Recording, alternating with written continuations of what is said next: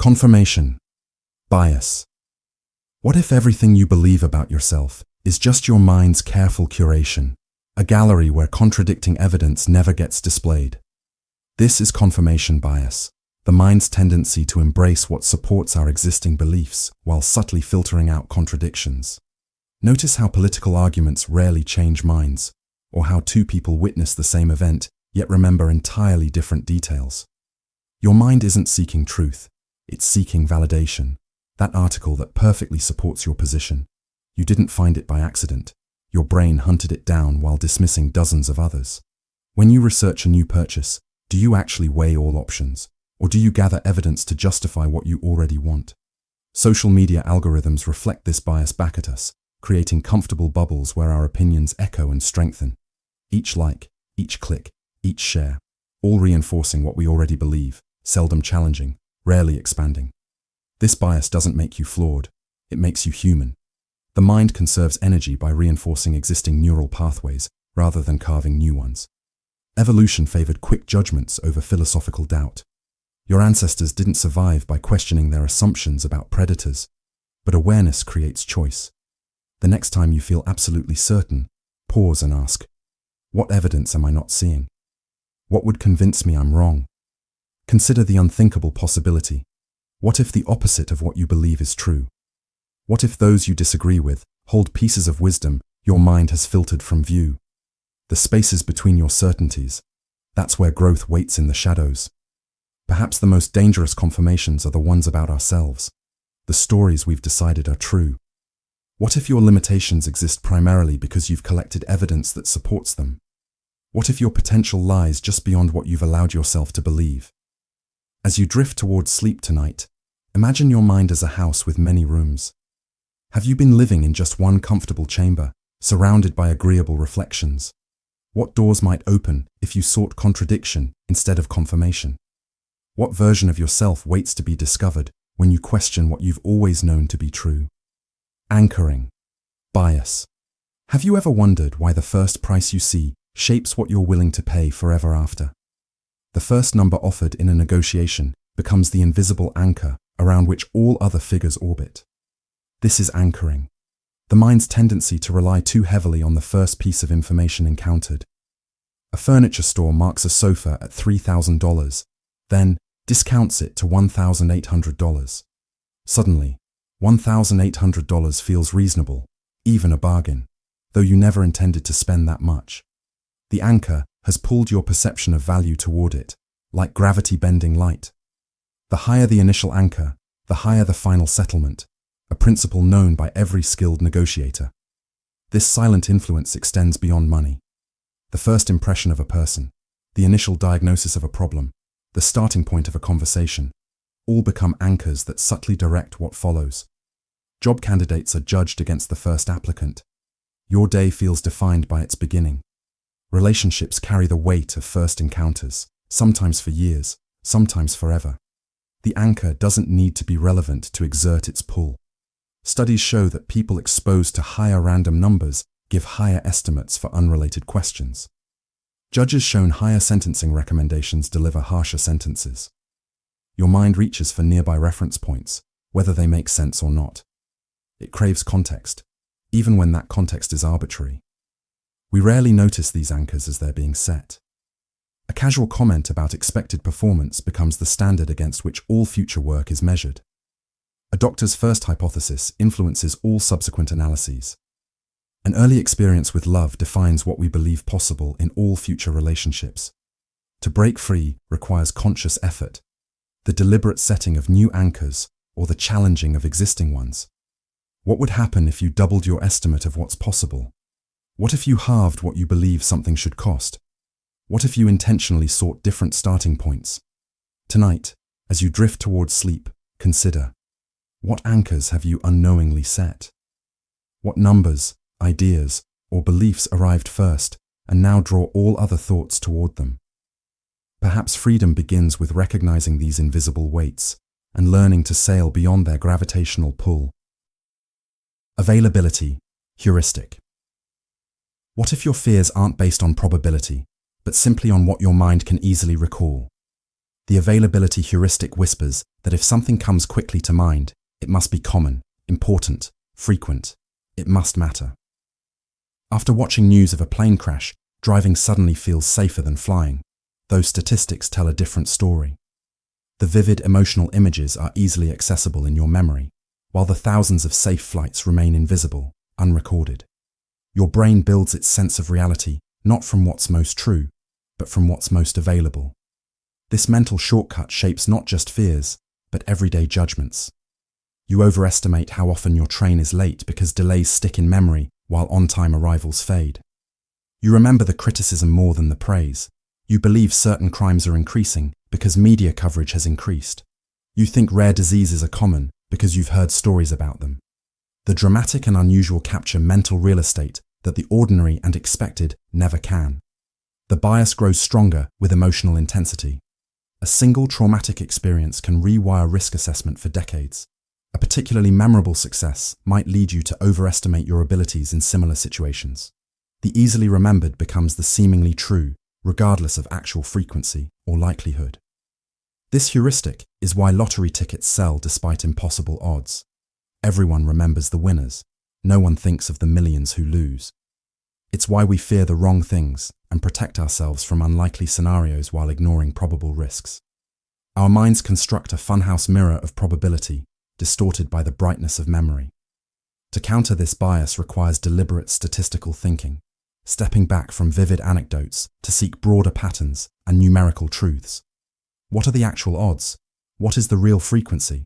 What data exists beyond your immediate recollections? Sometimes the truth hides in the forgettable, the mundane, the instances that never made it into memory because they lacked the emotional hooks of the exceptional.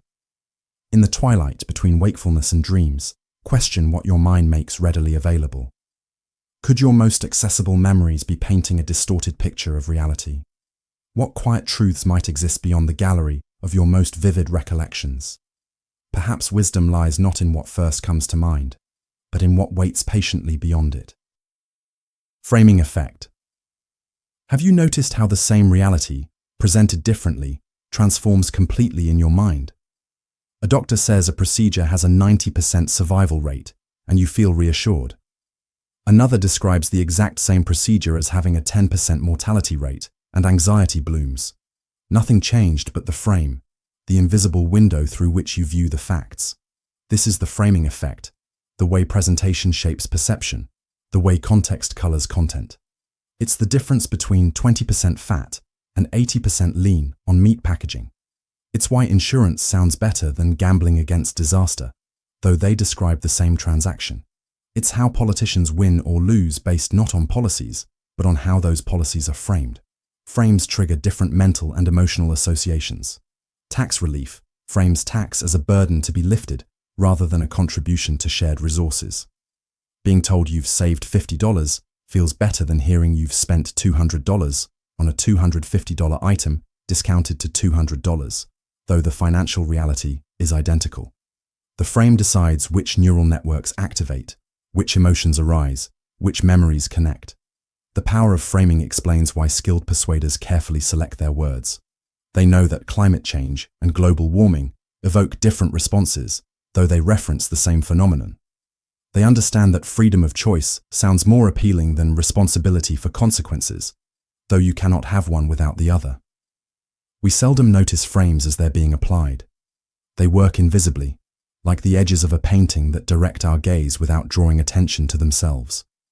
Yet they fundamentally alter how we value things, what risks we take, what we believe, and what we're willing to accept. Freedom begins with recognizing these frames and experimenting with alternatives. What happens when you reframe a problem as an opportunity? When you see an expense as an investment? When you view a setback as feedback? The same reality shifts and reshapes itself as the frame changes. As you sink deeper towards sleep, consider the frames that define your perceptions. What alternative windows might offer new perspectives on your challenges? What different contexts might transform your understanding of yourself? Perhaps the limitations you perceive are less about reality itself, and more about the invisible frames through which you've chosen to view it. Hindsight bias. I knew it all along, we tell ourselves after events unfold. But did we really? Hindsight bias is the mind's quiet deception that rewrites our predictions after the fact, creating an illusion of foresight we never possessed. The uncertain becomes obvious in retrospect. The unpredictable appears inevitable once it has occurred. Remember that investment opportunity you passed on, the one that later soared. I had a feeling it would succeed, you might tell yourself now, though your doubts were real when decision time came. Or that relationship that ended poorly. I saw the red flags from the beginning, you might believe, forgetting the genuine hope and uncertainty of those early days. This bias arises because our minds crave narrative coherence, stories that make sense, where effects have clear causes and surprises are minimal. Randomness and unpredictability create cognitive discomfort. So we unconsciously edit our memories, connecting dots that only became visible after the pattern emerged, mistaking recognition for prediction. The bias strengthens with emotional significance. Traumatic events especially trigger this backward projection of knowledge. If only I had noticed the warning signs. But often those signs became obvious only after the outcome was known. The dots connect backwards, but rarely forwards. This mental tendency affects not just individuals, but entire societies.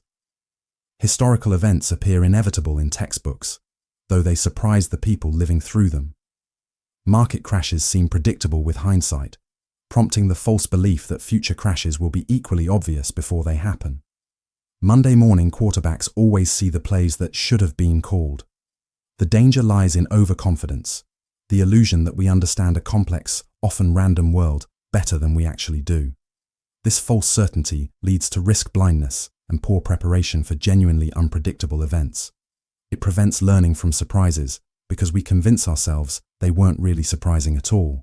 To counter this bias, keep records of your predictions and forecasts. Compare what you actually believed before events with what you remember believing afterward. Practice intellectual humility by acknowledging the vast territory of the unknown and unknowable. Recognize that many outcomes depend on factors beyond your vision or control. As consciousness fades toward dreams tonight, consider, what histories have you rewritten? What uncertainties have you erased from memory? What current situations might you view entirely differently once the future arrives to shape your past? Perhaps true wisdom lies not in claiming foreknowledge, but in embracing how little we can truly know before the unfolding occurs. Halo effect. What if a single positive trait colors your entire perception of someone, casting a golden glow that obscures all else? The halo effect is this subtle enchantment, when one bright quality illuminates everything around it, transforming how we see the whole. Notice how physically attractive people are automatically assumed to be more intelligent, more moral, more competent. Their ideas sound better, their mistakes seem smaller. Studies show attractive defendants receive lighter sentences, beautiful candidates get more votes, and handsome executives earn higher salaries, though none of these qualities necessarily correlate with the attributes that matter. The halo extends beyond beauty. The charismatic speaker must surely be wise. The successful entrepreneur must understand all aspects of business. The skilled athlete must have valuable opinions on politics. The celebrity must know about the products they endorse.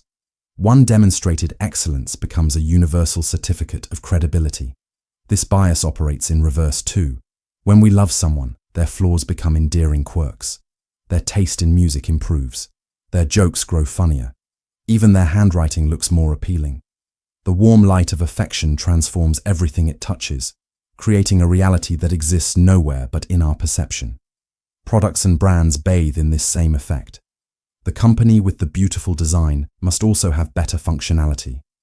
The restaurant with elegant ambiance must serve superior food. The packaging creates expectations that alter the very taste of what's inside. Apple's aesthetic appeal transfers to assumptions about their engineering. Tesla's innovation halo extends to their build quality. The danger lies in missed signals, in overlooked flaws that might matter deeply.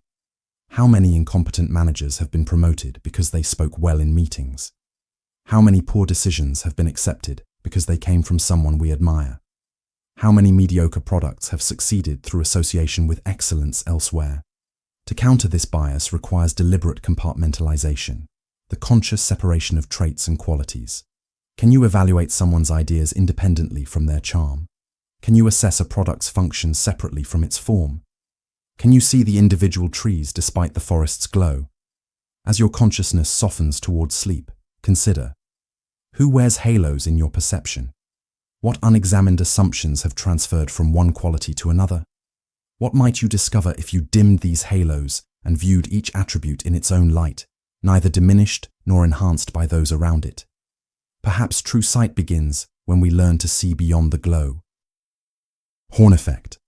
Have you ever wondered why a single negative trait can eclipse everything else about a person? One mistake, one flaw, one awkward moment, and suddenly all their positive qualities fade into shadow. This is the horn effect, the dark mirror of the halo, where one perceived negative characteristic bleeds into our entire assessment. The job candidate who arrives 5 minutes late must surely be disorganized in all aspects of life. The colleague who makes a single accounting error can't be trusted with numbers again. The date who is rude to a server must be cruel at heart. The new acquaintance with the political opinion you despise must be wrong about everything else too. This cognitive shortcut operates unconsciously, a silent judgment that spreads like a stain across our perception. Studies show that we judge unattractive people as less intelligent, less trustworthy, and even less moral, though these qualities have no logical connection. We assume the overweight person lacks willpower in all areas of life. We expect less from those with visible disabilities, though their challenges may have required extraordinary discipline to overcome. The effect extends to products, companies, and ideas as well. One negative review can outweigh multiple positive ones in our decision-making.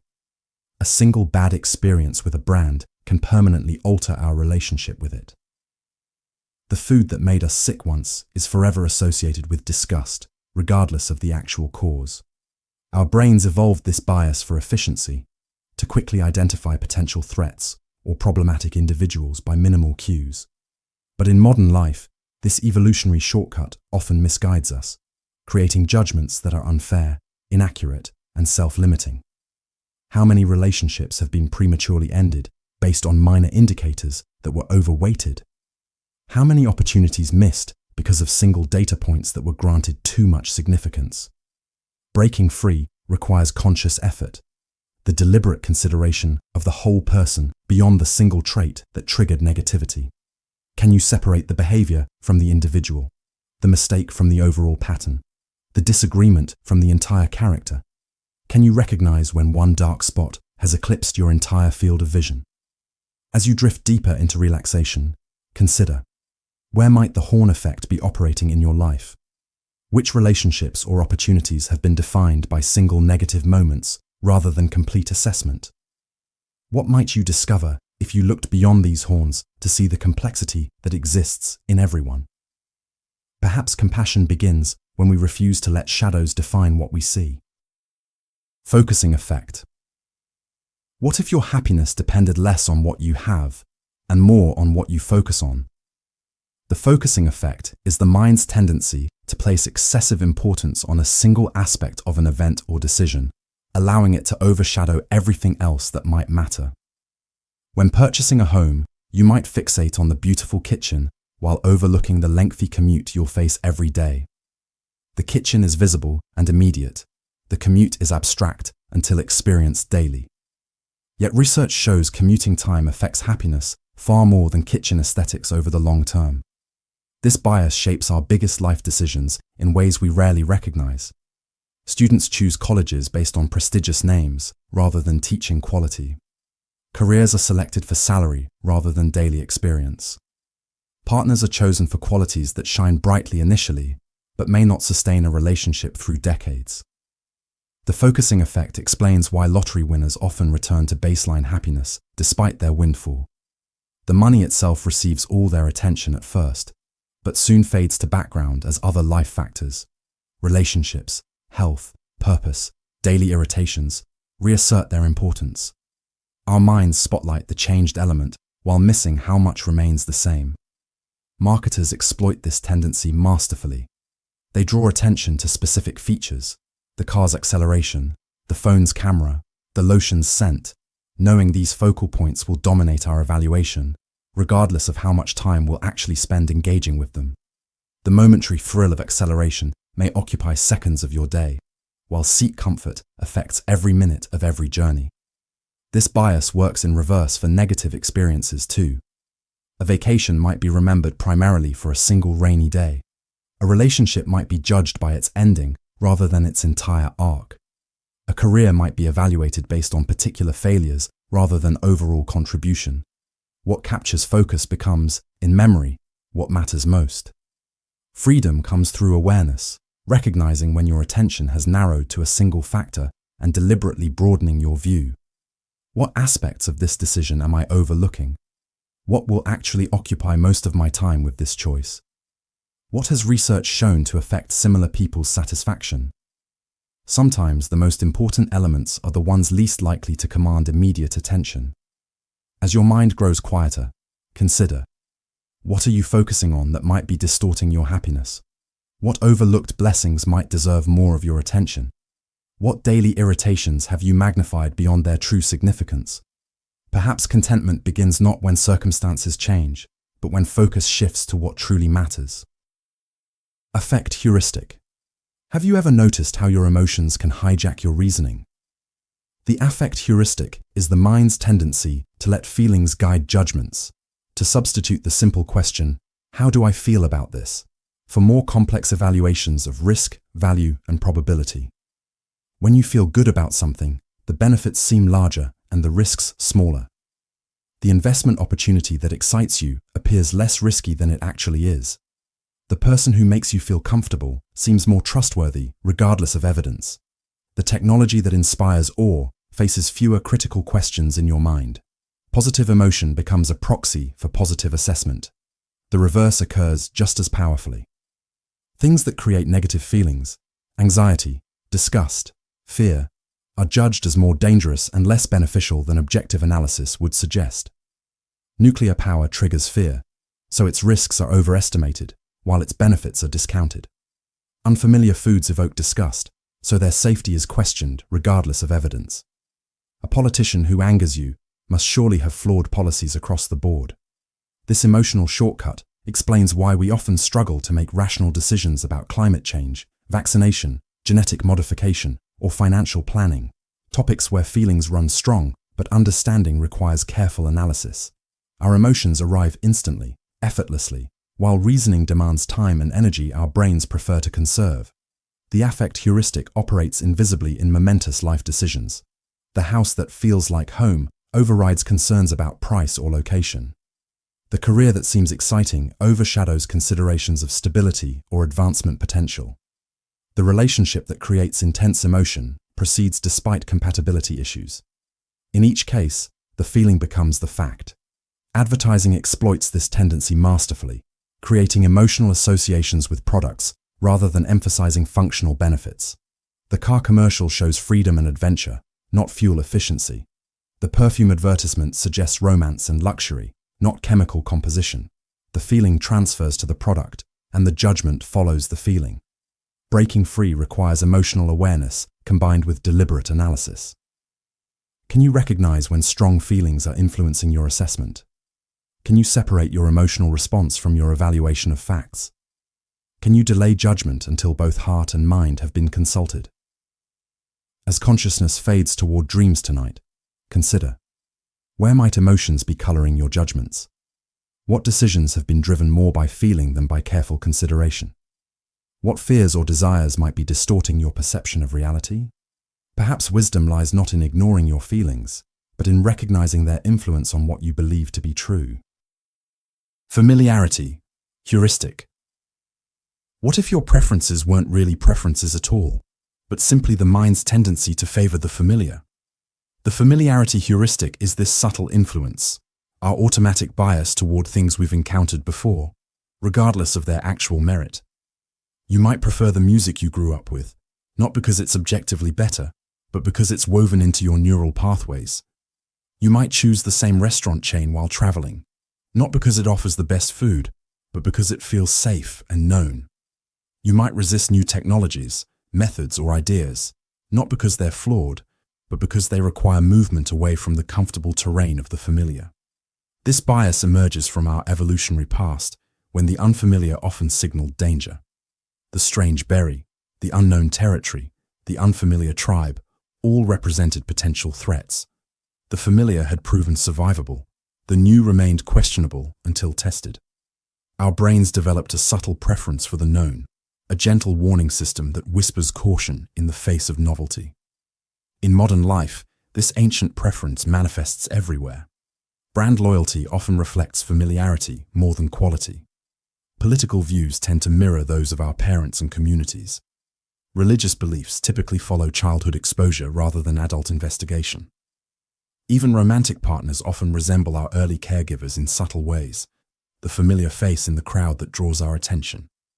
This heuristic explains the mere exposure effect, the curious tendency to like things more simply because we've been exposed to them repeatedly. Studies show that random images, sounds, or names become more appealing with each exposure, though nothing about them has changed except their familiarity. The song you initially disliked becomes catchy after multiple radio plays. The unusual fashion becomes appealing as you see it more often. The foreign food grows desirable as it enters the mainstream. Marketers exploit this tendency through repeated exposure in advertising. Politicians leverage it by emphasizing tradition and continuity. Demagogues weaponize it by framing the unfamiliar as threatening. In each case, they're tapping into the mind's deep-seated preference for the known over the unknown. Breaking free requires conscious curiosity, the deliberate pursuit of novelty despite its initial discomfort. Can you recognize when your preferences stem from familiarity rather than genuine superiority? Can you intentionally expose yourself to the unfamiliar until it no longer triggers automatic caution? Can you question whether your comfort with the known might be limiting your growth? As you drift towards sleep, consider what familiar patterns might be holding you in place. What choices have been guided by comfort rather than possibility? What unknown territories might reward exploration if you could move beyond the gravitational pull of the familiar? Perhaps growth begins not with finding what's best, but with venturing beyond what's known. False memory syndrome. What if the moments that shaped you never happened at all? What if the very foundations of your identity rest upon shadows the mind has crafted in the absence of truth?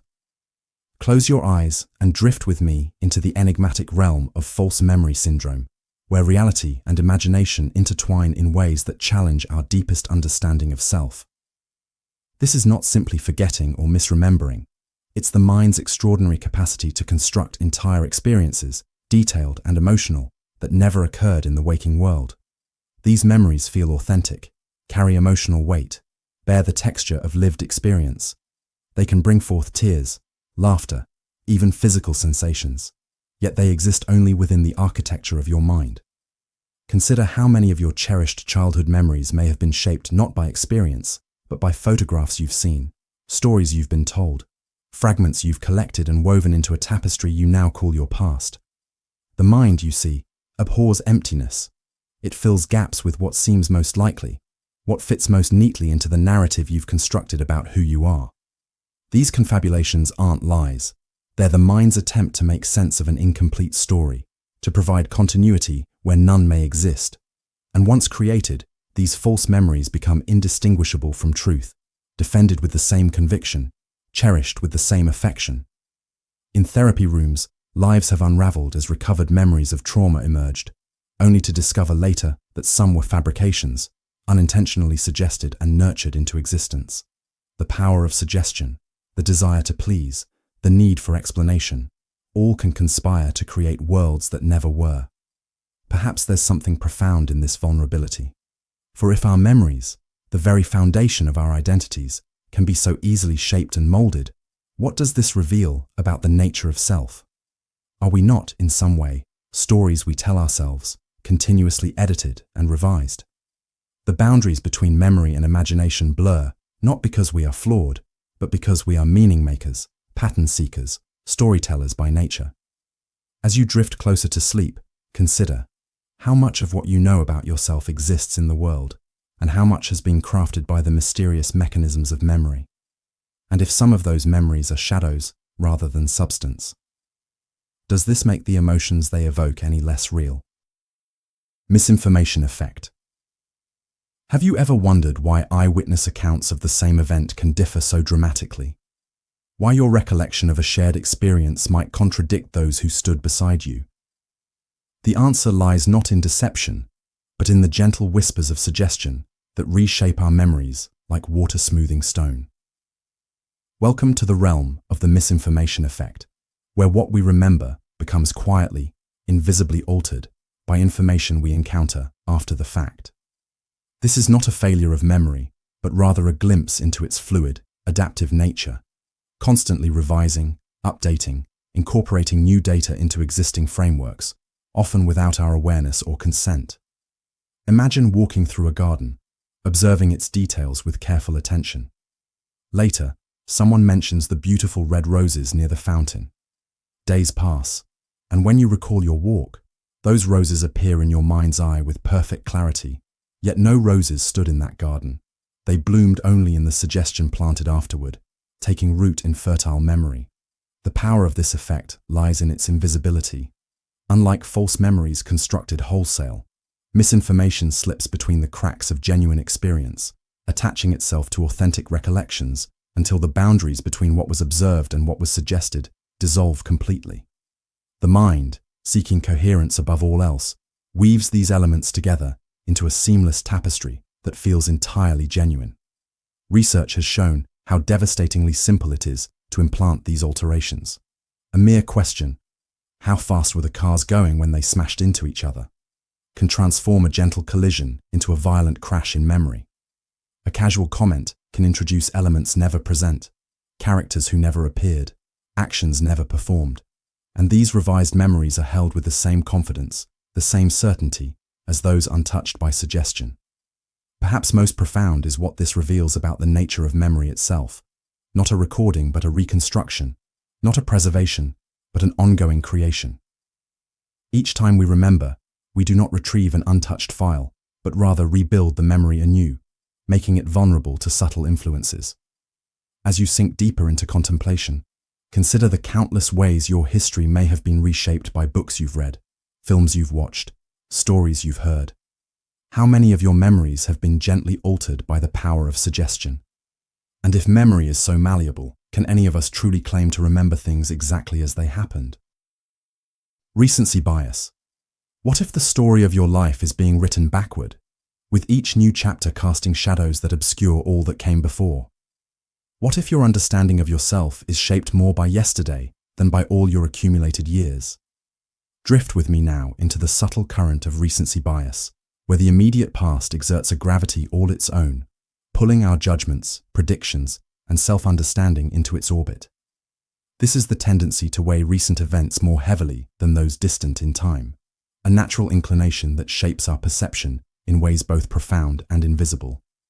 Notice how a single day of rain can make you forget the weeks of sunshine that preceded it, how one harsh word can eclipse 1,000 kindnesses, how quickly we declare trends based on the most recent data points, forgetting the longer arc of experience.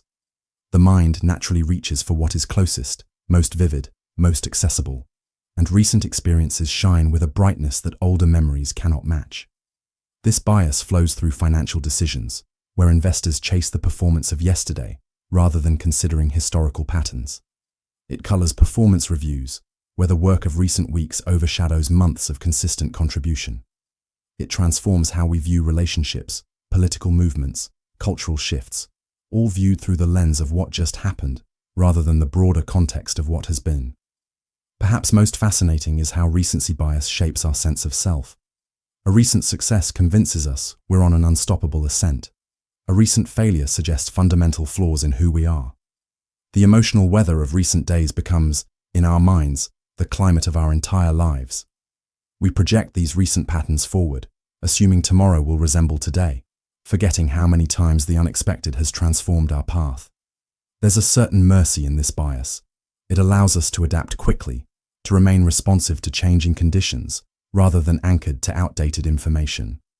And yet, there's wisdom lost when we allow the immediate past to overshadow the rich tapestry of all that came before. Our histories contain multitudes that recency would have us forget. As your thoughts drift deeper into this contemplation, consider, how might your understanding of yourself change if you could weigh all moments of your life equally? if the victories and defeats of years ago spoke as loudly as those of recent memory? Would you recognize the person revealed in that more balanced accounting of your journey? Primacy effect.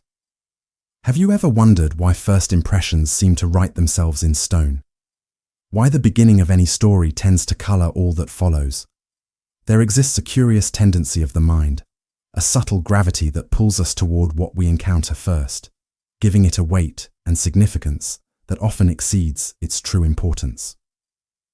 Welcome to the realm of the primacy effect, where what comes first casts long shadows over everything that follows. This is not merely about first impressions, though they are perhaps its most visible manifestation. This is about the mind's tendency to anchor itself to initial information, to allow those first encounters to establish the framework through which all subsequent data is filtered and understood. Consider how the opening paragraphs of a book shape your expectations for all the pages that follow. How the first notes of a symphony establish the emotional tenor of the entire piece. How your initial encounter with a person, their smile, their handshake, their first few words, creates a template that their future behavior must either confirm or struggle against. The mind, seeking order and coherence, reaches for these early experiences as anchors upon which to build its understanding.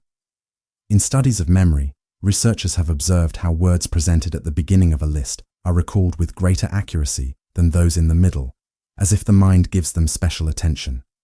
In persuasive communications, opening arguments carry disproportionate weight in forming opinions that prove remarkably resistant to change. The beginning, it seems, contains a power that no other position can claim. Perhaps there is evolutionary wisdom in this tendency, for first encounters may reveal essential truths before social masks are fully secured, before defenses are properly mounted. Or perhaps it's simply the mind's attempt to establish order in a world of overwhelming information, to create stable reference points in the continuous flow of experience. Most fascinating is how often we remain unaware of this influence, how rarely we question whether our lasting impressions were determined more by timing than by truth. The initial narrative, once established, seeps into perception itself, filtering what we notice, what we remember, what we consider significant. What comes first becomes, in some essential way, what matters most. As your awareness expands into this contemplation, consider the primacy effects operating in your own life. How many of your strongest convictions were formed in initial encounters? How many relationships remain colored by first impressions formed long ago? Von Restorff effect. What if I told you that among the quiet patterns of your mind, there exists a spotlight that illuminates the unusual, that pulls the odd and unexpected from the background into sharp, unforgettable focus? That your memory, seemingly even-handed, actually plays favorites with what stands apart? Let yourself sink into contemplation of the von Restorff effect, also known as the isolation effect, where distinctiveness becomes a key that unlocks the doors of memory. This is the tendency for the mind to remember what differs, what contrasts, what breaks the pattern. The red flower in a field of white, the whisper in a room of shouts, the unexpected twist in a familiar tale.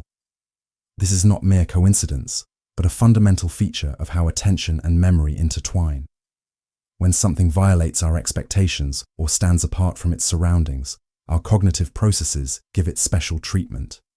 The unusual triggers a neurological response, a momentary heightening of attention, a subtle shift in processing that etches the distinctive more deeply into the fabric of memory than its conventional counterparts.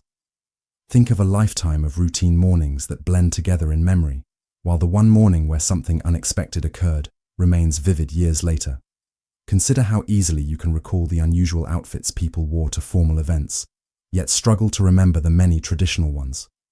The mind, it seems, is economical, preserving the exceptional while allowing the typical to fade into generalities. Marketers and storytellers have long intuited this principle, creating distinctive mascots, unexpected plot twists, surprising imagery that stands out from the noise of daily information. But the von Restorff effect goes beyond these obvious applications, shaping how we construct our very understanding of the world and ourselves. For what we remember becomes, in many ways, who we are. The distinctive moments, those that violated our expectations, that stood out from the background of routine, form the landmarks of our personal narratives. The typical Tuesday fades, but the Tuesday where something different happened becomes part of our story. Through this bias, our histories become collections of exceptions rather than representations of the whole. There's a certain poetry in this cognitive tendency, for in privileging the distinctive, perhaps the mind reveals what truly matters. Perhaps standing apart, being unlike the rest, breaking from pattern.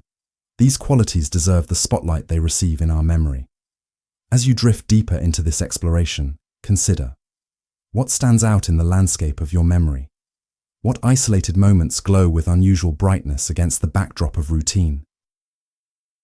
Change blindness. Have you ever passed someone you've known for years without recognizing them because they changed their hairstyle, or failed to notice when furniture in a familiar room has been rearranged? There exists a curious gap in perception, a blindness not to what is there, but to what has transformed before our very eyes.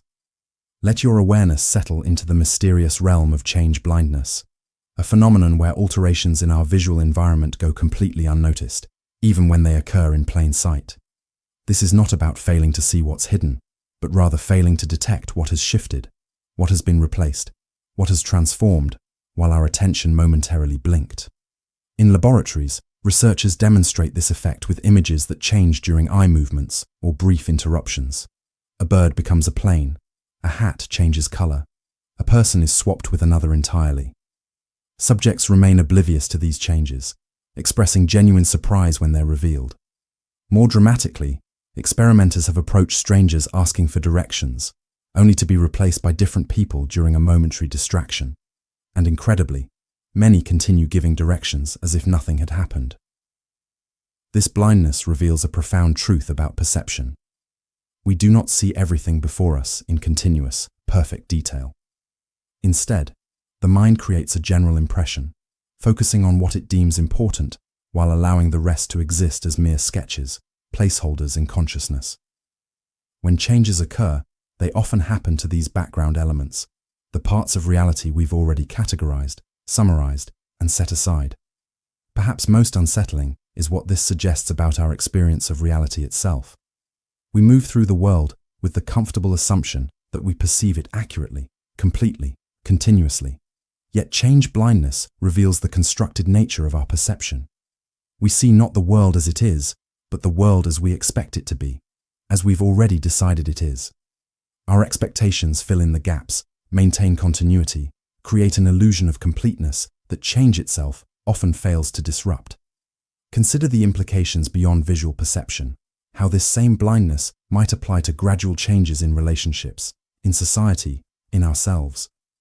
The slow drift of a friendship, the incremental shifts in cultural values, the gradual transformation of our own beliefs and habits. As your mind explores this phenomenon, ask yourself, what changes might be occurring around you, or within you, that remain invisible because they contradict your existing model of reality?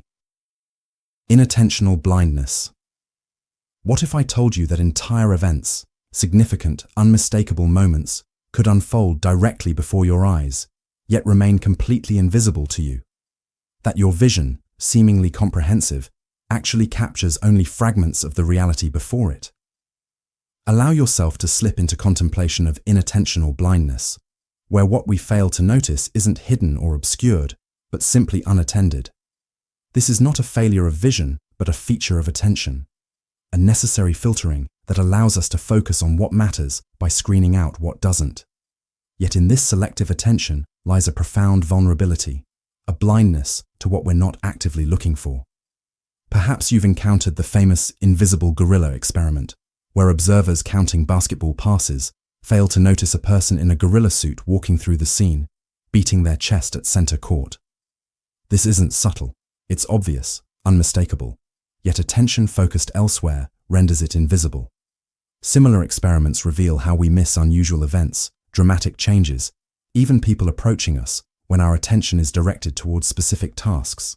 Unlike change blindness, where we fail to notice alterations, inattentional blindness prevents us from seeing what's there all along, what enters and exits our visual field while attention looks elsewhere. It's as if consciousness has a spotlight that illuminates only a small portion of available information, leaving the rest in darkness so complete we don't even know what we're missing. The implications reach far beyond psychology laboratories. Consider the driver so focused on navigation that they miss a pedestrian entering the crosswalk. The physician so intent on diagnosing one condition that they overlook symptoms of another. The witness so fixated on a weapon that they cannot later describe the person holding it. Our attention, limited and selective, creates genuine blind spots in our perception of reality. More profound still is what this reveals about the nature of consciousness itself. We move through life with the comfortable assumption that we perceive all that matters in our surroundings. Yet inattentional blindness suggests our experience is far more fragmented, far more incomplete than we recognize. Reality occurs all around us, but we witness only those aspects we've directed our limited attention toward. As you drift deeper into this awareness, consider what might be occurring in your perceptual field right now that remains invisible, not because it's hidden, but because your attention is directed elsewhere. Choice blindness. What if the choices you believe you've made with careful deliberation were actually selected for you, and you not only failed to notice the switch, but proceeded to defend these imposed choices as if they were your own? What would this reveal about the nature of preference, of decision-making, of your understanding of your own mind? Enter the disquieting realm of choice blindness, a phenomenon where we fail to notice when our selections are secretly changed, and then proceed to rationalize and justify these altered choices as if they were our original decisions. This is not about forgetting what we chose, but about failing to detect when our expressed preferences have been completely reversed. In remarkable experiments, researchers have asked people to select their preferred faces from pairs of photographs, only to use sleight of hand to present them with the face they rejected. Yet approximately 75% failed to notice this switch.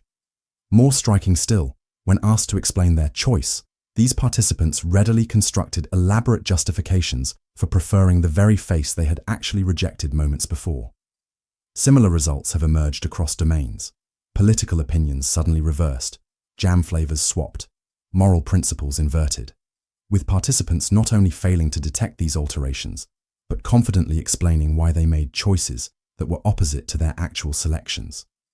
It's as if we decide first and reason afterward, constructing narratives to explain choices, regardless of whether they were truly ours. This blindness reaches beyond laboratory curiosities into profound questions about human consciousness. If we can so easily defend preferences that were never ours, what does this suggest about the solidity of our values, our tastes, our convictions? Perhaps what we experience as preferences are not fixed attributes stored within us, but flexible constructions assembled in the moment, influenced by context, by suggestion, by the very act of explanation itself. Even more unsettling is what this reveals about self-knowledge. We move through life with the comfortable assumption that we understand our own minds, that we know what we want and why we want it. Yet choice blindness suggests this understanding may be more illusion than reality, a story we tell ourselves after the fact, rather than an accurate perception of our decision processes. As you sink deeper into contemplation, consider the choices that define your path: career decisions, relationship commitments, moral stances. How many of these might have been influenced by factors outside your awareness? Recall bias. What if the story of your life exists not as it happened, but as you remember it happening? What if the narrative you've constructed about your past, its triumphs and tragedies, its patterns and meanings, reflects not objective reality, but the subtle distortions of selective recall? Allow your mind to drift into the shadowy territory of recall bias, where memory retrieves not a complete record, but a curated selection, shaped by emotion, by expectation, by who we understand ourselves to be. This is the tendency to remember certain types of information more readily than others, creating a past that aligns with our present understanding, rather than capturing what actually occurred. Consider how differently people recall shared experiences: family holidays, workplace conflicts, romantic relationships. One person remembers joy, while another remembers tension. One recalls betrayal, while another recalls misunderstanding. These aren't necessarily lies or confabulations, but genuine differences in which elements of the past remain accessible to memory and which fade into obscurity. Research reveals how pervasive these biases can be. We more easily recall events consistent with our current mood, retrieving negative memories when sad, positive ones when happy. We remember information that confirms existing beliefs while forgetting contradictory evidence. We recall our own contributions to group efforts more vividly than those of others. Each bias shapes not just what we remember, but who we understand ourselves to be. In medicine, recall bias creates particular challenges. Patients with diagnoses suddenly remember exposures they'd previously forgotten. Those experiencing symptoms recall past episodes with heightened clarity. In relationships, recall bias can entrench conflict, each person genuinely remembering only the grievances against them, the injuries they've suffered, while their own transgressions fade from accessible memory. Perhaps most profound is how these biases shape our personal narratives. We selectively recall experiences that confirm our sense of self. The shy person remembers moments of social anxiety, but forgets instances of social success. The confident person remembers victories while forgetting failures. Through this selective process, memory reinforces identity rather than challenging it. As your awareness expands into these possibilities, consider, how might your understanding of your own life story shift if different memories were accessible to you? What experiences have you forgotten that might challenge your current narrative? Nostalgia. Bias. What if the golden glow that surrounds your memories of youth isn't the light of a more perfect past, but rather the warm filter of nostalgia, softening the edges of what was once as complicated as your present? What if the sense that things were once simpler, better, more authentic, is itself an illusion, a beautiful distortion cast by the peculiar mechanics of memory? Let yourself be carried into the bittersweet territory of nostalgia bias, where the past is not recalled but reimagined, reconstructed with selective detail and emotional enhancement that transforms what was into what we wish had been. This is not mere fondness for earlier times, but a systematic tendency to remember the past as better than it was, to recall its pleasures while forgetting its pains. Listen to how people speak of decades past. The music was better, communities were stronger, values clearer, life more meaningful. Yet contemporaneous accounts often tell different stories, of anxieties similar to our own, of struggles we've now forgotten, of complexities that nostalgia has simplified away. This isn't deception, but a genuine transformation in how events are stored and retrieved, with positive emotions preserved and enhanced, while negative aspects fade. Research shows how powerfully nostalgia filters experience. Asked to recall vacations, people emphasize scenic beauty while minimizing travel delays. Remembering school days, they recall friendship and discovery while forgetting anxiety and boredom.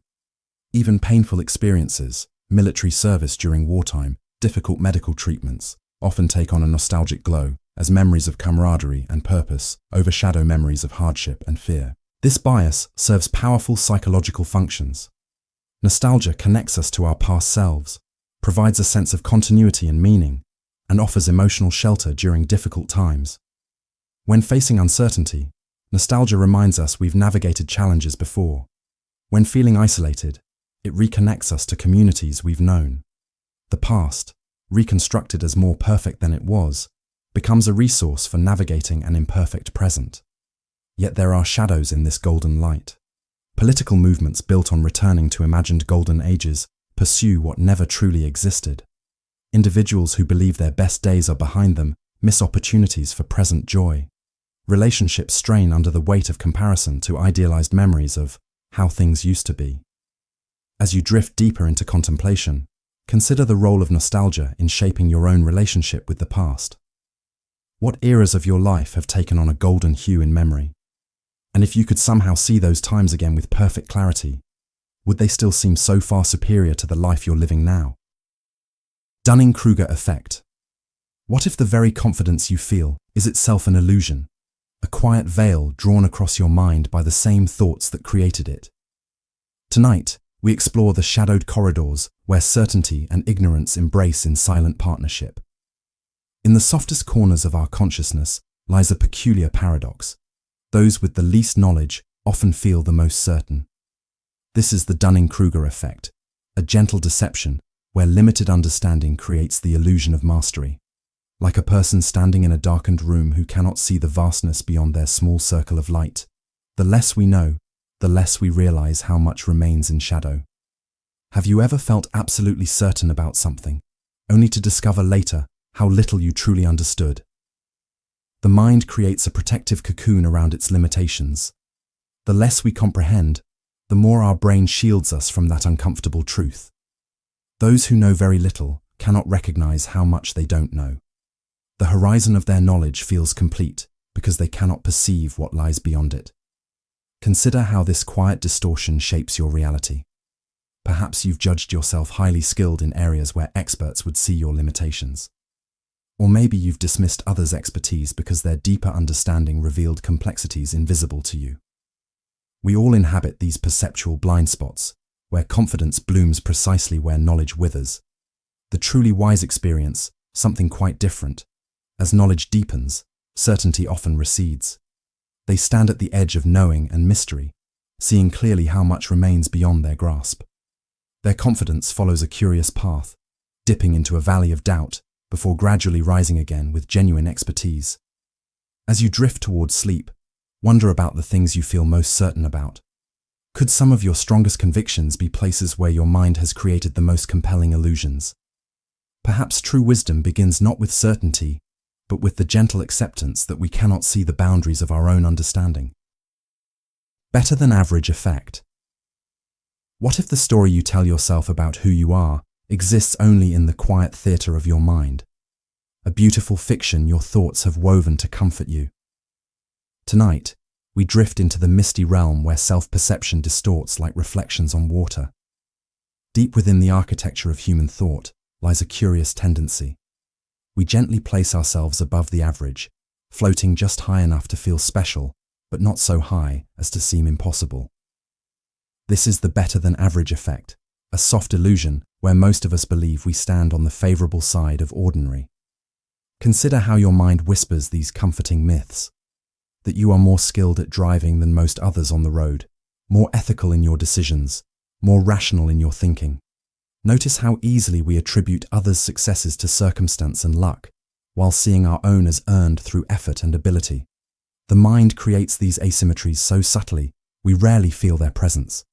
When asked, most people believe they are more intelligent, more compassionate, better listeners, and fairer judges than the average person. Yet by definition, only half can truly be above average in any trait. We inhabit a strange mathematical impossibility, a Lake Wobegon world where everyone believes they reside in the upper half, floating above the median like smoke above still water. This gentle self-deception serves us in some ways. It protects our fragile sense of self, motivates us to continue despite failures, and helps us face each day with necessary courage. Yet it also blinds us to our true capabilities and limitations, creating a soft veil between ourselves and reality. As consciousness begins to loosen its hold and sleep approaches, ask yourself, which parts of your self-image might be tender illusions? What quiet fictions have you embraced about your abilities, your virtues, your place among others? Perhaps true growth begins when we allow these comfortable myths to dissolve, revealing the authentic self beneath, neither better nor worse, but beautifully, imperfectly real. Worse than average effect. What if the shadows you perceive in yourself are merely illusions cast by the architecture of your mind? Negative mirages that exist nowhere but in your thoughts. Tonight, we journey into the realm where self-perception bends toward darkness rather than light. Nestled within our psychological landscape lies a counterintuitive pattern, a tendency some minds have to underestimate their abilities, to see themselves as lesser than they truly are. This is the worse than average effect, a quiet distortion where capable individuals believe they reside below others in skill, intelligence, or worth. Unlike its more common counterpart, this subtle deception pulls perception downward, creating a false ceiling above which one feels unable to rise. It manifests in the talented musician who believes everyone else in the orchestra possesses greater skill, in the competent professional who feels they've somehow fooled others into believing in their abilities, in the intelligent student who attributes their success to luck rather than capacity. This gentle self-diminishment often appears in domains where excellence is clearly visible, but the path to achieving it remains obscure. When we can easily recognize greatness in others, but cannot see the mechanisms behind it, we tend to mythologize their abilities while trivializing our own. Our accomplishments feel transparent and simple. We see all the flaws in our work, all the effort behind our achievements. Yet others' successes appear as if conjured through some innate magic we could never possess. Those with specialized knowledge or uncommon skills may find themselves particularly susceptible to this quiet distortion. The programmer who assumes everyone else understands the code more deeply, the doctor who believes their colleagues possess greater insight, the artist who sees only the flaws in their creation while admiring the seemingly flawless work of others. As you drift closer to the edges of consciousness, consider the places where you might undervalue yourself. What capabilities have you dismissed as ordinary that others might see as extraordinary? What strengths have you overlooked because they come naturally to you? Perhaps somewhere between overconfidence and self-doubt lies a clearer vision, one where you neither inflate nor diminish your true nature. Lake Wobegon effect. What if we all shared the same delusion, a collective dream where each of us believes we stand just a little above the rest? Tonight, we float across the still waters of a place that cannot exist, yet somehow contains us all. There exists an imaginary town called Lake Wobegon, where all the women are strong, all the men are good-looking, and all the children are above average. This fictional place captures a very real psychological phenomenon, our tendency to believe we belong to a special category, just slightly elevated above the ordinary masses. In surveys across countless domains, most drivers rate themselves as more skilled than average. Most professors believe they teach better than their colleagues. Most people consider themselves more ethical, more fair-minded, more rational than the typical person. We construct a statistical impossibility around ourselves, a world where nearly everyone exists in the upper half, floating above the mathematical median like early morning mist above still water. This gentle illusion operates so quietly, we rarely notice its influence. It shapes how we interpret our successes and failures, how we compare ourselves to others, how we understand our place in the world. When we achieve something positive, we tend to attribute it to our inherent qualities and efforts. When we fail, we often blame circumstances beyond our control. Yet when observing others, this pattern typically reverses. Their successes seem due to luck, their failures to personal shortcomings. Our minds create these asymmetries not out of malice, but self-protection. The belief that we are somewhat special, somewhat better than average, shields us from the existential vertigo of true mediocrity. It gives us the courage to continue striving, to face each day with necessary optimism. Yet this comforting illusion also blinds us to our genuine limitations and opportunities for growth. It creates invisible barriers to self-knowledge and genuine connection with others. As consciousness begins to dissolve into the approach of sleep, consider the possibility that you are both more and less than you believe. Perhaps somewhere between the inflation of ego and the crushing weight of comparison lies a clearer vision, one where you need not be better than average to be perfectly, completely enough. Optimism. Bias. What if the future you imagine is merely a beautiful fiction, a painting created not by reality, but by the quiet artist within your mind? Tonight, we explore the luminous illusion that pulls us forward through time with hope rather than accuracy. Deep within the architecture of human thought lies a tendency to gently tilt probability in our favor, to believe that positive events are more likely to happen to us than to others, while negative outcomes will somehow pass us by. This is the optimism bias, a soft distortion where tomorrow always seems to hold more promise than statistics would suggest. Consider how this quiet mechanism operates beneath awareness. We underestimate our chances of experiencing divorce despite knowing the rates. We believe we'll live longer than actuarial tables predict. We imagine our children will be exceptional, even while acknowledging that everyone cannot be above average. This isn't mere wishful thinking, but a fundamental pattern in how our minds construct possible futures. The optimism bias serves as both compass and shelter. It propels us forward into uncertain territory, giving us courage to begin relationships, careers, and projects despite knowing that many such ventures fail. It protects us from the paralyzing weight of true probability, from the statistical reality that would perhaps leave us immobile with dread.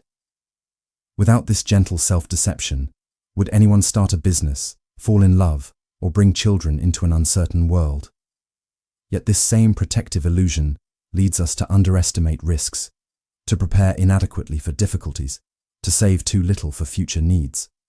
It creates a curious asymmetry where we simultaneously acknowledge general dangers while believing we personally will somehow navigate around them. This bias doesn't affect all equally. It dims somewhat with age and experience, with the accumulation of unexpected setbacks. It dims too with depression, creating the opposite distortion, a pessimism that may sometimes see reality more clearly, yet makes forward movement nearly impossible. As you drift toward the edges of consciousness, wonder about your own relationship with tomorrow. Which of your expectations might be painted by this bias? What quiet adjustments might bring your anticipation closer to reality without extinguishing hope? Perhaps wisdom lies not in abandoning optimism, but in recognizing its influence, allowing it to motivate while gently tempering its most extravagant promises.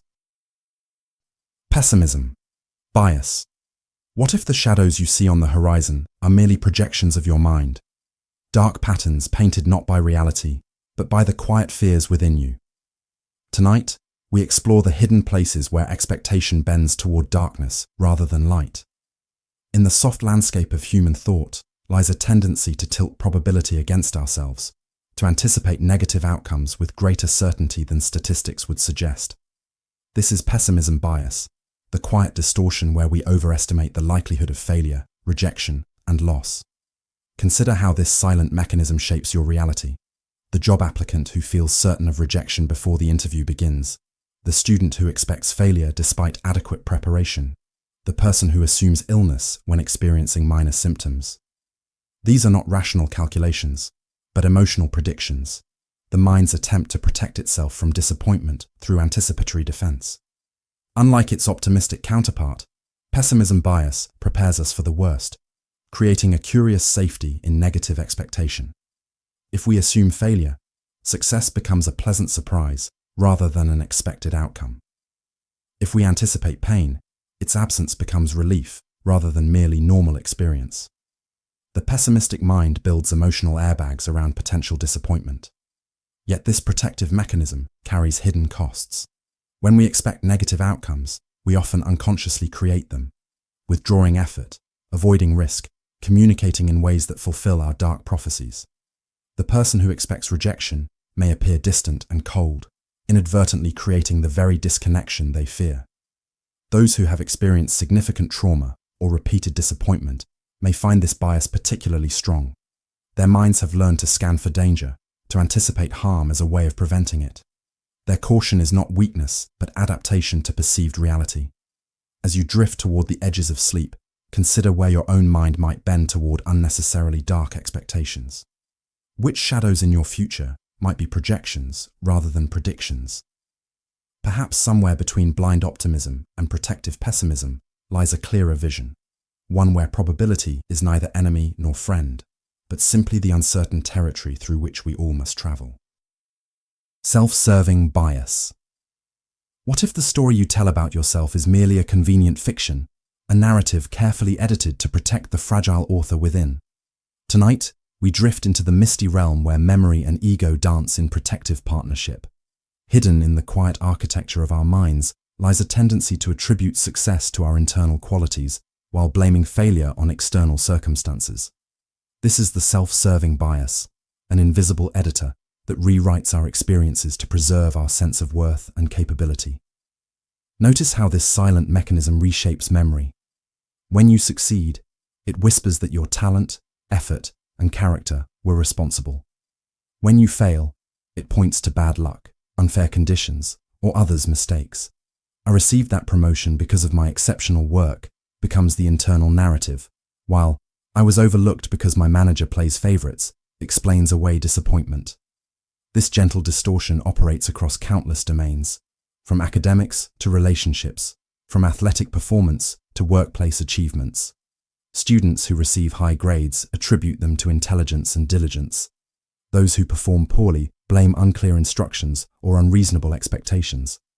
Couples in conflict see their own behaviors as reasonable responses while viewing their partner's actions as character flaws. The self-serving bias offers protection. It shields our fragile self-image from the harsh reality of our limitations and mistakes. It allows us to maintain motivation despite setbacks, to preserve hope in the face of disappointment.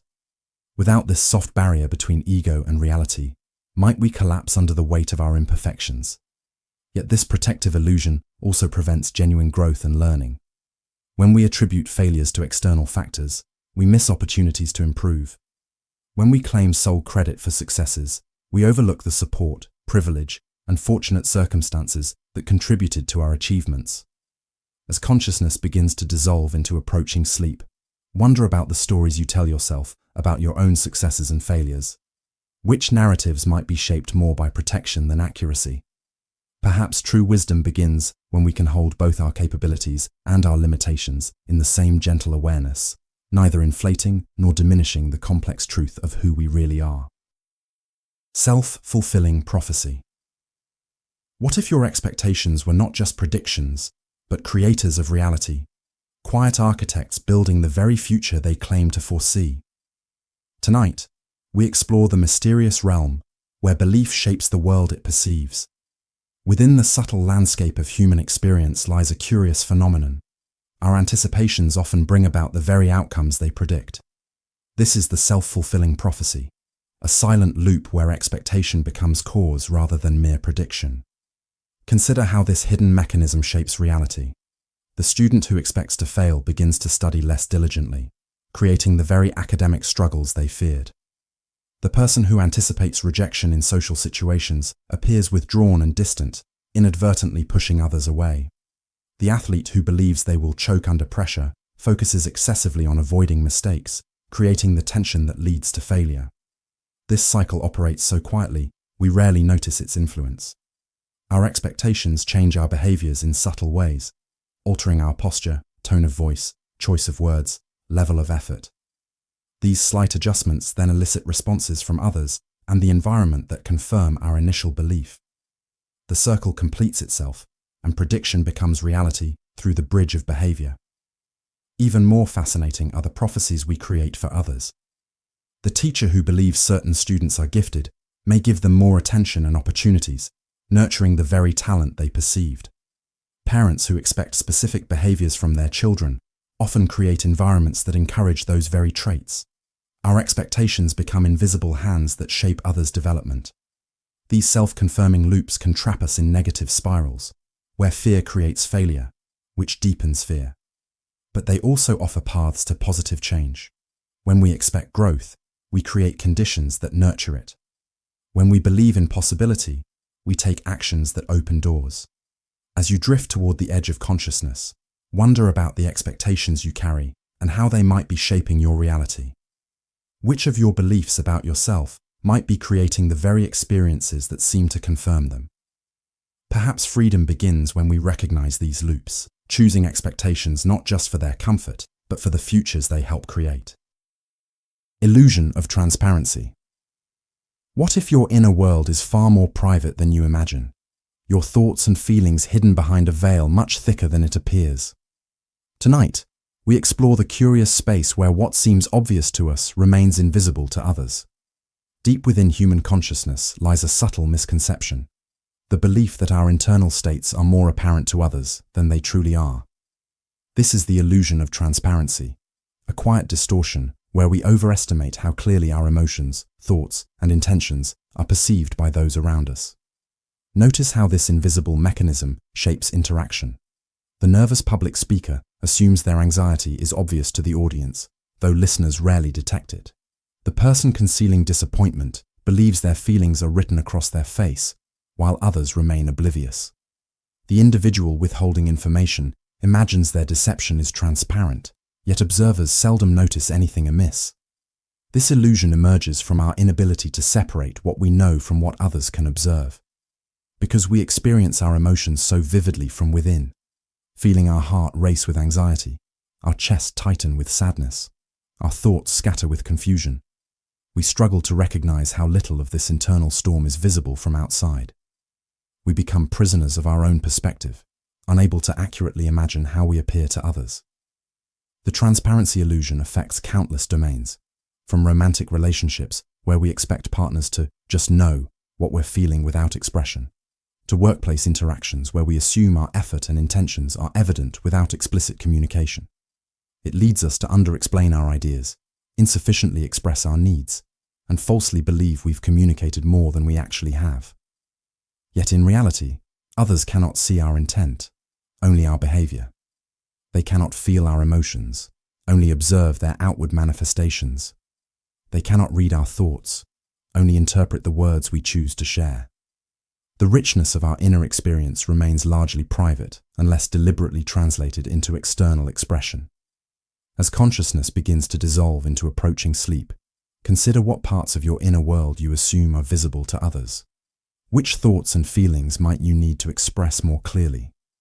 Perhaps genuine connection begins not with expectation of transparency, but with the patient work of intentional revelation, building bridges between inner experience and outward expression. Spotlight effect. What if the spotlight you feel following your every move exists only in your imagination, a beam of attention that illuminates you only in the theater of your own mind? Tonight, we drift into the curious space where self-consciousness creates its own audience. Hidden within human perception lies a quiet distortion, the tendency to overestimate how much others notice and remember our appearance, actions, and mistakes. This is the spotlight effect, a silent illusion where we perceive ourselves at the center of others' attention when we actually occupy only the periphery of their awareness. Consider how this mechanism shapes your experience. The small stain on your shirt feels glaringly obvious, though no one else even notices. The awkward comment you made lingers in your memory for days, while others forget it immediately. The mistake during your presentation seems catastrophic to you, yet remains largely unnoticed by your audience. We move through the world as protagonists in our own lives, with continuous, intimate access to our thoughts, emotions, and physical sensations. This creates an asymmetry in perception. We are hyper-aware of our own existence, while only intermittently conscious of others. Yet we struggle to recognize that others experience the same asymmetry, that they too are protagonists in their own stories, far more focused on themselves than on observing us. This illusion intensifies during moments of self-consciousness, when we wear something unusual, attempt something difficult, or make a mistake in public. The spotlight seems to grow brighter precisely when we wish to avoid attention. Yet in reality, others are wrapped in their own concerns, their attention flicking briefly toward us before returning to themselves. Understanding this effect offers a quiet freedom, the recognition that most of our social anxiety stems from an audience that doesn't actually exist. The scrutiny we fear is largely projection rather than reality. Others simply aren't watching as closely as we imagine, aren't remembering as long as we fear, aren't judging as harshly as we anticipate. As you drift toward the boundaries of sleep, consider which aspects of yourself you believe stand in harsh spotlight. Which concerns about others' perceptions might you be magnifying? Perhaps comfort begins with recognizing that the brightest illumination exists not in others' eyes, but in our own self-conscious imagination. In-group bias. What if the boundaries between us and them were merely illusions, invisible lines drawn by a mind seeking belonging at the cost of truth? Tonight, we drift into the shadowed territory where affiliation quietly distorts perception. Within the architecture of human thought lies a subtle tendency. We naturally favor those we perceive as similar to ourselves. This is in-group bias, the silent mechanism that paints members of our own groups in warmer light while casting subtle shadows on those outside our circles. Notice how this quiet distortion operates beneath awareness. We perceive members of our own groups as more trustworthy, more nuanced, more deserving of benefit of doubt. Their positive behaviors we attribute to character, their mistakes to circumstance. Yet for those in outgroups, this pattern often reverses. Their mistakes seem to reveal inherent flaws, while their virtues appear as exceptions. This bias emerges from ancient wellsprings. Our ancestors survived through tight tribal bonds, where rapid distinction between us and not us could mean the difference between life and death. Our brains still carry this evolutionary heritage, categorizing and sorting humans along countless dimensions: nationality, religion, politics, profession, even preferences in music or sports. The lines between groups may be arbitrary, yet once drawn, they reshape our reality. In laboratory studies, People randomly assigned to meaningless blue team or red team quickly develop preference for their own group members. The mere perception of shared identity, however trivial, creates an immediate bond that influences judgment. This hidden mechanism serves us in some ways. It strengthens communities, builds loyalty, creates the cohesion necessary for collective achievement. Yet it also blinds us to individual reality, leading us to make unfair assumptions, to distribute resources inequitably, to trust or distrust based on category rather than character. As consciousness begins to soften towards sleep, consider where this bias might operate in your own perception. Which groups do you unconsciously favor? Whose virtues do you readily see, and whose remain invisible? Perhaps wisdom begins not with eliminating these natural tendencies, but with gently recognizing their influence, seeing the invisible lines our minds draw across humanity's continuous landscape. Outgroup bias. What if the differences you perceive between them and us were magnified by the very act of perception, distortions created not by reality, but by the mind's ancient need to categorize? Tonight, we explore the shadowy territory where otherness becomes exaggerated through the lens of bias. In the quiet architecture of human thought lies a tendency to see those outside our circles as more similar to each other and more different from us than they truly are. This is outgroup bias, the silent mechanism that flattens the rich individuality of those we consider other, while amplifying their perceived distance from ourselves. Consider how this invisible distortion shapes perception. When we observe people from unfamiliar cultures, professions, or ideological positions, their differences from us seem prominent, while their internal variations fade from view. They all think alike, we might believe. They all want the same things. These generalizations create a simplified map where complex individuals become mere representatives of their category. This bias emerges from cognitive efficiency. Our minds conserve energy by grouping similar stimuli together. Yet when applied to human beings, this natural tendency creates artificial distance. We readily notice the diversity within our own groups, the unique personalities, the range of opinions, the individual quirks. Yet this same diversity often becomes invisible when we look outward at those defined as not us. More troubling still is how this perception creates emotional distance. When we see others as an undifferentiated mass rather than as individuals, empathy becomes more difficult. Their joys and sufferings feel less immediate, their perspectives less valid, their needs less pressing than those of people we consider like us. This mechanism operates at countless levels, from playground cliques to international relations, from religious boundaries to political divisions.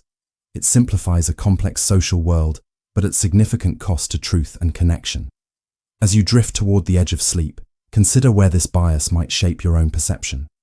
Which groups do you tend to see as monolithic rather than diverse? Whose individuality might you be overlooking? Perhaps true understanding begins when we recognize that the boundaries between us and them exist more vividly in perception than in reality. Stereotype threat. What if your performance could be undermined not by lack of ability, but by awareness of what others believe about you? Tonight, we explore the shadowed territory where expectation becomes a weight that alters capability itself. Hidden within human psychology lies a curious phenomenon. When we fear confirming a negative stereotype about a group we belong to, that very fear can impair our performance. This is stereotype threat, a silent burden where awareness of others' expectations creates a self-fulfilling prophecy. Consider how this invisible mechanism operates. When women take math tests after being reminded of stereotypes about gender and mathematical ability, their performance often suffers, not from lack of skill, but from the cognitive load of anxiety about confirming the stereotype. When African American students take standardized tests framed as measures of intelligence, awareness of racial stereotypes can create pressure that interferes with performance. The very fear of fulfilling negative expectations becomes a tax on mental resources. This burden operates through multiple channels.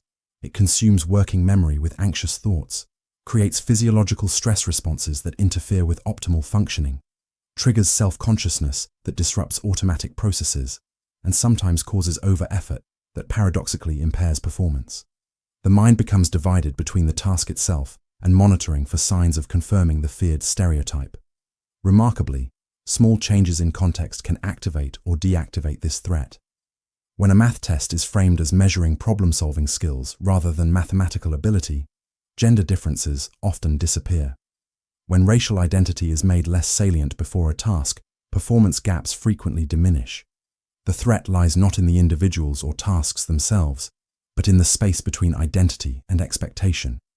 This phenomenon reveals how performance is never merely about ability. It exists in social context, shaped by invisible forces of perception and expectation. Our capabilities expand or contract depending on the psychological atmosphere surrounding the demonstration of skill. As consciousness begins to dissolve into approaching sleep, consider where this threat might operate in your own experience. Which aspects of your identity carry expectations that might affect your performance? Perhaps freedom begins with recognizing these invisible weights, not to remove them completely, but to understand their presence and find ways to set them down, even temporarily. Social desirability. Bias. What if your own words were quietly shaped not by truth, but by the shadow of others' judgment? Tonight, we drift into the misty realm, where authenticity bends under the weight of anticipated approval. Within the architecture of human communication lies a subtle distortion. Our tendency to answer questions in ways we believe will be viewed favorably by others. This is social desirability bias, the silent editor that modifies our expressions to align with perceived social norms rather than inner reality. Notice how this invisible mechanism shapes interaction. In surveys, people over-report socially approved behaviors like voting, charitable giving, and healthy habits, while under-reporting stigmatized behaviors like prejudice, substance use, or socially unacceptable thoughts. In conversation, we emphasize aspects of ourselves that match cultural ideals, while minimizing those that might invite judgment.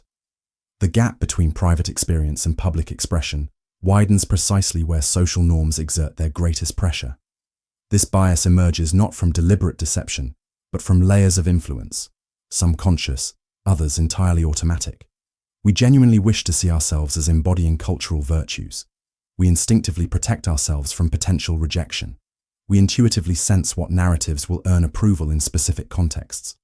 These forces shape our words before they're even formed, bending expression toward acceptance rather than accuracy. The distortion affects countless domains, from research studies where participants unconsciously skew results, to therapy sessions where clients present sanitized versions of their experiences, to everyday interactions where true feelings become obscured beneath socially acceptable expressions. In each case, the desire for approval creates distance from authentic communication. Yet this bias serves a purpose. Social cohesion requires some degree of alignment with collective values. Complete candor about every thought and feeling would likely fracture rather than strengthen human connection. The tension between absolute honesty and social harmony creates a necessary negotiation in every interaction. As you drift toward the boundaries of sleep, consider where this bias might shape your own expressions. Which truths do you modify to meet others' expectations? In which relationships might greater authenticity be possible? Perhaps wisdom lies not in eliminating this natural tendency, but in consciously choosing when to follow social currents and when to speak from unfiltered inner truth. Authority, bias. What if your willingness to follow guidance was shaped not by wisdom, but by symbols of power? Tonight, we explore the shadowed territory where judgment bends beneath the weight of perceived authority. Deep within human psychology lies a tendency to attribute greater accuracy and importance to the statements of authority figures. This is authority bias, the quiet mechanism that increases our trust and compliance based not on the content of information, but on the perceived status of its source. Consider how this invisible influence operates. The same medical advice seems more credible coming from someone in a white coat than in casual attire. The identical suggestion carries different weight when offered by a senior executive versus an intern. The exact same information appears more trustworthy when presented on an official letterhead rather than plain paper. The symbols and trappings of authority, titles, uniforms, credentials, become shortcuts for assessing reliability. This bias emerges from adaptive roots throughout human history. Following legitimate authorities often provided protection and access to specialized knowledge. Children who heeded parental warnings about dangers survived to adulthood. Apprentices who trusted master craftsmen acquired valuable skills. Early humans who followed tribal leaders navigated complex social territories successfully. Yet this same tendency can lead us astray, causing us to discount our own judgment in favor of authority figures who may be mistaken, misguided, or even malevolent. In Stanley Milgram's famous obedience studies, ordinary people administered what they believed were painful and dangerous electric shocks to innocent victims, simply because an authority figure in a lab coat instructed them to continue. This deference to authority operates across countless domains, from medical decisions where patients accept treatments without question, to workplace environments where employees implement flawed directives rather than voice concerns, to consumer choices influenced more by expert endorsements than personal needs. As consciousness begins to dissolve into approaching sleep, consider where this bias might influence your own judgment. Which authorities do you trust without question? When might your deference to expertise override your own inner wisdom?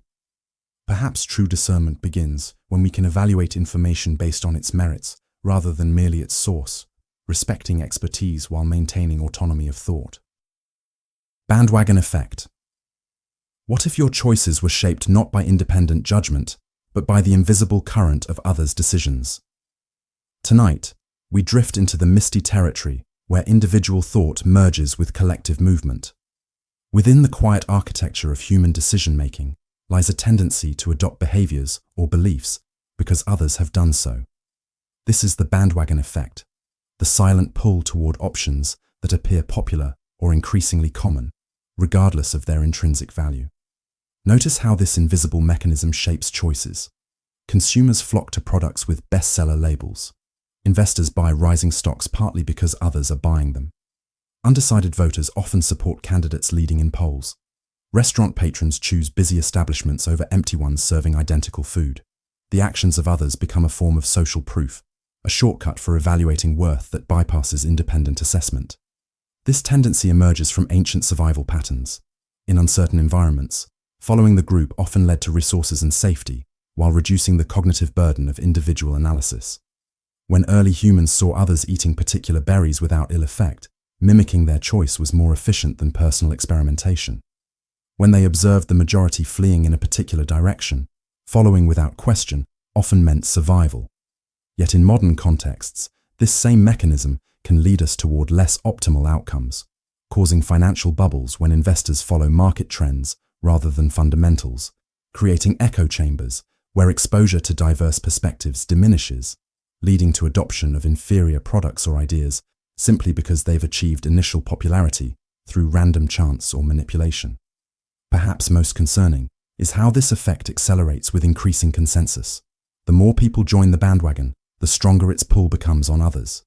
This creates cascades where initial small movements can trigger wholesale shifts in collective behavior, sometimes entirely detached from objective quality or truth. As you drift toward the edges of sleep, consider where this quiet influence might shape your own choices. Which decisions might be influenced more by popularity than personal value? When might the comfort of consensus override your authentic preferences? Perhaps wisdom begins with recognizing when we're following the crowd and when we're truly following ourselves. False consensus effect. What if the agreement you perceive around you were partly an illusion, a mirage created by your mind's quiet tendency to see itself reflected in others? Tonight, we explore the shadowed territory where projection creates the comfort of imagined consensus. Hidden within human psychology lies a subtle distortion, our tendency to overestimate how widely our own beliefs, values, and habits are shared by others. This is the false consensus effect, the silent mechanism that creates a comforting sense that most people think and act much as we do. Consider how this invisible influence shapes perception. The person who occasionally runs red lights assumes many others do the same. The individual with particular political views believes their position represents the reasonable majority. The manager with specific work preferences imagines their approach reflects common sense shared by most professionals. In each case, personal perspective expands to become perceived consensus. This bias emerges from multiple sources. We typically associate with like-minded others who genuinely do share our views, creating bubbles of actual consensus that feel representative of broader populations. Our attention naturally focuses on information that confirms existing beliefs while filtering contrary evidence. And perhaps most fundamentally, we struggle to fully imagine perspectives genuinely different from our own, using our experiences as the default template for understanding others. The false consensus effect serves psychological needs. It validates our positions without requiring external confirmation, creates a sense of normalcy around our behaviors, and shields us from the discomfort of feeling deviant or isolated in our views. The perception that most reasonable people agree with me provides a form of social protection without requiring actual social agreement. Yet this comforting distortion can lead us astray, causing us to misread social situations, to speak or act on assumptions of agreement that don't exist, to dismiss alternative perspectives as fringe outliers rather than legitimate differences. It narrows our ability to truly understand the diverse reality of human thought. As consciousness begins to dissolve into approaching sleep, consider where this bias might operate in your own perception. Which of your views do you assume are widely shared without evidence? Perhaps true understanding begins with recognizing the boundaries between personal perspective and genuine consensus, between what we believe and what others truly share. Group polarization. What if the very process of discussion were not a path to moderation, but to extremity? Tonight, we drift into the shadowed territory where conversation paradoxically pushes collective thought toward its edges rather than its center. Within the quiet dynamics of human groups lies a curious phenomenon. When like-minded people deliberate together, their views often shift toward more extreme versions of their initial positions. This is group polarization, the silent mechanism that drives collective thought away from nuance and toward intensity. Notice how this invisible process unfolds. A committee with slightly cautious tendencies becomes increasingly risk-averse through discussion. A group mildly supportive of a political position adopts progressively stronger advocacy after deliberation. Team members with modest initial criticisms develop considerably harsher judgments after talking among themselves. In each case, the middle ground erodes as conversation continues. This drift toward extremity emerges through multiple channels. As people exchange arguments supporting their shared inclination, they encounter new reasons reinforcing their initial leaning. Social comparison motivates individuals to adopt positions slightly beyond the perceived group average to demonstrate commitment to shared values. And as consensus grows, dissenting perspectives that might moderate opinion disappear from the conversation entirely. The polarization effect appears across countless domains, from jury deliberations where punishment recommendations intensify over time, to online communities that evolve toward increasingly absolute positions, to corporate teams whose initial preferences become magnified through internal discussion. The very process designed to refine thinking often pushes it toward its edges. Perhaps most troubling is how this effect operates largely outside awareness. Participants typically believe their positions have become more informed and reasonable through discussion, not more extreme. The drift toward the poles feels like clarity rather than distortion, like removing confusion rather than abandoning nuance. As you drift toward the edge of sleep, consider where this quiet influence might shape collective decisions you participate in. Which conversations might be pushing shared thinking toward extremes rather than balance? Perhaps wisdom in groups begins with deliberately preserving space for countervailing views, not just at the start of discussion, but especially as consensus begins to form. Pluralistic ignorance. What if the social norms you carefully follow were maintained not by genuine consensus, but by shared misperception? Tonight, we explore the curious territory where collective illusion becomes accepted reality. Hidden within social dynamics lies a peculiar phenomenon, situations where most individuals privately reject a norm, but incorrectly believe others accept it.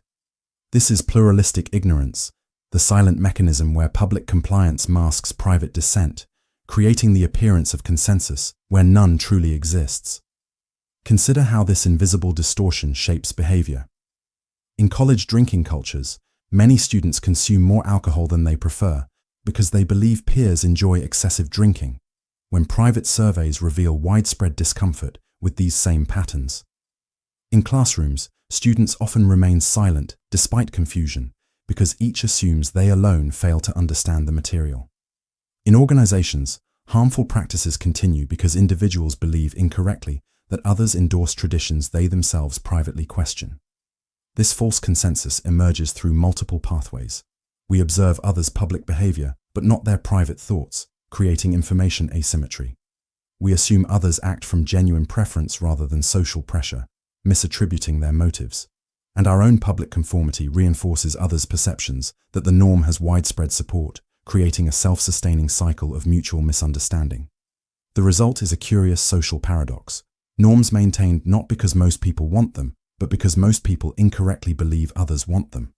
These unpopular norms persist precisely because no individual realizes how widely their private doubts are shared. Each person thinks, "I'm the only one who feels this way," when in reality, their perspective represents the silent majority. This phenomenon shapes countless social territories, from classroom environments to workplace cultures, from political discourse to intimate relationships. In each domain, misperceived norms exert power precisely because their illusory nature remains hidden from participants. As consciousness begins to dissolve into approaching sleep, consider where this quiet misperception might operate in your own social worlds. Which norms might you follow not from genuine agreement, but from assumption about others' beliefs? Perhaps social change begins with the simple recognition that your private doubts may be far more widely shared than they appear. Bystander effect. What if the presence of others made you less likely rather than more likely to help someone in need? Tonight, we drift into the shadowed territory where our most basic moral impulses fade under the quiet influence of the crowd. Within human psychology lies a counterintuitive tendency. The more people who witness an emergency, the less likely any individual is to intervene.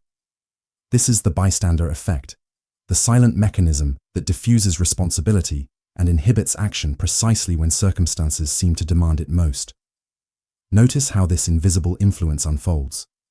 A person collapses on a busy street and receives less immediate help than if they had fallen on a quiet path with a single passerby. Someone struggles with heavy packages amid crowds, yet waits longer for assistance than they would in the presence of just one witness. A victim calls for help in a populated area, but might receive faster response in a less crowded setting. The very presence of others paradoxically reduces rather than increases the likelihood of intervention. This effect emerges through multiple pathways. As group size increases, responsibility diffuses across more potential helpers, with each person feeling less individually accountable. We look to others for cues about how to interpret ambiguous situations, and their inaction signals that intervention may be unnecessary or inappropriate. The fear of being judged for misreading the situation or responding incorrectly creates social inhibition that grows stronger with more potential observers. The phenomenon first gained attention following the 1964 murder of Kitty Genovese, initially reported to have been witnessed by dozens of neighbors who failed to intervene. Though later investigations revealed this account was exaggerated, the psychological principle has been confirmed in countless controlled studies. The presence of others genuinely inhibits helping behavior in emergencies. Yet understanding this effect creates possibility for counteraction.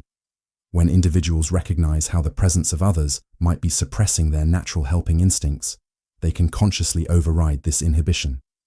Knowledge of the mechanism provides partial immunity to its influence. As you drift toward the boundaries of sleep, consider how this quiet force might shape your own behavior in emergency situations. How might awareness of this tendency help you respond more authentically to others in need? Perhaps moral courage begins with recognizing the invisible currents that can pull us away from our better nature, and choosing to swim against them when circumstances call for intervention. Slippery slope fallacy. What if the boundaries between reasonable caution and irrational fear were more blurred than you imagine? A hazy territory where prediction becomes distortion. Tonight, we explore the shadowed path where single steps transform into imagined avalanches. Within the quiet architecture of human reasoning lies a tendency to envision chains of consequences tumbling one after another toward disaster. This is the slippery slope fallacy, the silent mechanism that transforms modest proposals into perceived catastrophes through a sequence of increasingly improbable steps. Consider how this invisible distortion shapes thought. The parent who fears allowing a child 10 minutes of extra screen time will inevitably lead to addiction and academic failure. The citizen who opposes a minor regulation because it must ultimately result in complete government control. the partner who resists a small compromise fearing it begins an unstoppable slide toward complete surrender. In each case, a single decision expands into an imagined cascade of worst outcomes. This pattern emerges from our mind's natural tendency to create narratives that connect events, to draw lines between separate moments and believe we see the shape of inevitability. It serves our evolutionary need to anticipate threats, to project current conditions into possible futures. Yet it often bypasses critical analysis of how likely each step truly is, collapsing the space between possible and probable until remote possibilities feel like certainties. Not all slope arguments are fallacious. Some actions do increase the likelihood of further steps, some precedents do matter. The error lies not in considering potential consequences, but in presenting tenuous connections as inevitable ones, in claiming certainty where only possibility exists. This distortion appears across countless domains, from political debates where policy changes are portrayed as first steps toward dystopia, to personal decisions where small indulgences are resisted as guaranteed paths to ruin. In each case, nuance dissolves as imagination constructs a narrative of inexorable decline. As you drift toward the edge of sleep, consider where this pattern might shape your own thinking. Which fears about future consequences might be amplified by this quiet distortion? Perhaps wisdom begins with distinguishing between realistic caution and catastrophic imagination, between slopes that truly are slippery and those that merely appear so through the lens of fear. Straw man fallacy. What if the opponents you believe you're defeating exist only in distorted form, simplified shadows that bear little resemblance to the complex originals? Tonight, we drift into the misty realm where representation becomes misrepresentation through the quiet power of distortion. Hidden within human discourse lies a deceptive tendency. We often reshape others' arguments into weaker, more extreme, or simplified versions that are easier to defeat. This is the straw man fallacy, the silent substitution where authentic positions are replaced by hollow caricatures created specifically for demolition. Notice how this invisible mechanism operates. The nuanced position that healthcare systems need reform becomes characterized as wanting government control of all medicine. The careful critique that this policy has unintended consequences transforms into total opposition to helping those in need. The reasonable concern about implementation details morphs into complete rejection of the underlying goal. In each case, the original stance dissolves, replaced by an easily defeated counterfeit. This distortion serves psychological needs. It creates clearer battle lines in complex territories, provides easy victories where genuine engagement might prove challenging, and reinforces our sense that opposing views are fundamentally unreasonable. It simplifies the cognitive demands of truly understanding perspectives different from our own. Yet this same tendency fractures genuine dialogue, creating the illusion of engagement while actually preventing authentic exchange.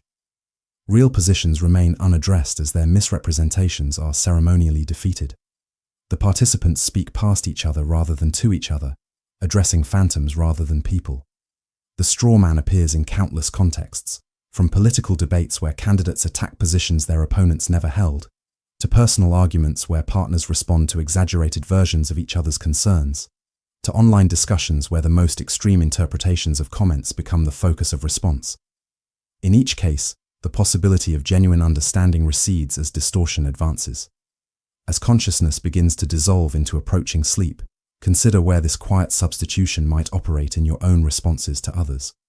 Which positions might you be simplifying to make them easier to dismiss? Perhaps true dialogue begins with the patient work of engaging what others actually believe, addressing the person standing before us rather than the straw figure we find easier to defeat. Ad hominem. What if the truth of words depended not on their content, but on who speaks them? Tonight, we explore the shadowed territory, where evaluation shifts from message to messenger, and reason gives way to personal attack. Within the architecture of human argument lies a seductive error, the tendency to reject ideas by criticizing the character, motives, or attributes of their source, rather than addressing their substance. This is the ad hominem fallacy, the silent substitution where assessment of arguments becomes assessment of individuals. Consider how this invisible distortion shapes discourse. Rather than evaluating whether a proposal would be effective, attention shifts to the speaker's alleged hypocrisy.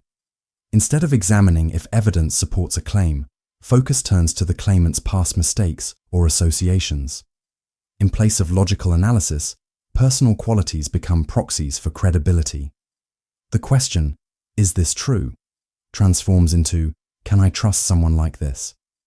This pattern emerges from multiple sources: our tribal instincts that categorize others as trustworthy or suspicious based on perceived group membership, our cognitive shortcuts that use source credibility to filter overwhelming information, our emotional responses that can overwhelm analytical thinking when triggered by disliked figures. These natural tendencies create a path of least resistance away from effortful evaluation towards simpler personal dismissal. Yet this diversion fundamentally misunderstands the relationship between ideas and their sources. Even flawed messengers can speak truth. Even opponents can offer valuable insights. Even those with questionable motives can present valid arguments. When we reject positions based solely on their source, we abandon the possibility that wisdom might come from unexpected places.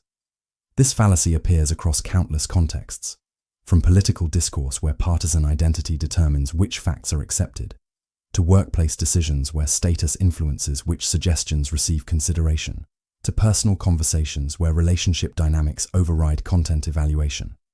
In each case, what matters becomes who speaks rather than what is said. As you drift toward the boundaries of sleep, consider where this quiet substitution might influence your own responses. Which ideas might you reject based on their source rather than their substance? Perhaps intellectual honesty begins with the willingness to separate message from messenger, to find truth wherever it appears, regardless of who delivers it. Appeal to authority. What if your acceptance of truth depended less on evidence and more on who presents it? Tonight, we drift into the misty realm where credibility replaces verification, and authority becomes a shortcut past critical thinking. Deep within human reasoning lies a tendency to accept claims based primarily on the perceived expertise or status of their source. This is the appeal to authority fallacy, the quiet mechanism where the question, "Is this true?" becomes replaced by, "Does someone important say this is true?" Notice how this invisible pattern shapes belief. Scientific-sounding claims gain immediate credibility when attributed to researchers, regardless of study quality. Investment advice seems more reliable when offered by successful business figures, even outside their domains of expertise. Health recommendations feel more trustworthy coming from someone in a white coat, regardless of their actual knowledge. The source becomes a substitute for scrutiny. This tendency serves practical purposes. In a complex world, we cannot personally verify every claim. Deferring to genuine expertise allows us access to specialized knowledge beyond our capacity to evaluate.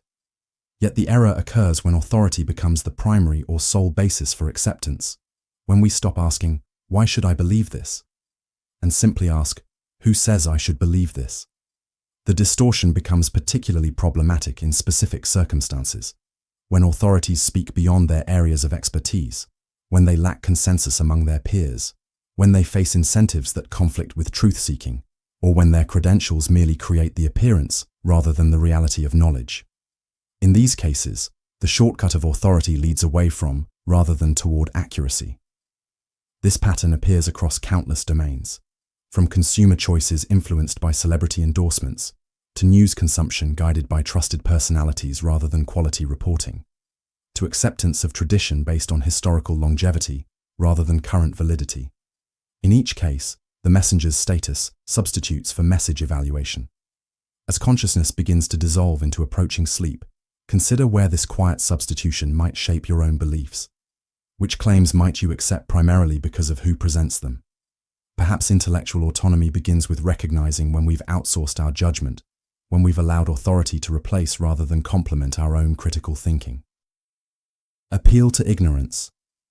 What if the boundaries between proven and unproven were not as clear as they seem? A misty territory where absence of evidence transforms into evidence of absence. Tonight, we explore the shadowed realm where what we don't know becomes the foundation for what we claim to know. Within the quiet architecture of human reasoning lies a deceptive pattern, the tendency to conclude that something must be false because it hasn't been proven true, or conversely, that something must be true because it hasn't been proven false. This is the appeal to ignorance fallacy, the silent leap where gaps in knowledge become grounds for certainty rather than admission of uncertainty. Consider how this invisible distortion shapes belief. The claim that undetected phenomena must not exist because science hasn't verified them. The conviction that accused persons must be guilty because they cannot prove their innocence. The certainty that alternatives must be better because current approaches have proven flaws. In each case, what we don't know becomes twisted into what we claim to know. This pattern emerges from our discomfort with uncertainty. The human mind prefers conclusion over ambiguity, answers over questions, closure over openness. We fill knowledge gaps with assumption rather than acknowledging the limitations of our understanding. The void of unanswered questions creates cognitive tension we resolve through premature certainty. Yet this tendency fundamentally misunderstands the relationship between evidence and truth. Absence of proof is not proof of absence. Failure to disprove is not the same as proving. True knowledge requires positive evidence, not merely lack of contrary evidence. Between proven and disproven lies a vast territory of the genuinely unknown. This fallacy appears across countless domains, from paranormal beliefs justified by claiming skeptics cannot disprove them, to medical decisions based on treatments not proven harmful rather than proven beneficial, to conspiracy theories sustained by the impossibility of definitively disproving complex negative claims. In each case, ignorance becomes transformed into a foundation for knowledge claims. As you drift toward the edge of sleep, consider where this quiet distortion might shape your own certainties. Which beliefs might rest more on what hasn't been disproven than on what has been proven? Perhaps intellectual humility begins with recognizing the difference between what we know and what we merely haven't yet discovered to be wrong. False dichotomy. What if the choices you perceive were not reflections of reality, but constructions of the mind, artificial boundaries in a world of spectrum and nuance? Tonight, we drift into the misty realm where complex realities are reduced to deceptive either-or options. Hidden within human reasoning lies a simplifying tendency. We often compress multifaceted situations into just two opposing alternatives, excluding middle ground and alternative paths. This is the false dichotomy fallacy, the silent reduction where the rich landscape of possibility collapses into merely two options. Notice how this invisible mechanism shapes thought. Complex policy decisions presented as either complete adoption or total rejection. Nuanced ethical questions framed as absolute right versus absolute wrong. Multiple possible approaches reduced to a choice between moving forward or doing nothing at all. The continuous spectrum of reality becomes segmented into artificial binary choices.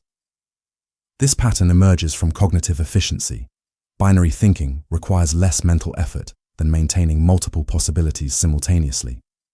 It serves emotional needs by creating clarity where ambiguity exists, certainty where complexity reigns.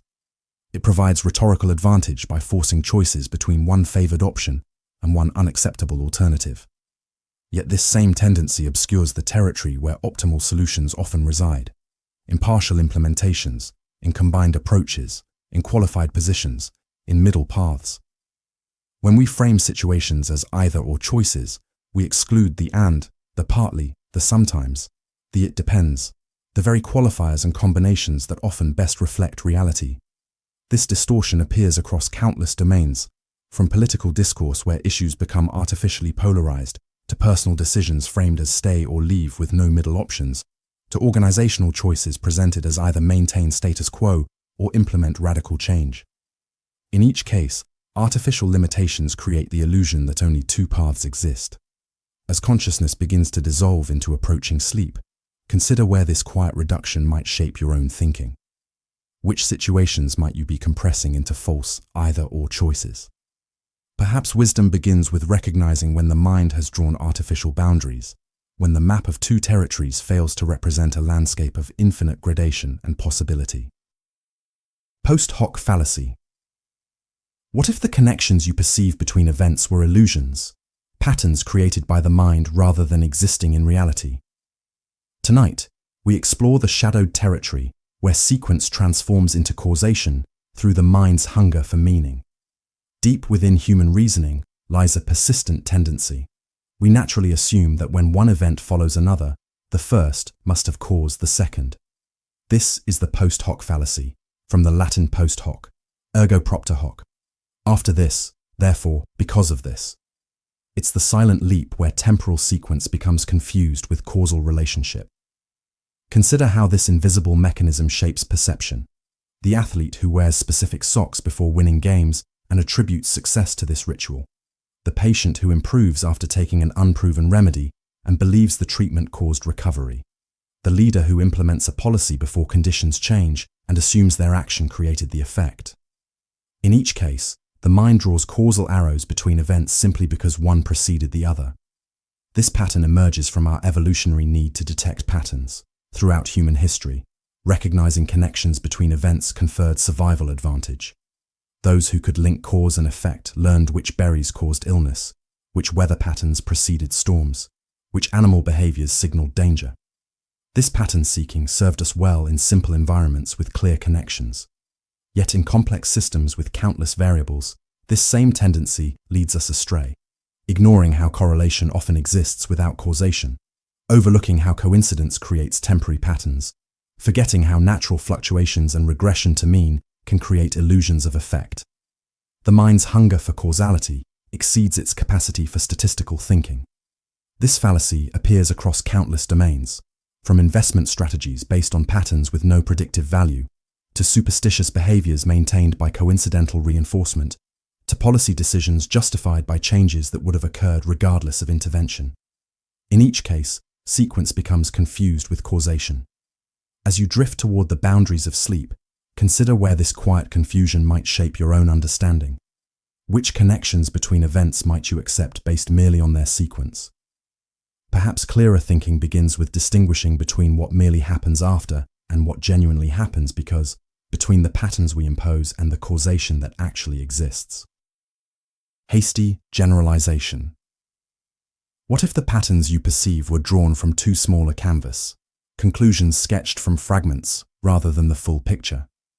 Tonight, we drift into the misty realm where limited observations expand into sweeping judgments through the mind's eagerness for certainty. Within the architecture of human reasoning lies a shortcut tendency. We often draw broad conclusions from limited, sometimes unrepresentative samples of experience. This is the hasty generalization fallacy, the silent leap where isolated instances become the foundation for universal claims.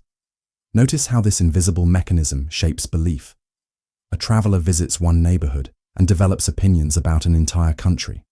A consumer has one negative experience and concludes the entire company provides poor service. A student performs badly on one test and decides they cannot master the subject. Each small sample becomes magnified into a much larger conclusion. This pattern emerges from cognitive efficiency. We cannot experience everything directly, so the mind uses available examples as proxies for broader realities. Our immediate experiences carry emotional weight that statistical information lacks. The concrete instances we've personally encountered feel more real than abstract considerations of sample size or selection bias. Yet this same tendency leads us away from accuracy, ignoring how unrepresentative our experiences might be, overlooking important variations that exist beyond our limited exposure, neglecting how exceptional cases can distort perception when treated as typical examples. The familiar cognitive shortcut sacrifices validity for immediacy. This distortion appears across countless domains, from impressions of people based on brief encounters, to opinions about products formed from single reviews, to beliefs about social groups derived from media portrayals or limited personal contact.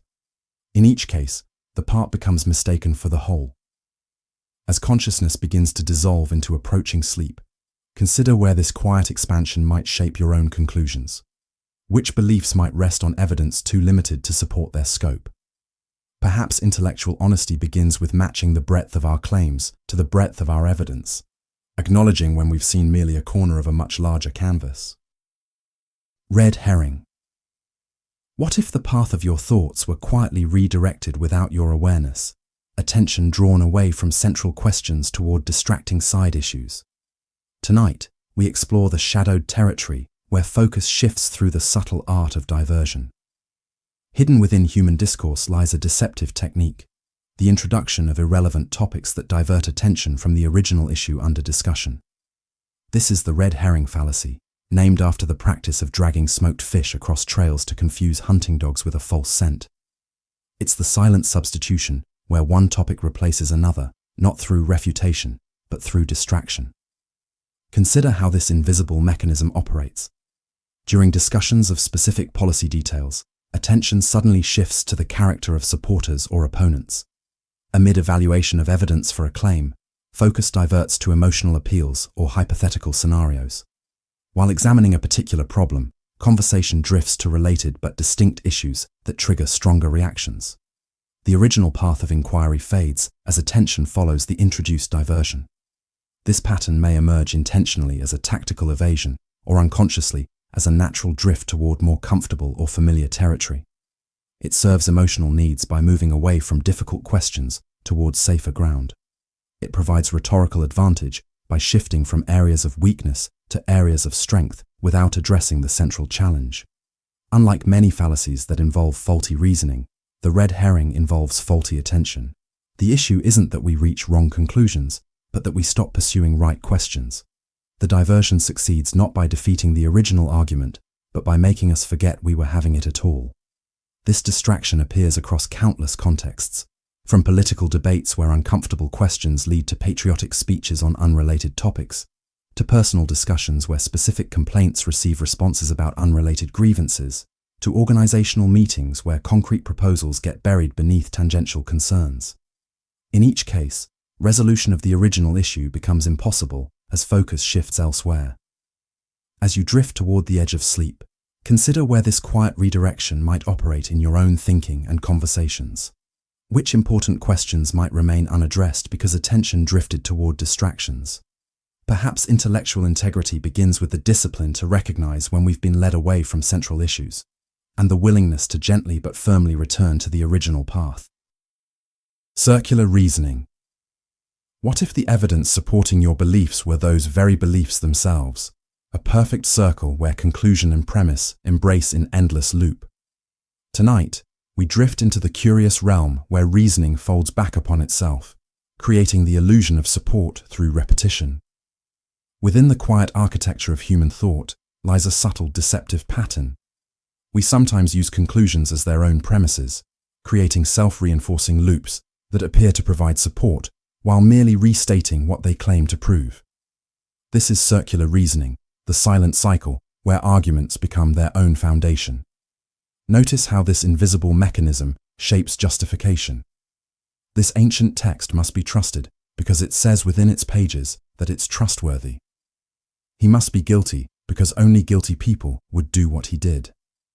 This policy is the moral choice because ethical people support it. In each case, the conclusion hides within the premise, creating a closed system that appears to offer proof while merely repeating assertion. This pattern emerges from our desire for foundational certainty. The mind seeks solid ground on which to build understanding. Yet some beliefs cannot be externally verified or derived from axioms we accept without proof. Rather than acknowledging these foundational assumptions, circular reasoning disguises them as supported conclusions, creating the comfort of apparent justification. The circularity often remains hidden because the repetition appears in different words, creating verbal distance between premise and conclusion that obscures their identical nature. The rephrasing creates the illusion of movement from evidence to conclusion, when actually no such progress occurs. This fallacy appears across countless domains, from religious arguments that cite scripture to prove scripture's authority, to value judgments where preferences become disguised as objective standards, to definitions where terms are explained using slight variations of themselves. In each case, the argument travels in a perfect circle, returning to its starting point while appearing to advance. As consciousness begins to dissolve into approaching sleep, consider where this quiet loop might shape your own reasoning. Which beliefs might you justify using variations of themselves? Perhaps intellectual honesty begins with recognizing when our conclusions merely echo our premises, when what seems like a path of reasoning is actually a closed circle of assertion. Gambler's fallacy. What if the patterns we perceive in random events are nothing more than illusions, mirages that appear when a mind desperately seeks order in chaos? Tonight, we journey into the shadowed territory, where probability bends under the weight of our expectations. Deep within human reasoning lies a subtle mistake, our tendency to believe that random events are somehow influenced by what came before. This is the gambler's fallacy, the belief that future outcomes are tied to past events, that randomness must somehow correct itself. But what if this is just an illusion we've constructed? Imagine a roulette player who watches 5 reds in a row and believes that black is due. The investor who sees a market rise for months and assumes it must soon fall. The person who experiences a rare event and believes it won't happen again for a long time. Each of these scenarios reflects the fallacy of assuming that randomness follows a pattern, even when, in reality, each event is independent. This illusion stems from our deep-rooted need for balance. We expect coin flips to alternate, or lottery numbers to distribute evenly. Our mind craves a uniformity that mirrors how we think the universe should behave. But randomness doesn't follow this pattern. It's far more unpredictable. In reality, each event stands alone. The roulette wheel has no memory of its last spin. The coin doesn't know it's shown heads 3 times in a row. Probability remains constant, unaffected by past outcomes. The universe doesn't track its actions to ensure balance. It is not concerned with fairness or maintaining a cosmic ledger. This fallacy subtly influences many areas of our lives. In gambling, it leads us to chase due outcomes, often resulting in mounting losses. In investing, it shapes decisions based on the false belief that trends must reverse. Even in daily life, we can misinterpret random events, believing they follow some unseen order. As you begin to relax, think about moments in your life when you might have imposed this fallacy. Have you ever connected random events into patterns that don't really exist? True understanding comes when we stop searching for meaning in randomness, recognizing when our desire for order distorts the reality of chance. Hot hand. Fallacy. What if the streaks of success you see are nothing more than random clustering, patterns of chance misinterpreted as patterns of skill?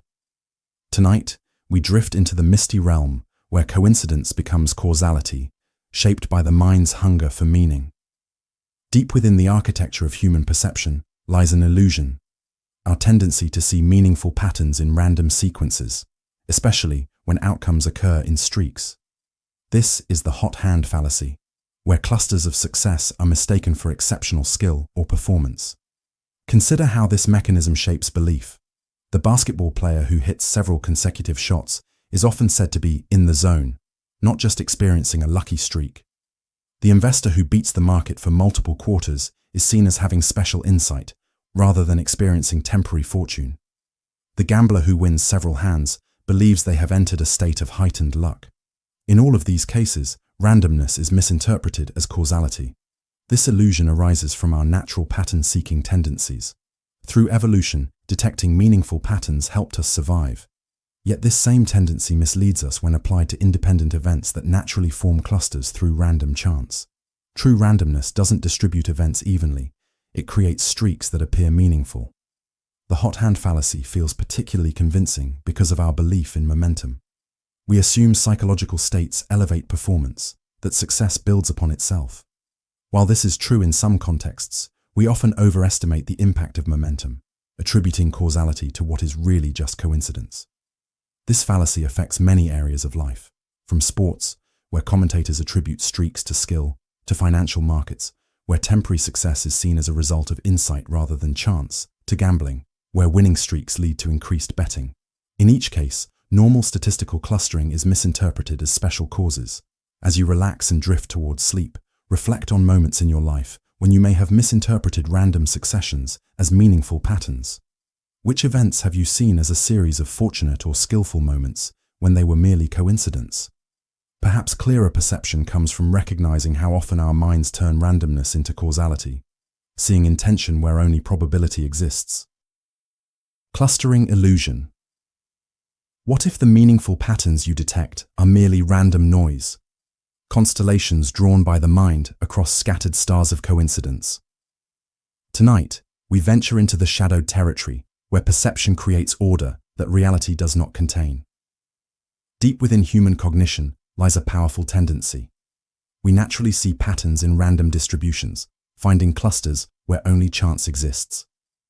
This is the clustering illusion, the mechanism that transforms statistical noise into perceived signal. Consider how this distortion shapes perception. We notice when cancer cases concentrate in certain neighborhoods, yet similar clustering would occur by chance alone. We perceive hot streaks in sports performances that, statistically, are just random variation.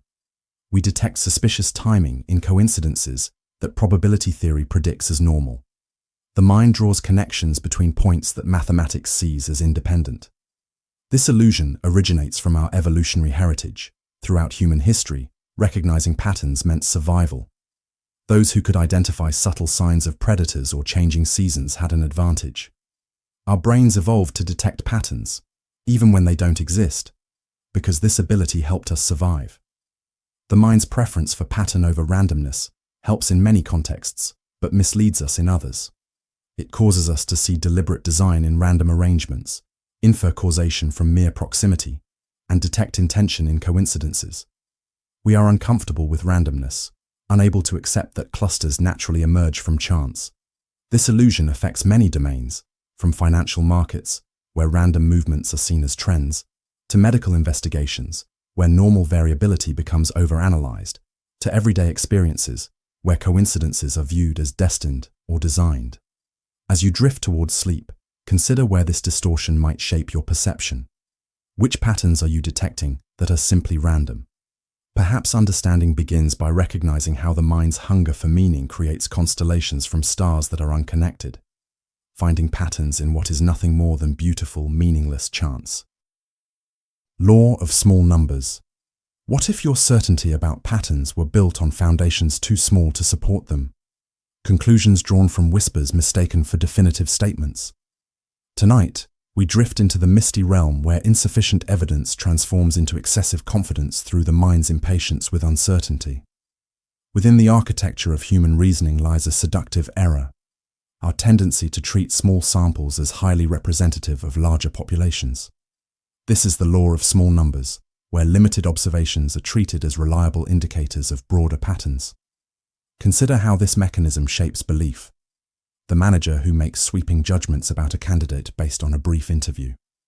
The investor who sees 3 months of stock performance and believes it reveals a definitive trend. The person who forms strong opinions about a restaurant after a single meal. In each case, a small window of observation is treated as a perfect miniature of the whole. This illusion arises from our discomfort with ambiguity. Rather than holding conclusions lightly when evidence is limited, we quickly form confident judgments.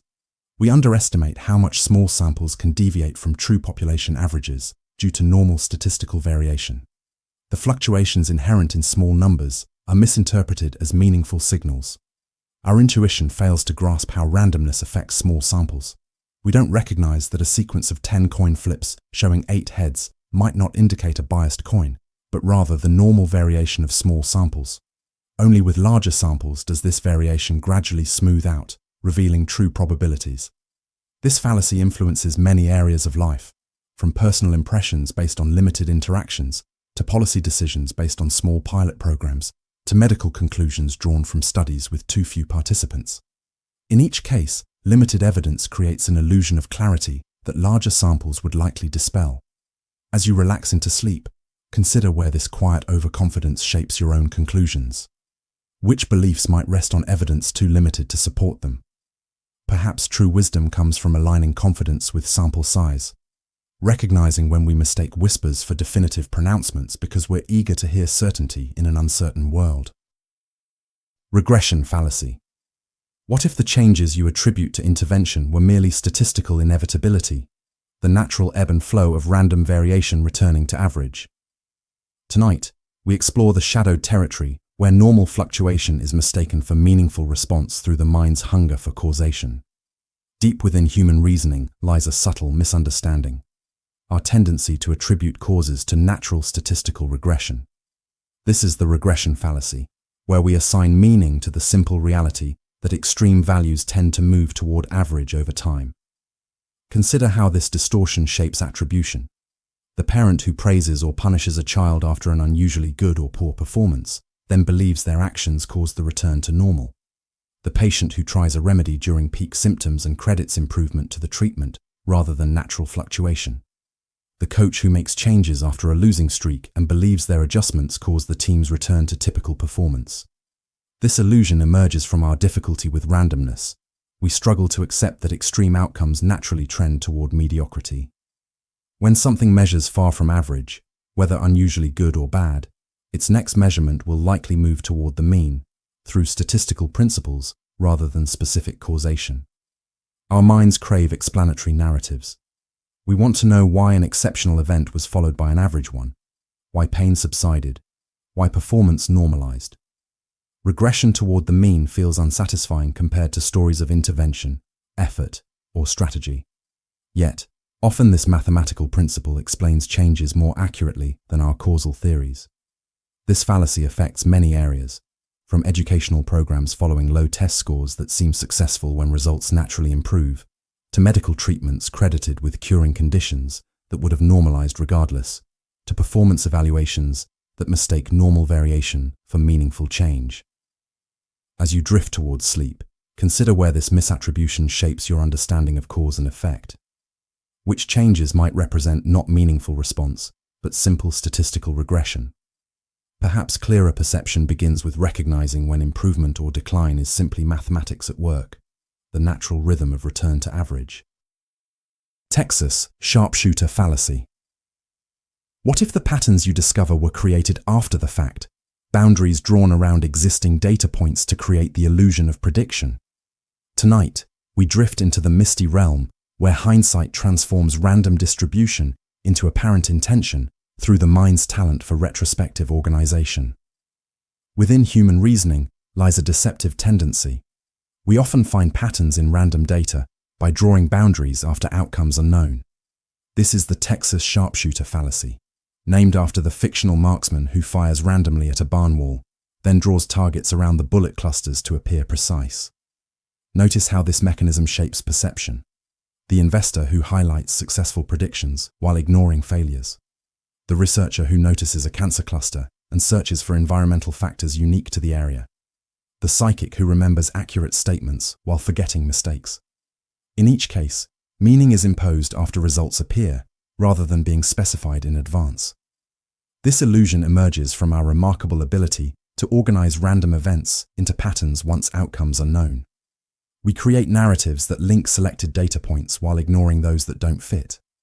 The mind moves from "what happened" to "why did it happen exactly this way?" without realizing that exactly this way was only one of many possible configurations. Our pattern recognition abilities, so useful in many contexts, lead us astray when we fail to distinguish between predictions made before events and patterns found after they occur. True predictions specify what will happen before observation. Retrospective pattern finding carries none of the same weight. This fallacy affects countless domains, from financial analysis where past indicators predict known market movements, to health scares where normal clustering becomes interpreted as something special, to athletic superstitions based on selective rituals linked to outcomes. As sleep approaches, consider where this retrospective organization might shape your understanding. Which patterns have you discovered by drawing the target after seeing where the bullets landed? Perhaps clearer thinking begins with recognizing the difference between prediction and post-diction, between patterns specified in advance and those constructed after results reveal where to look. Monty Hall fallacy. What if probability defied intuition, where mathematics contradicted what seems obviously true? Tonight, we explore the curious territory where our natural sense of chance collides with actual probability, revealing the distance between what feels right and what is demonstrably correct. Hidden within human reasoning lies a counterintuitive puzzle, our tendency to misunderstand conditional probability when new information emerges. This is the Monty Hall problem. A contestant picks one of 3 doors, behind one of which is a prize. Afterward, the host, who knows what's behind each door, opens a non-prize door, then offers the opportunity to switch choices. Most people feel the odds are 50-50 between their original choice and the remaining door. Yet mathematics shows that switching actually doubles the chances of winning from 1/3 to 2/3, a conclusion so counterintuitive that even mathematicians initially rejected it before the proof became undeniable. This paradox arises from our difficulty understanding how probability changes with new information.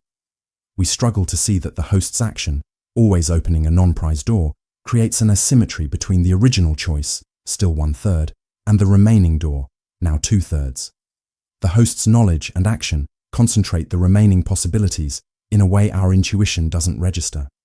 Our minds reset probability assessments when the situation changes, treating the final choice as a fresh 50-50 scenario rather than updating the probability based on prior events. We lose sight of crucial information from earlier in the process. This fallacy reveals something profound about human cognition. Even in simple probability problems, our intuitive judgments can be dramatically wrong. The mathematics of probability often contradicts our natural sense of likelihood, showing that what feels certain can actually be incorrect. As you drift towards sleep, consider where else your intuitive sense of probability might mislead you. Which seemingly obvious judgments about chance could be mathematically flawed? Perhaps wisdom begins with intellectual humility, recognizing that in matters of probability, feeling certain sometimes means being certainly wrong. Conjunction fallacy. What if your sense of likelihood were systematically flawed, where adding details to a story somehow makes it seem more rather than less probable? Tonight, we explore the shadowed territory, where narrative coherence overrides mathematical certainty through the mind's preference for plausibility over probability. Within the architecture of human judgment lies a persistent error, our tendency to believe that specific, detailed scenarios are more likely than general ones. This is the conjunction fallacy, where additional details paradoxically increase, rather than decrease, perceived probability. Consider this example. When presented with the description of Linda as 31, single, outspoken, and very bright, with a philosophy degree, concerns about discrimination, and involvement in social justice issues, people often rate Linda is a bank teller and active in the feminist movement as more likely than Linda is a bank teller, despite the mathematical impossibility of the conjunction, A and B, being more probable than one of its components, A, alone. This illusion arises from our reliance on representativeness and coherence, rather than probability rules. We assess likelihood based on how well details fit our mental models and create satisfying narratives. Specific scenarios feel more concrete, vivid, and plausible, even though they become mathematically less probable with each added constraint. Our minds are natural storytellers, drawn to details that form coherent narratives, not statisticians tracking how each extra element reduces probability. When the richness of a story competes with the rules of probability, our judgment follows the narrative, not the logic. This fallacy shapes many areas of life, from legal judgments where detailed scenarios seem more convincing, to financial predictions where specific events appear more likely, to everyday explanations where complex accounts feel more plausible simply because they're more detailed. As you drift towards sleep, consider where this quiet reversal might shape your own assessments of likelihood. Which detailed scenarios might seem more probable simply because they fit a better story? Perhaps clarity comes when we recognize when narrative satisfaction overrides mathematical truth, when specificity makes us forget that adding details reduces probability. Base rate fallacy. What if your judgments ignored the most fundamental information, overlooking the broad landscape to focus exclusively on specific details? Tonight, we drift into the misty realm where background probability disappears from consideration, leaving decisions untethered from statistical reality. Deep within human reasoning lies a persistent tendency. We often disregard general statistical information, base rates, when evaluating specific cases, focusing instead on individual details. This is the base rate fallacy, the silent omission where the most fundamental probability information vanishes from our calculations. Notice how this invisible mechanism shapes judgment. When told a quiet, methodical person enjoys mathematical puzzles and collecting stamps, people readily identify them as an engineer rather than a lawyer, even knowing there are 10 times more lawyers than engineers in the population. In medical testing, doctors sometimes focus on test accuracy while neglecting the crucial prevalence of the condition being tested for. The individuating details drown out the statistical backdrop against which they should be interpreted. This error emerges from our intuitive approach to probability. We naturally focus on the distinctive features of the case at hand, rather than the broader statistical categories it belongs to. The specific feels more relevant, more immediate, more informative than the general. Case details seem concrete, while statistics feel abstract, creating an imbalance in perceived importance. Neglecting base rates fundamentally distorts our probability judgments, leading to inflated confidence in rare diagnoses, excessive faith in imperfect tests, and misjudgments about diagnostic information. Without anchoring our assessments in base rates, we float freely from statistical reality. This fallacy affects countless domains, from medical decisions, where test results are interpreted without considering disease prevalence, to criminal investigations, where evidence specificity overshadows suspect probability, to hiring decisions, where interview impressions outweigh the broader success rates of candidates. As you drift towards sleep, consider where this omission might shape your own judgments. Which assessments might you be making without properly weighing base rates? Perhaps clarity begins with asking not just, how well does this evidence fit my hypothesis? But also, how common is this hypothesis in the first place? Grounding specific impressions in general reality. Prosecutor's fallacy. What if the probabilities presented in the most serious contexts were fundamentally backward, confusing the likelihood of evidence given innocence with the likelihood of innocence given evidence? Tonight, we explore the shadowed territory where statistical reasoning reverses cause and effect through a critical confusion of conditional probability.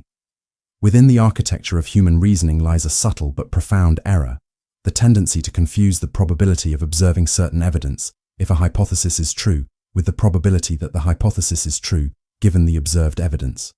This is the prosecutor's fallacy, the silent reversal, where P of E given H becomes mistaken for P of H given E. Notice how this invisible distortion shapes judgment. A prosecutor states that the probability of finding matching DNA by random chance is 1 in a million, leading jurors to believe there's only a 1 in a million chance the defendant is innocent. A medical expert notes a particular symptom appears in 90% of patients with a certain disease, creating the impression that 90% of people with this symptom have the disease. In each case, the probability runs backward, confusing the likelihood of evidence given a state with the likelihood of a state given the evidence. This error arises from our struggle with conditional probability, the relationship between the probability of A given B versus B given A. These are fundamentally different calculations, yet our minds easily slide between them as if they were the same. The confusion grows when presented in natural language rather than mathematical form. The consequences of this mistake can be severe, leading to overestimated probabilities of guilt in legal cases, misdiagnosed medical conditions, and flawed scientific interpretations. Without Bayes' theorem to properly relate conditional probabilities, intuitive judgment often reverses the correct relationship. This fallacy prominently impacts legal proceedings, where prosecutors equate the rarity of matching evidence with the rarity of innocence, and in medical contexts, where test accuracy is confused with the probability of having a condition after a positive result. As sleep approaches, consider where this reversal might shape your judgments. Which probabilities might you be running in the wrong direction? Perhaps clearer reasoning starts with recognizing the crucial distinction between how likely is this evidence if the hypothesis is true, and the much different question, how likely is the hypothesis given this evidence? Observer. Bias. What if everything you believe about yourself is just your brain making guesses? Observer bias occurs when our expectations and preconceptions influence what we observe and how we interpret it. The mere act of observation alters the phenomenon being studied, creating a subtle distortion in our perception of reality. Consider how a doctor's knowledge of a patient's previous diagnosis might unconsciously influence their evaluation of current symptoms, or how a researcher, hoping to validate their hypothesis, might unwittingly focus on confirming evidence while dismissing contradictory findings. This bias manifests in everyday life too. When buying a new car model, suddenly you notice that same model everywhere on the roads. The cars were always there. Your awareness simply shifted, creating an illusion of increased frequency. Our minds are prediction machines, constantly forming expectations about what we'll encounter next. These expectations form invisible filters through which we perceive reality. We tend to notice what confirms our beliefs and ignore what contradicts them. Even in scientific settings, where objectivity is prized, observer bias quietly influences results. In psychological studies, subtle cues from researchers can unconsciously guide participants toward expected behaviors.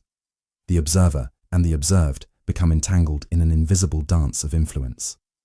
Perhaps most unsettling is how observer bias shapes our self-perception. We construct narratives about who we are, selectively attending to thoughts and behaviors that reinforce our self-image while disregarding contradictory evidence.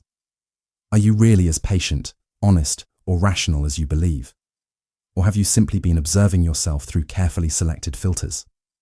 This bias becomes particularly problematic in fields requiring impartial observation. Law enforcement officers may unconsciously seek evidence confirming their initial suspicions. Medical professionals might pursue diagnostic paths aligned with their first impressions. Teachers may evaluate student performance based on previous interactions rather than current work. What parts of reality might you be missing, simply because you aren't expecting to see them? How might your perceptions change if you approached each moment with genuine curiosity rather than predetermined expectations? The next time you find yourself quickly forming judgments, pause and wonder. Are you seeing what's actually there, or are you seeing what you've trained yourself to notice? Experimenter's bias. What if your memories aren't real, but stories your mind decided to believe?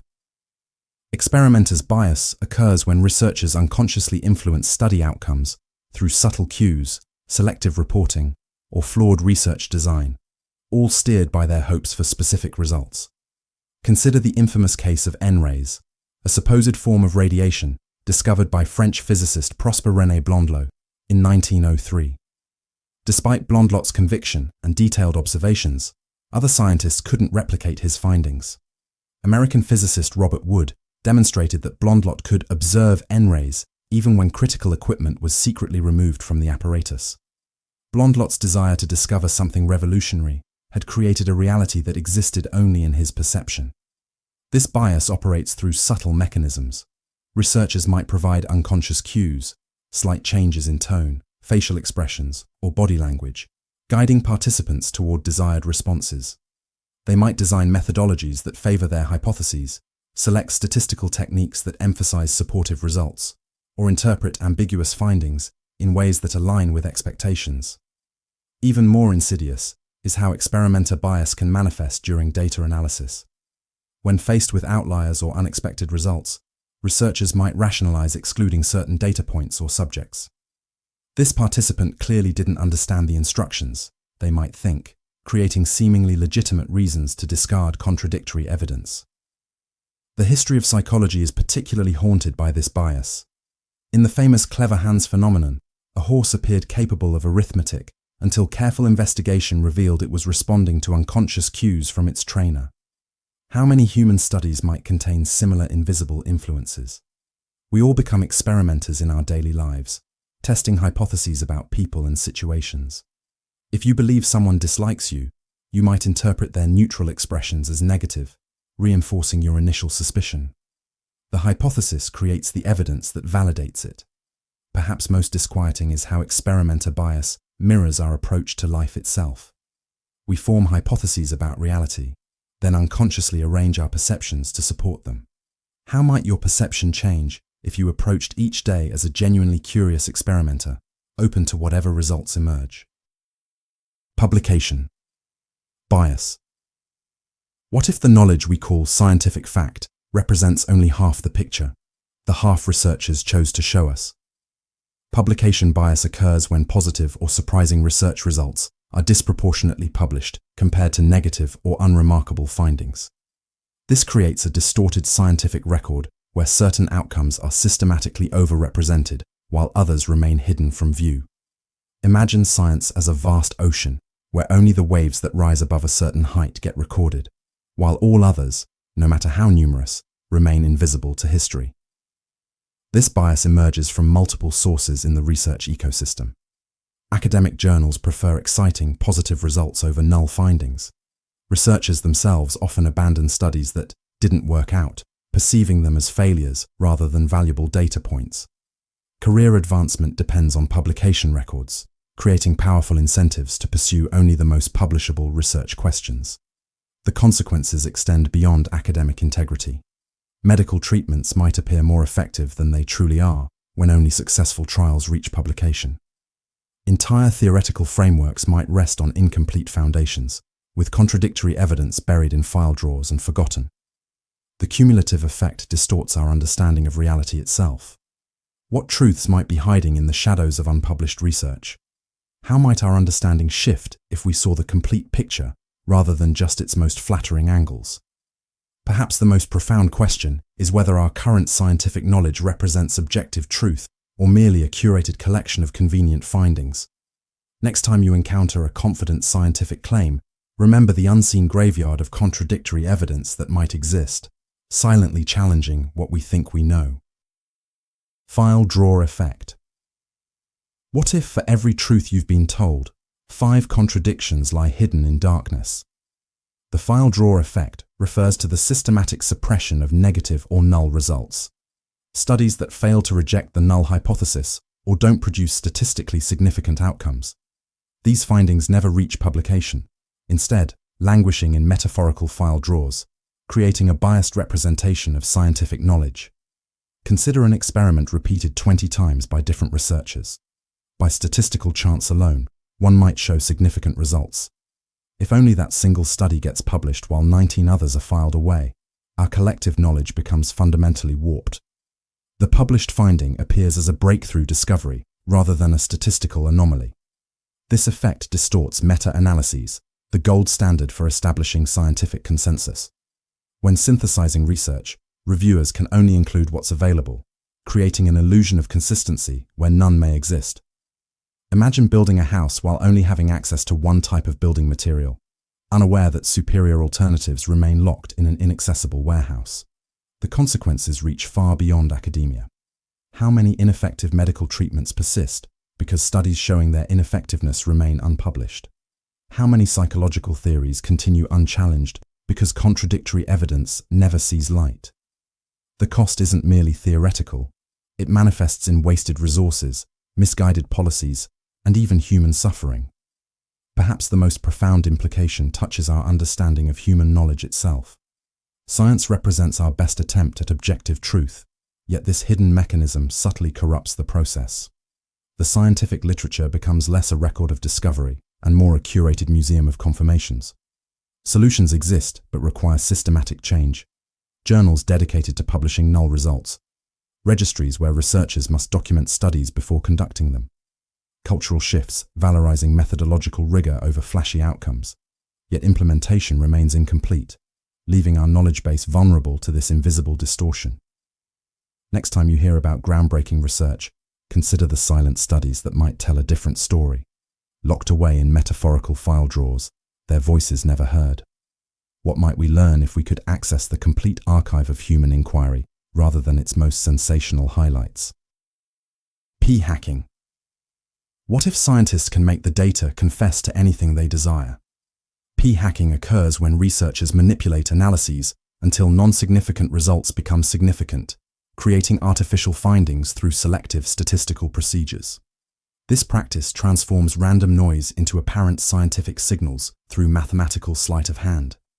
Imagine analyzing data multiple ways, but only reporting the approach that produced desired outcomes, or collecting data until results reach significance, then stopping immediately.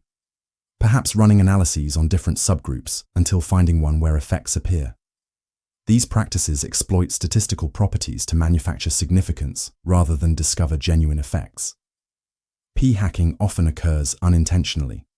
Researchers genuinely believe in their hypotheses and view statistical manipulation as finding the signal in the noise. Yet this flexibility creates findings that ultimately cannot be replicated. The researcher hasn't discovered truth. They've created an illusion sustained only by specific analytical choices. This subtle manipulation explains why many once celebrated studies fail when others attempt to reproduce them. The original results weren't discoveries. They were statistical artifacts, born from tortured data rather than genuine effects. Like seeing faces in clouds, P-hacking finds patterns in randomness through selective attention.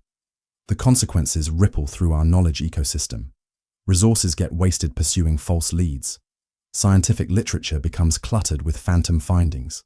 Public trust erodes as today's breakthrough becomes tomorrow's retraction. Most insidiously, researchers themselves become invested in defending conclusions derived from methodological manipulation rather than natural phenomena. Some fields have implemented safeguards. Pre-registration requires researchers to document analytical plans before collecting data.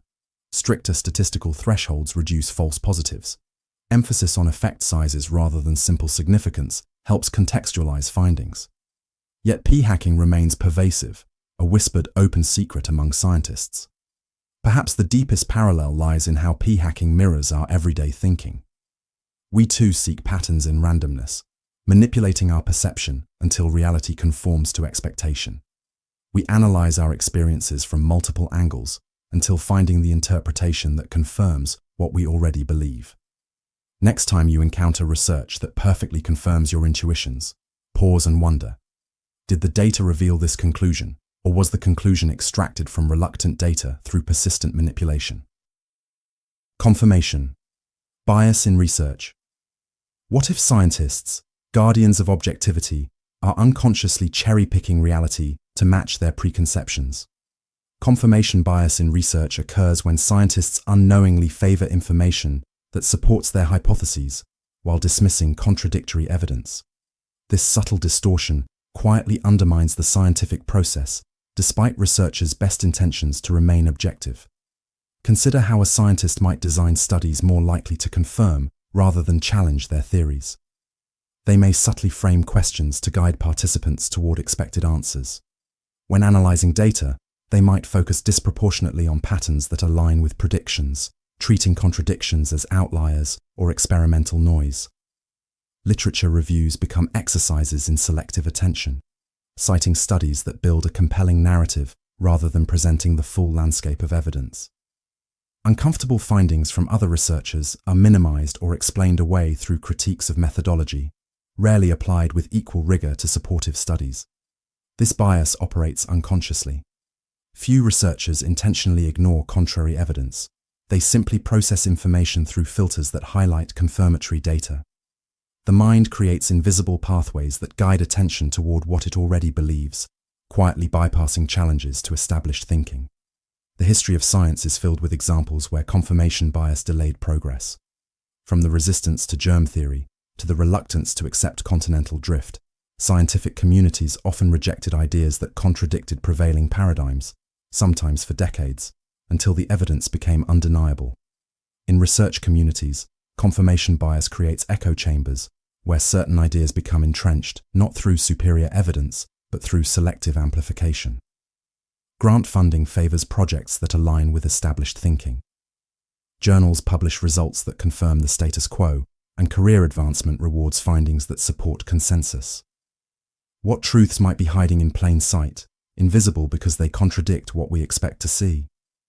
How might scientific progress accelerate if researchers approach their own hypotheses with the same skepticism they apply to competing theories?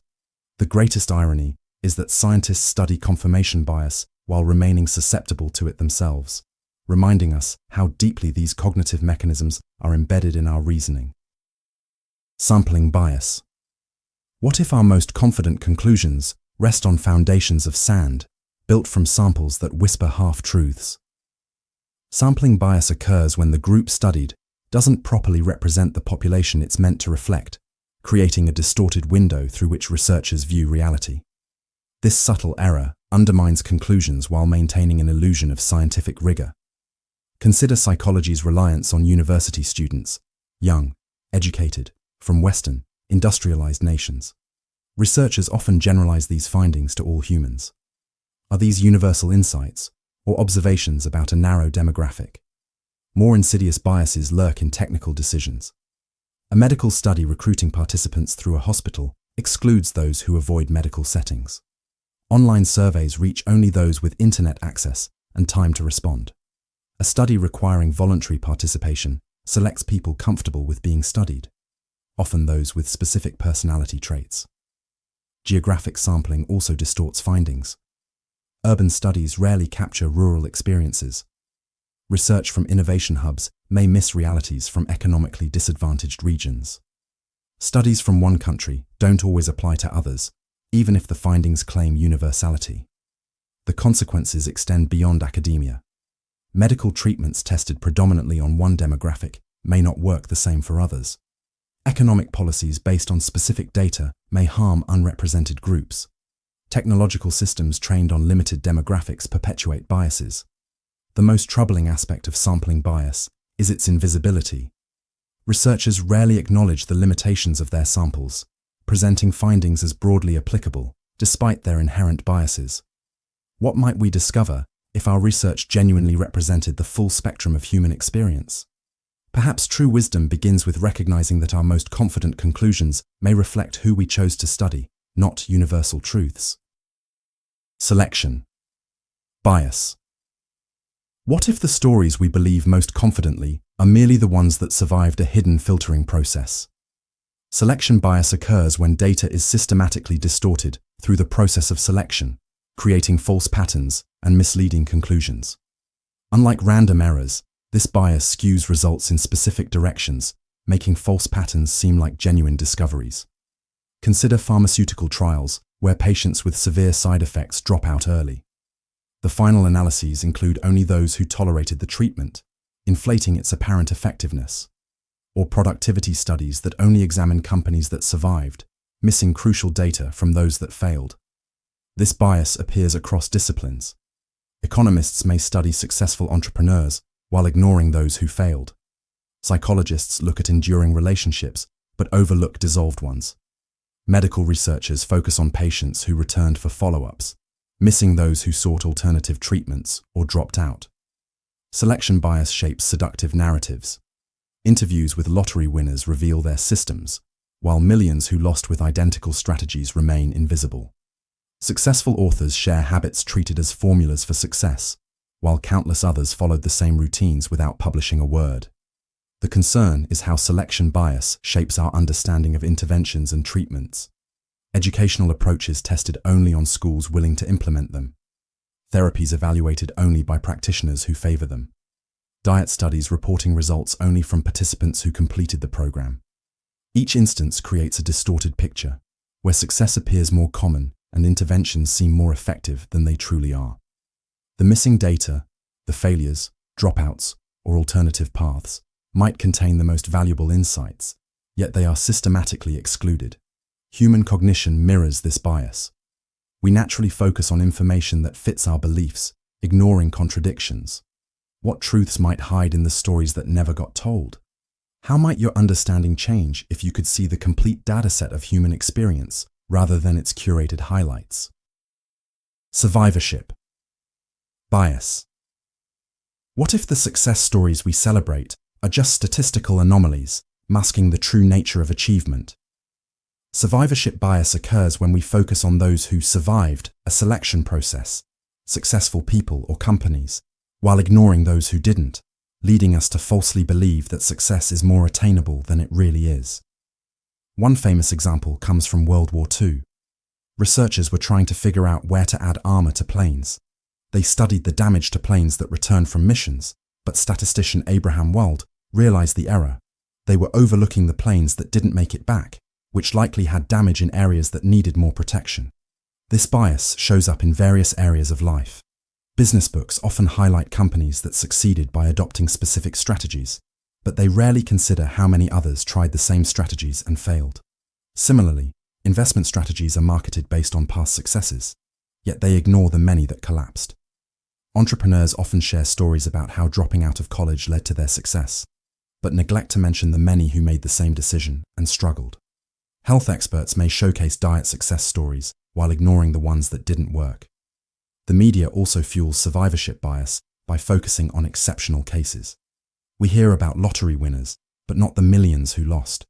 We see profiles of athletes who overcame injuries, but not the many who followed the same recovery steps without success. The most dangerous effect of this bias is how it distorts our sense of what's possible. When we only focus on success, we underestimate the risks involved. Follow your passion sounds appealing when we hear about those who succeeded, but we rarely hear about those who didn't. This bias shapes decisions across many areas of life: career, health, relationships, and more. By only paying attention to the winners, we miss a fuller picture of the risks and challenges involved. What if we studied the failures as much as the successes?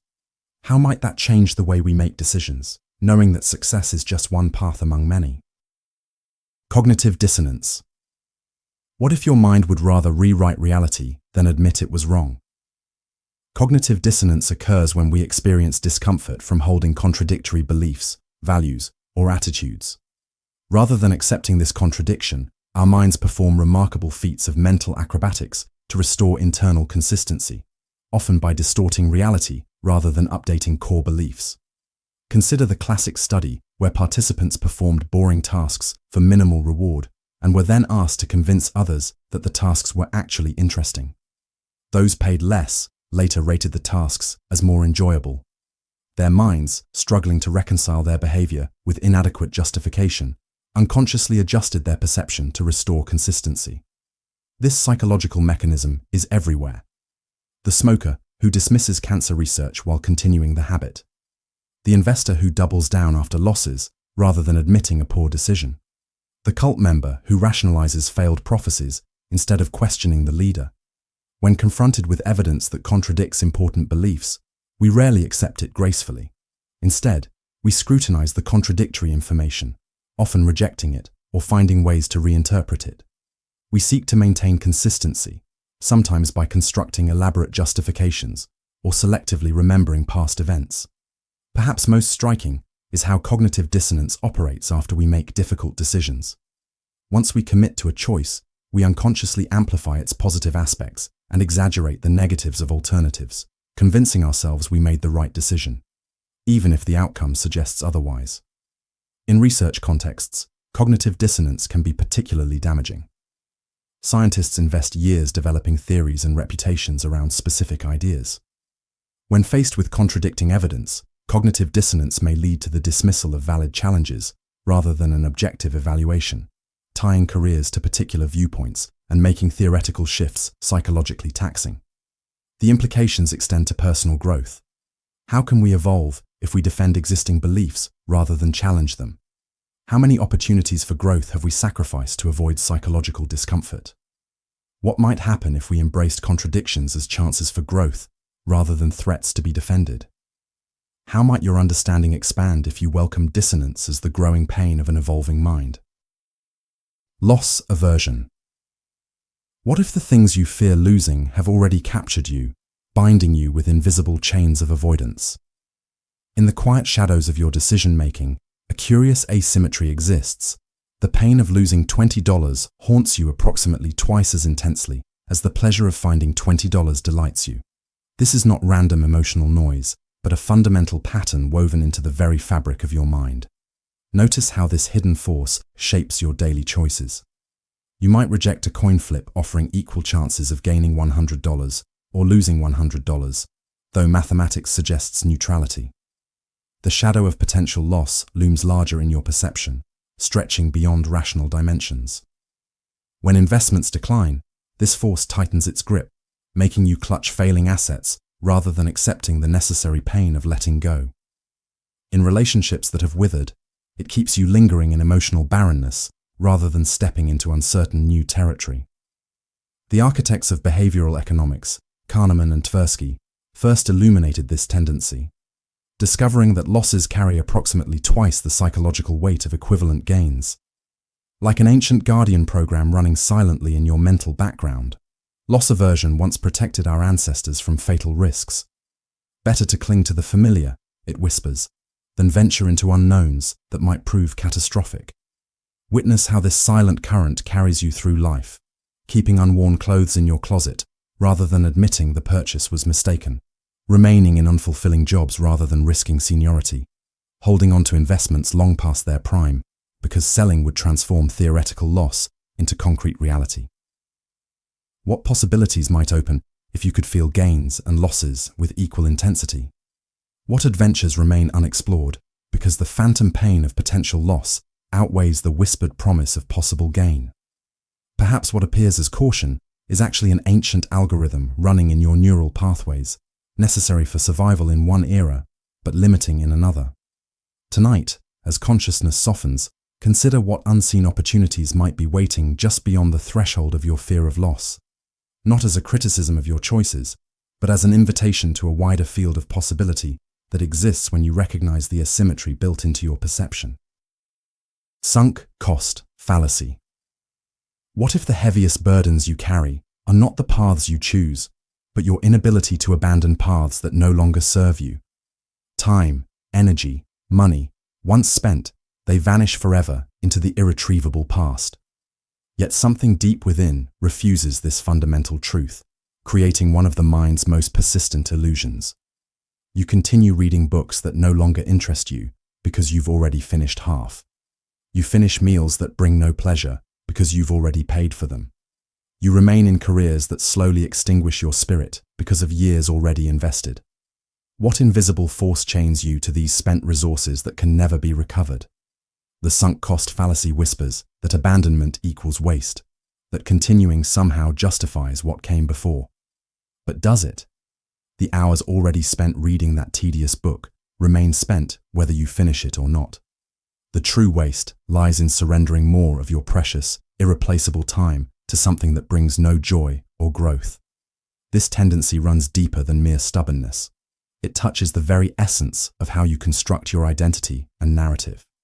Your mind desperately attempts to maintain coherence in your story, to preserve the belief that past decisions were sound, that your journey makes sense. To abandon the path feels like fracturing this carefully maintained self-image. Notice how this fallacy extends into every domain of human experience. Military campaigns continue long after strategic value evaporates, justified by lives already sacrificed. Romantic relationships persist years beyond their natural conclusion because we've been through so much together. Organizations pour resources into failing projects because millions have already been invested. The fallacy's power lies in its invisibility. Rarely do we recognize when sunk costs are driving our decisions. The justifications seem entirely rational. I've put too much into this to quit now. We can't give up after coming this far. Each sounds like wisdom, yet each chains you to decisions made by a past self in circumstances that may no longer exist. As your mind drifts towards sleep tonight, gently examine, what are you continuing merely because you've already begun? What burdens might you set down if you accepted that the past is immutable, but the future remains unwritten? Status quo. Bias.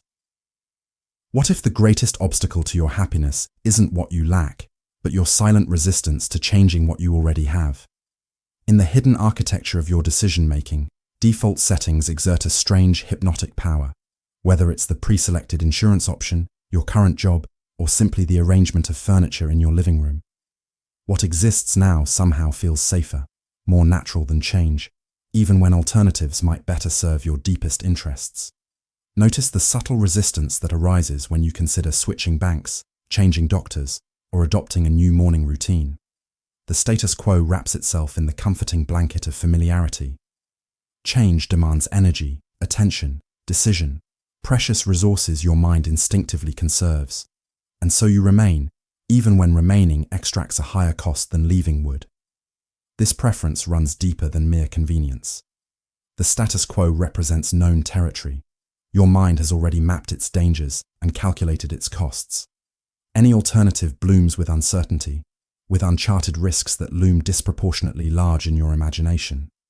The devil you know feels safer than the one you don't, regardless of which might actually bring greater harm.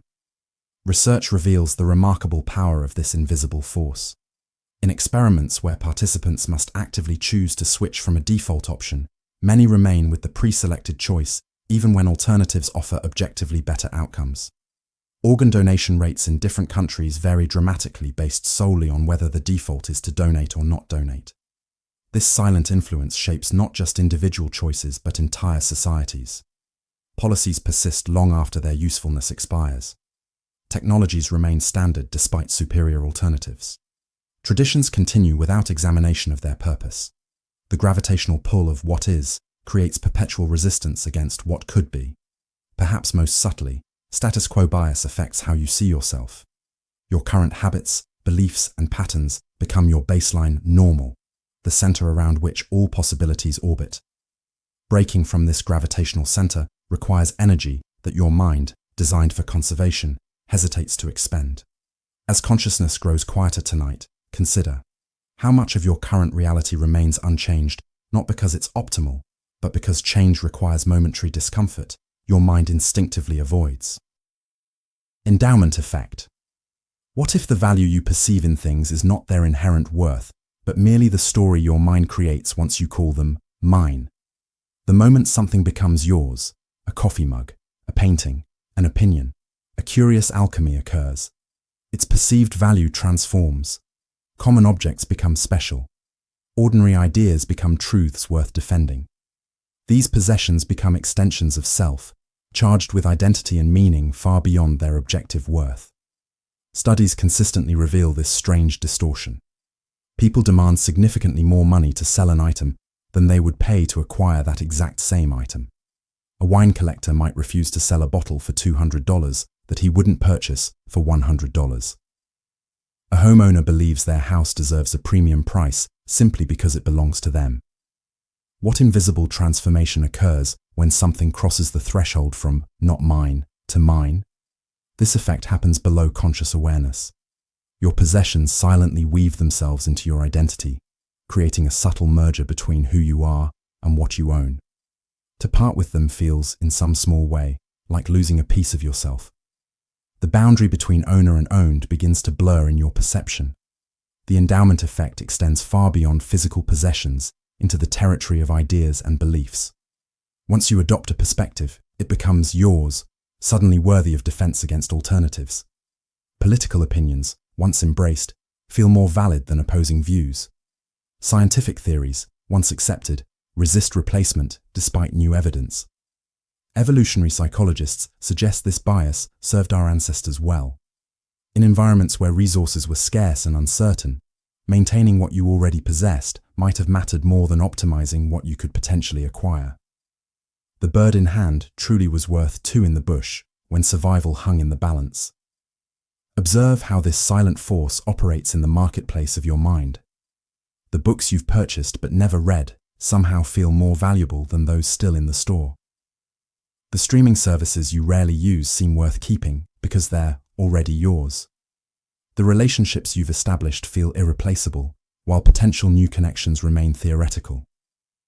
As you drift towards sleep's threshold, gently examine what possessions, beliefs, or relationships might you be overvaluing simply because they're yours?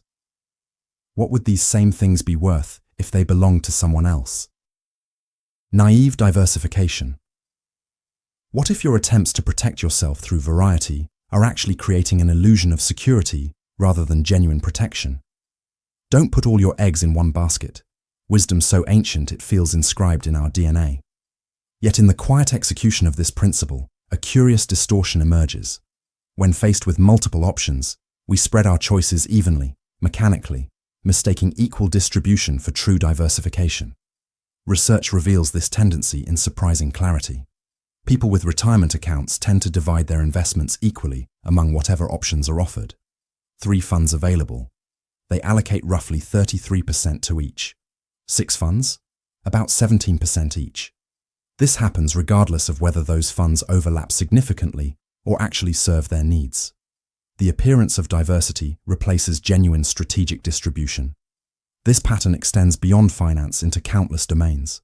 At buffets, we sample a bit of everything, rather than focusing on what truly satisfies.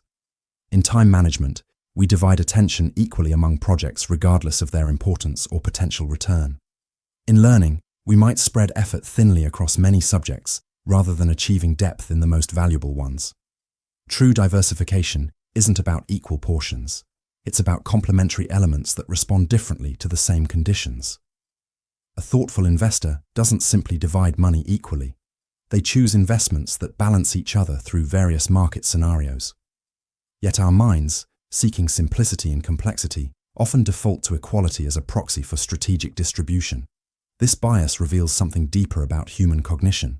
When faced with uncertainty, we frequently substitute an easier question for a difficult one. Instead of asking, what precise allocation would optimize my goals?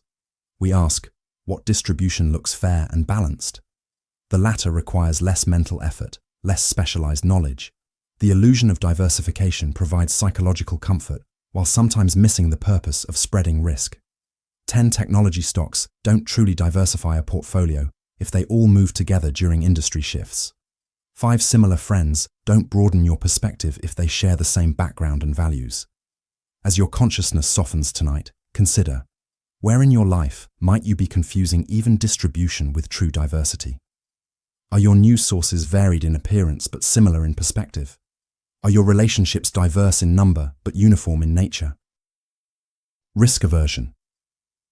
What if your desire for certainty is silently redirecting your life towards smaller, safer paths than those your potential demands? Deep within your decision-making machinery lies a curious asymmetry, a tendency to shrink from uncertainty even when probability favors you. Offered a guaranteed $500 or an 80% chance at $700, most choose certainty, though the uncertain option's expected value is higher, $560. This instinct shapes countless daily choices, often without your awareness. Risk aversion isn't simply caution. It's a specific preference for certainty over uncertainty, even when the uncertain option offers better odds.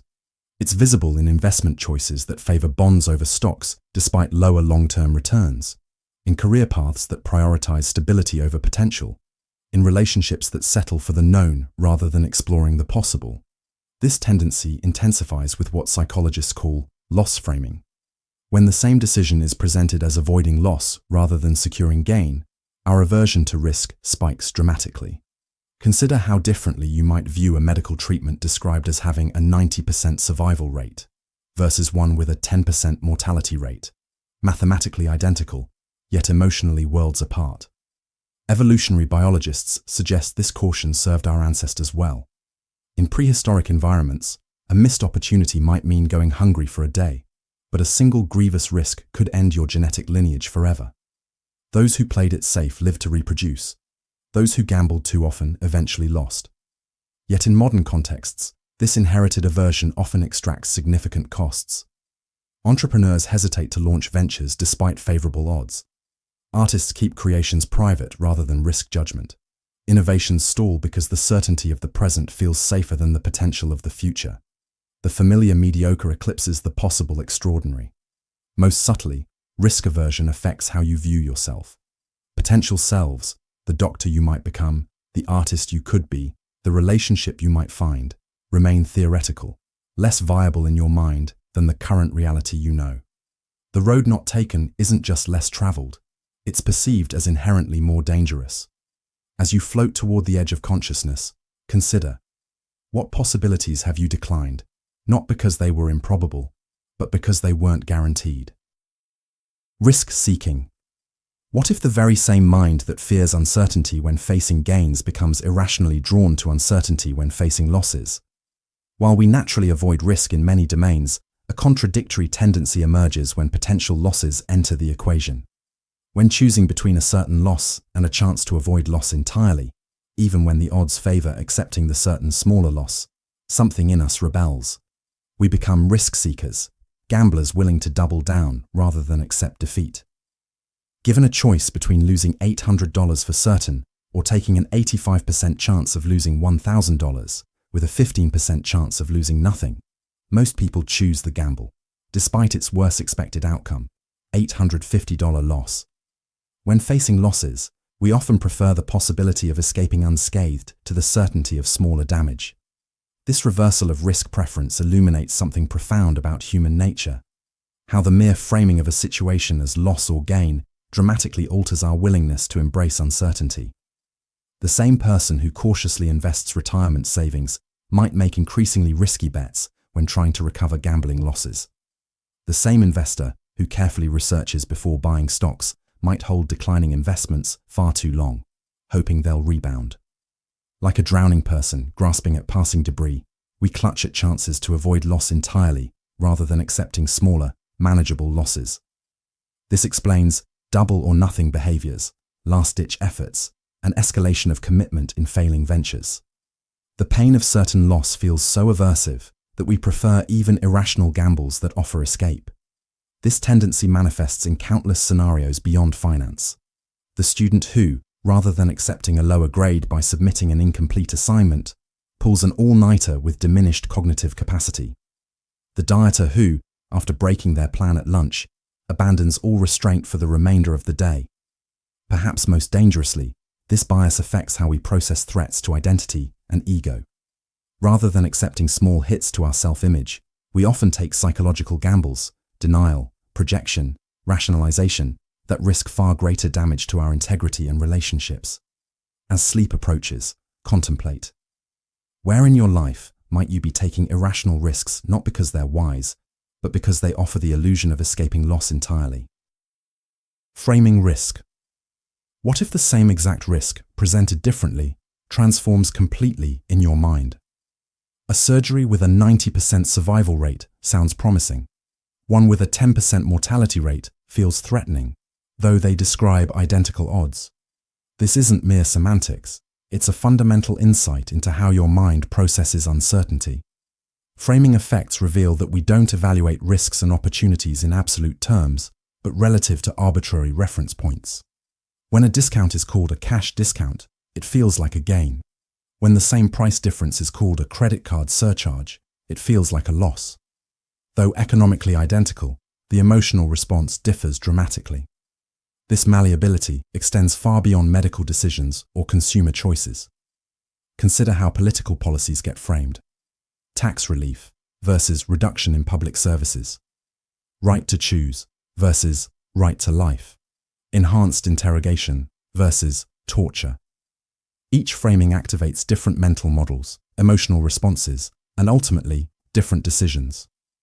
The power of framing reveals something unsettling about human rationality. Our preferences aren't as stable as we imagine. They shift with context, with presentation, with the subtle linguistic cues that shape how we perceive situations. What seems like a straightforward evaluation of facts and probabilities is actually a complex interplay between information and presentation. Marketing experts and persuasion professionals have long exploited this vulnerability. Products aren't expensive, but premium. You don't pay extra, but avoid discount restrictions. Insurance doesn't cost more, but provides additional protection. Each frame invites a different relationship with the same underlying reality. Perhaps most profoundly, we frame our own life narratives, casting the same experiences as triumphs or tragedies, as meaningful lessons or senseless suffering. A job loss becomes either unexpected freedom or career catastrophe. A relationship ending becomes necessary growth or personal failure. As your mind drifts toward the borders of sleep, consider, how might the challenges you currently face transform if you deliberately reframed them? What opportunities disguise themselves in the frames you've unconsciously accepted? Planning fallacy. What if time unfolds differently in imagination than in reality? When envisioning future tasks, writing reports, renovating homes, developing software, a curious distortion occurs. We consistently underestimate the time, resources, and obstacles involved, even when we have direct experience with similar projects. This systematic optimism isn't random error, but a predictable bias woven into how we envision the future. The planning fallacy appears everywhere. Students believe assignments will take hours when they require days.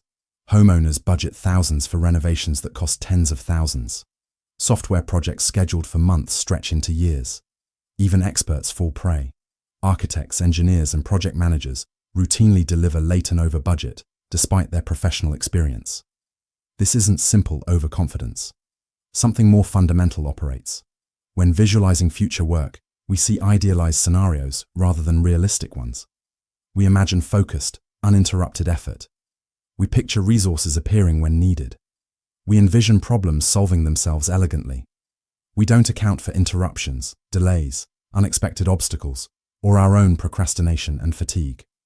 Most tellingly, this optimism persists even when we're explicitly reminded of past experiences. The student who has never completed a paper early still believes this time will be different. The homeowner whose last renovation ran double the timeline still believes the next will proceed smoothly. Our past selves seem like strangers whose experiences hold little relevance for our current plans. The planning fallacy reveals something profound about human cognition, our difficulty integrating abstract knowledge with emotional prediction. We intellectually know projects run late, yet emotionally expect our future to unfold ideally. The statistical probability feels less real than the vivid, simplified scenario we imagine. This tendency affects not just schedules, but life planning more broadly. Career changes, relocations, relationships. We consistently underestimate the complexity and overestimate the smoothness of major transitions. The gap between expectation and reality becomes a source of frustration, disappointment, and self-criticism. As consciousness begins to loosen its grip, reflect. What current plans might be subject to this subtle distortion? What if you mentally tripled the time and effort your current projects might require? Procrastination. Bias. What if the greatest obstacle between you and your goals isn't external resistance, but an internal contradiction in how you value time itself? A peculiar inconsistency exists in our temporal preferences. Given $100 today or $110 in a month, many choose immediate reward despite the excellent 10% monthly return. Yet this same person might commit to working extra hours next month rather than today, effectively choosing future effort over present effort, the opposite time preference. Procrastination operates through a specific cognitive distortion. We overvalue present pleasure and undervalue future pain. The immediate comfort of postponement feels disproportionately rewarding compared to the later stress of rushed completion. The present self enjoys relief. The future self inherits the burden. This tendency runs deeper than simple laziness or poor discipline. It reflects how differently we experience immediate versus delayed consequences. The stress you'll feel before tomorrow's deadline remains abstract, theoretical, less emotionally compelling than the concrete pleasure of current relaxation. Your future self seems somehow less real, their suffering less meaningful than your present comfort. Neurological research reveals procrastination as a conflict between brain regions. The limbic system, associated with immediate gratification, overrides the prefrontal cortex, responsible for long-term planning. Each postponement delivers a small neurochemical reward, brief relief that reinforces the delay despite greater future costs. The most insidious aspect of procrastination is how it compounds. Each delay creates conditions that make further delay more likely. The postponed task grows more daunting. Anxiety increases, making engagement more aversive. Self-criticism intensifies, draining motivation further. A single deferred decision cascades into patterns that can shape entire lives. This tendency extends beyond obvious procrastination into subtler domains. Financial planning deferred until someday. Health habits postponed until after some milestone. Difficult conversations avoided until they become unavoidable. In each case, the immediate discomfort of action feels more significant than the distributed future cost of inaction. As you surrender to sleep's approach, consider, what important actions have you been postponing, not because they're unimportant, but because they're uncomfortable?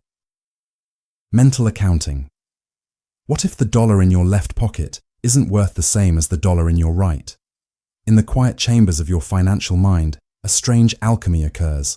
Money transforms based on arbitrary mental categories you create. The $20 in your entertainment fund feels appropriate to spend on a movie, while the same $20 from your savings would feel painfully wasteful for the same purpose. This psychological bookkeeping system leads to curious inconsistencies. You might agonize over saving a few dollars on groceries while casually spending hundreds on an already budgeted vacation expense. You might keep money in a low-interest savings account while simultaneously carrying high-interest credit card debt. You might treat a tax refund as found money to be spent frivolously, though it's simply your own income returning to you. Mental accounting creates invisible barriers between funds that are financially identical. The $50 birthday gift feels different from $50 of salary. The unexpected bonus feels separate from regular income. Each carries different emotional weight, different permissions for how it should flow through your life. Notice how this tendency appears in gambling behavior. Winnings feel like house money, separate from your real funds, making them easier to risk. Watch how it manifests in investment decisions. The reluctance to sell a losing stock in one account while happily selling winners in another, treating each account as an isolated island rather than part of a single financial ocean. This compartmentalization once served useful purposes, helping our ancestors allocate scarce resources across survival needs. In a world before banking systems, physical separation of resources protected against total loss. But in today's interconnected financial ecosystem, these mental dividers often create inefficiency and contradiction.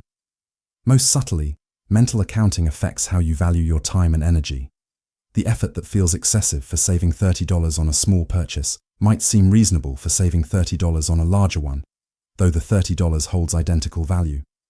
The hour spent driving to save $10 on a tool might be the same hour you wouldn't trade for $50 of additional work. As you drift towards sleep tonight, consider, where might you be creating artificial boundaries around resources that are fundamentally interchangeable? What freedom might emerge from seeing your finances as a single, unified system rather than isolated compartments with different rules and permissions? Bounded rationality. What if perfect rationality isn't just difficult to achieve, but fundamentally impossible for any human mind? Beneath the surface of your decision-making lies a hidden truth. You aren't failing to be perfectly rational. You're operating within the natural constraints of what any mind can process. Your cognitive system faces three insurmountable limitations. First, your attention can only track a handful of variables simultaneously. Second, your memory can only hold a fraction of relevant information actively available. Third, your processing speed allows only so much computation in the time available for any decision. These aren't personal failings, but the architecture of human cognition itself. In response to these constraints, your mind develops shortcuts and simplifications. You filter information, often unconsciously deciding what deserves attention and what can be ignored. You reduce complex problems to simpler models you can manipulate mentally. You settle for good enough solutions rather than optimal ones when the cost of additional analysis exceeds its likely benefit. This bounded rationality appears in countless scenarios. When choosing between insurance plans, you might focus on monthly premiums while overlooking deductibles or coverage limits. Not because you don't care about them, but because your cognitive bandwidth can only track so many factors. When evaluating job offers, you might emphasize salary over culture, benefits, or growth potential, not because they don't matter, but because quantifiable metrics are easier to process. Notice how organizations and markets recognize these limitations. Product options are deliberately limited to prevent choice paralysis. Information is packaged in digestible chunks rather than comprehensive detail. Decision tools and frameworks exist precisely because unbounded analysis isn't humanly possible. Perhaps most profoundly, bounded rationality reminds us that being rational doesn't mean calculating every possible variable to mathematical perfection. It means intelligently allocating your finite cognitive resources where they matter most, knowing when deeper analysis serves you and when it becomes an endless loop of diminishing returns. As consciousness softens tonight, consider, where might you be judging yourself against an impossible standard of perfect computation? What decisions might benefit not from more analysis, but from a compassionate recognition of your mind's natural limits? Satisficing. What if seeking the best option is sometimes the enemy of finding one that serves you well? Embedded in your decision-making processes lies a fundamental strategy that often goes unnoticed. The tendency to stop searching once you find an option that meets your basic criteria, rather than examining every possibility to find the optimal choice. This approach, satisficing, combines satisfy and suffice. Instead of maximizing, finding the absolute best, you set reasonable standards and accept the first option that crosses that threshold. The apartment that meets your space, location, and price requirements gets chosen even if better options might exist elsewhere. The job candidate who satisfies all core competencies gets hired without interviewing dozens more potential applicants. Satisficing isn't a failure of rationality, but often its expression. When information is plentiful, but attention and time are scarce, exhaustive optimization becomes prohibitively expensive. The energy spent seeking the perfect option could often serve you better elsewhere. The parent choosing good enough childcare to preserve energy for actual parenting isn't making a mistake. They're wisely allocating limited resources. Notice how this tendency varies across individuals and situations. Some people are natural maximizers, driven to explore every option before deciding, often experiencing more regret and less satisfaction despite objectively better outcomes. Others satisfice more readily, setting reasonable thresholds and moving forward once they're met, often experiencing greater contentment even with objectively less optimal results. The wisdom lies in knowing when each approach serves you better. For trivial, repeated decisions, which brand of paper towels to buy, exhaustive comparison yields minimal benefit. For rare, consequential choices, which house to purchase, More thorough exploration may justify the additional cognitive cost. Perhaps most importantly, satisficing reminds us that good enough isn't settling. It's an acknowledgement that life contains too many decisions to optimize each one. The mental bandwidth preserved by satisficing in one domain becomes available for matters where deeper attention truly makes a difference. As you settle towards sleep, consider, where might you be exhausting yourself seeking perfection when good enough would free energy for what truly matters? What standards might serve as reliable thresholds that allow you to move forward with confidence rather than endless deliberation? Heuristics, decision-making. What if the mental shortcuts you use daily aren't defects in your reasoning, but necessary adaptations to a world too complex for complete analysis? Throughout your moment-to-moment existence, your mind employs subtle rules of thumb, heuristics, that simplify overwhelming information into manageable decisions. When choosing a restaurant in an unfamiliar city, you might use the follow the crowd heuristic, assuming popular venues offer better food. When evaluating a job candidate, you might use the similarity heuristic, favoring someone resembling previously successful team members. When deciding whether to trust a stranger, you might use the confidence heuristic, equating certainty of delivery with reliability of content. These mental shortcuts developed for good reason. In ancestral environments, where decisions needed to be quick and computational resources were limited, heuristics offered efficient solutions. Following others often led to food and safety. Trusting those similar to reliable past associates reduced risk. Responding to confidence helped identify capable leaders in urgent situations. Yet in modern contexts, these same shortcuts can lead us astray. The busy restaurant might be popular for location rather than quality. The candidates similar to existing team members might perpetuate groupthink rather than add valuable perspective. The confident stranger might simply be skilled at projecting certainty regardless of actual knowledge. Notice how these shortcuts operate largely beyond awareness. You don't consciously decide to employ the availability heuristic when judging risk based on how easily examples come to mind. You don't deliberately choose to use the anchoring heuristic when estimating value based on initially presented numbers. These processes unfold automatically, shaping perception before reflective thought begins. The wisdom lies not in eliminating heuristics, they remain essential for navigating complexity, but in recognizing when they serve you well and when they require conscious override. Simple awareness of these patterns creates space to ask, is this mental shortcut appropriate for this specific situation? As your mind quiets tonight, consider, which decisions in your life might benefit from noticing the heuristics at play? Where might automatic processing be serving you well, and where might it be leading you towards systematic errors that a moment of reflection could correct? Intuition over analysis. What if your deepest wisdom doesn't arrive through careful calculation, but through subtle signals you can barely articulate?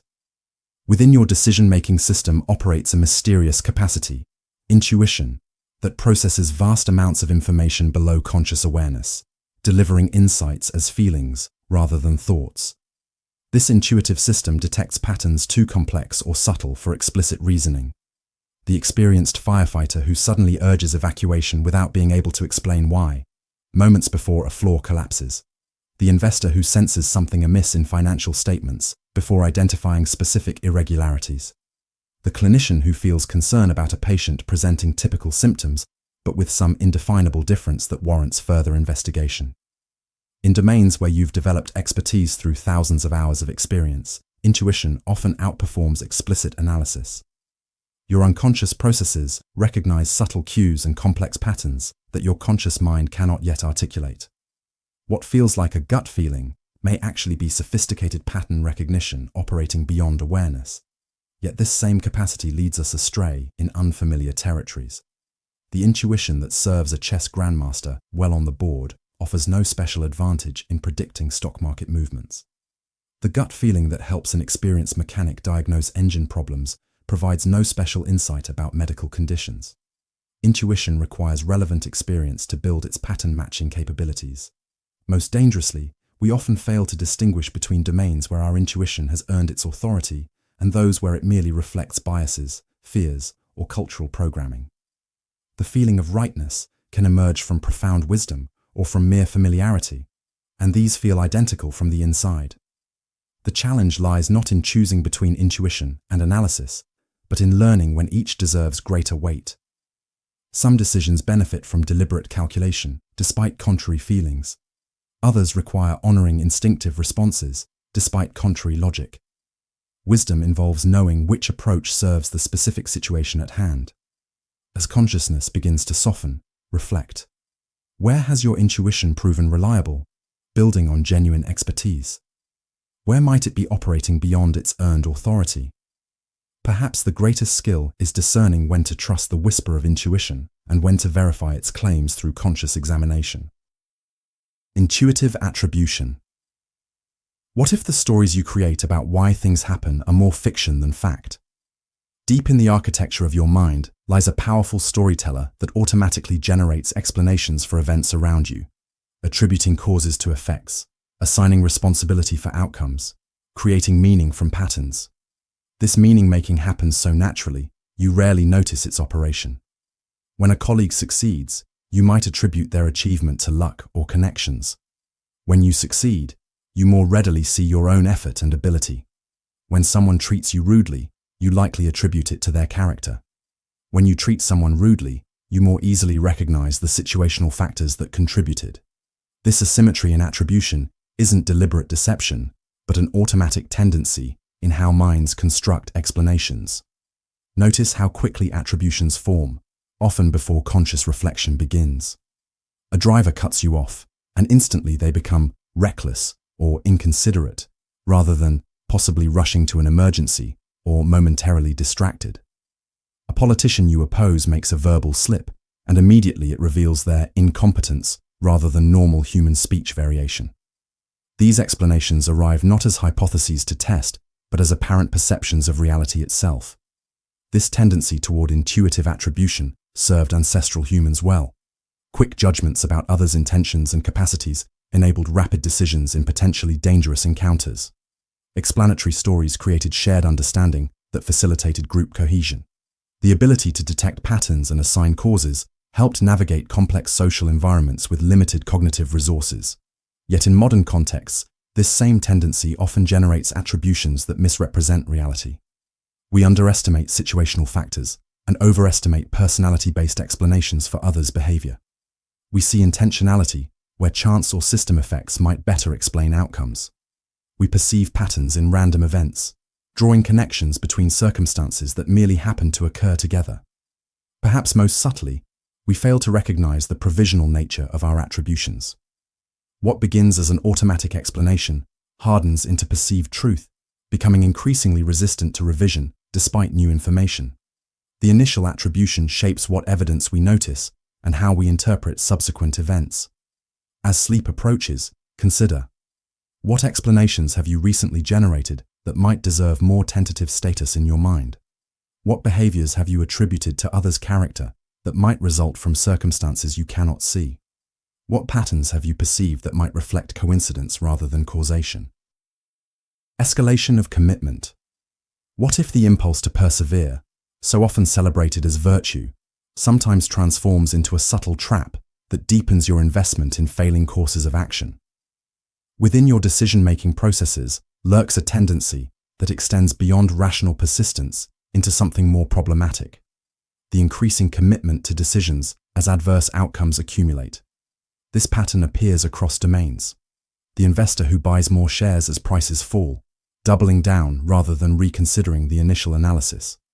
The military leader who commits additional forces to failing strategies, interpreting setbacks as reasons to intensify rather than reconsider. The relationship partner who increases emotional investment in response to growing incompatibility, viewing struggles as evidence of depth rather than mismatch. Unlike simple perseverance, escalation of commitment specifically involves increasing resources devoted to a course of action, despite evidence suggesting those resources might better serve elsewhere. It's not merely continuing, it's intensifying, often as a direct response to signs that should prompt reconsideration. This tendency emerges from multiple psychological currents. Self-justification plays a role. Increasing commitment helps preserve the belief that initial decisions were sound. Identity becomes involved.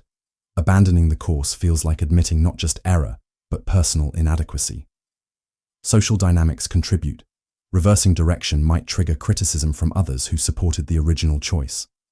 Each factor creates pressure to interpret negative feedback as reason to intensify rather than reassess. The danger lies in how escalation masquerades as determination. The same language describes both wise persistence through temporary setbacks and irrational intensification of failing strategies. Staying the course, seeing it through, not giving up. Phrases that might reflect either wisdom or self-deception, depending on the underlying reality. Perhaps most insidiously, escalation often happens incrementally. Each additional commitment seems small relative to what's already invested, creating a series of seemingly reasonable steps that collectively lead far beyond what would have been approved initially. The decision to spend another billion on a failing project wouldn't have been made at the outset, but after several billion are already spent, another seems proportionate. As consciousness quiets tonight, reflect. Where in your life might you be increasing commitment to directions that warrants reconsideration?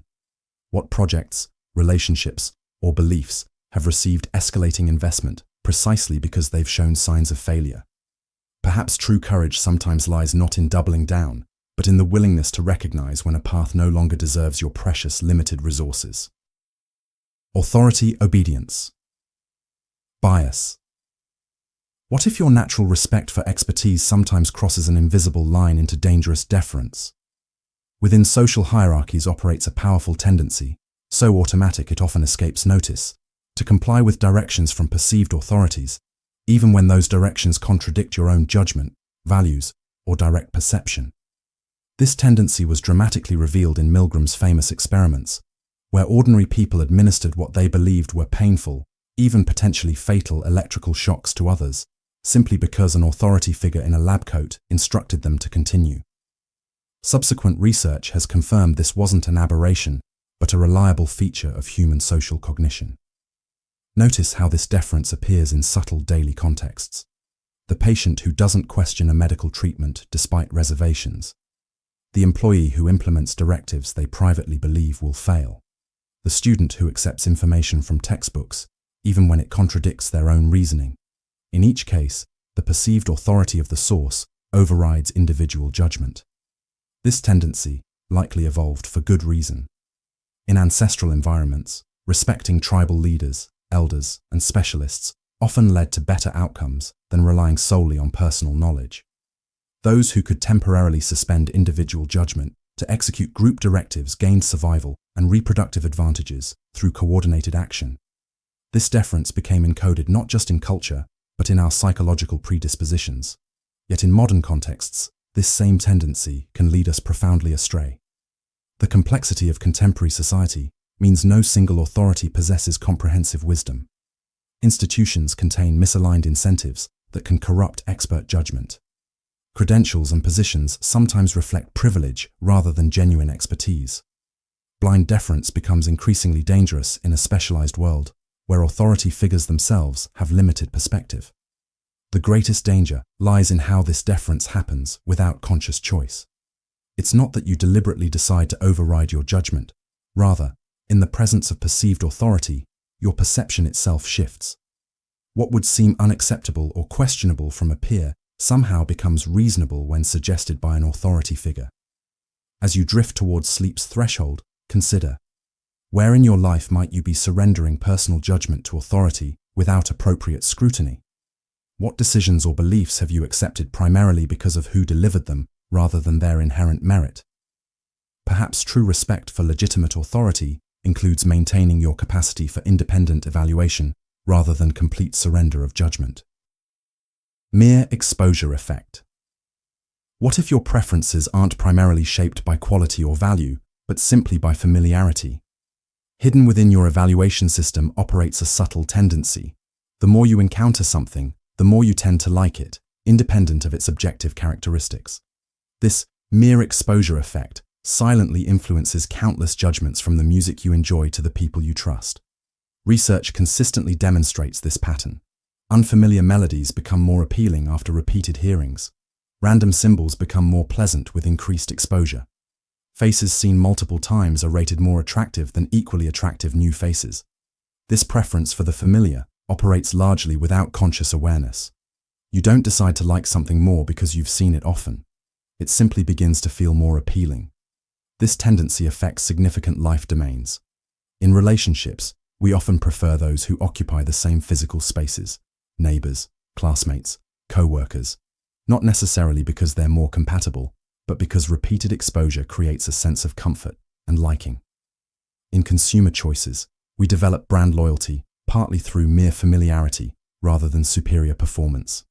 In cultural tastes, we often prefer the artistic styles we've encountered frequently rather than those offering greater objective merit. Evolutionarily, this bias made sense.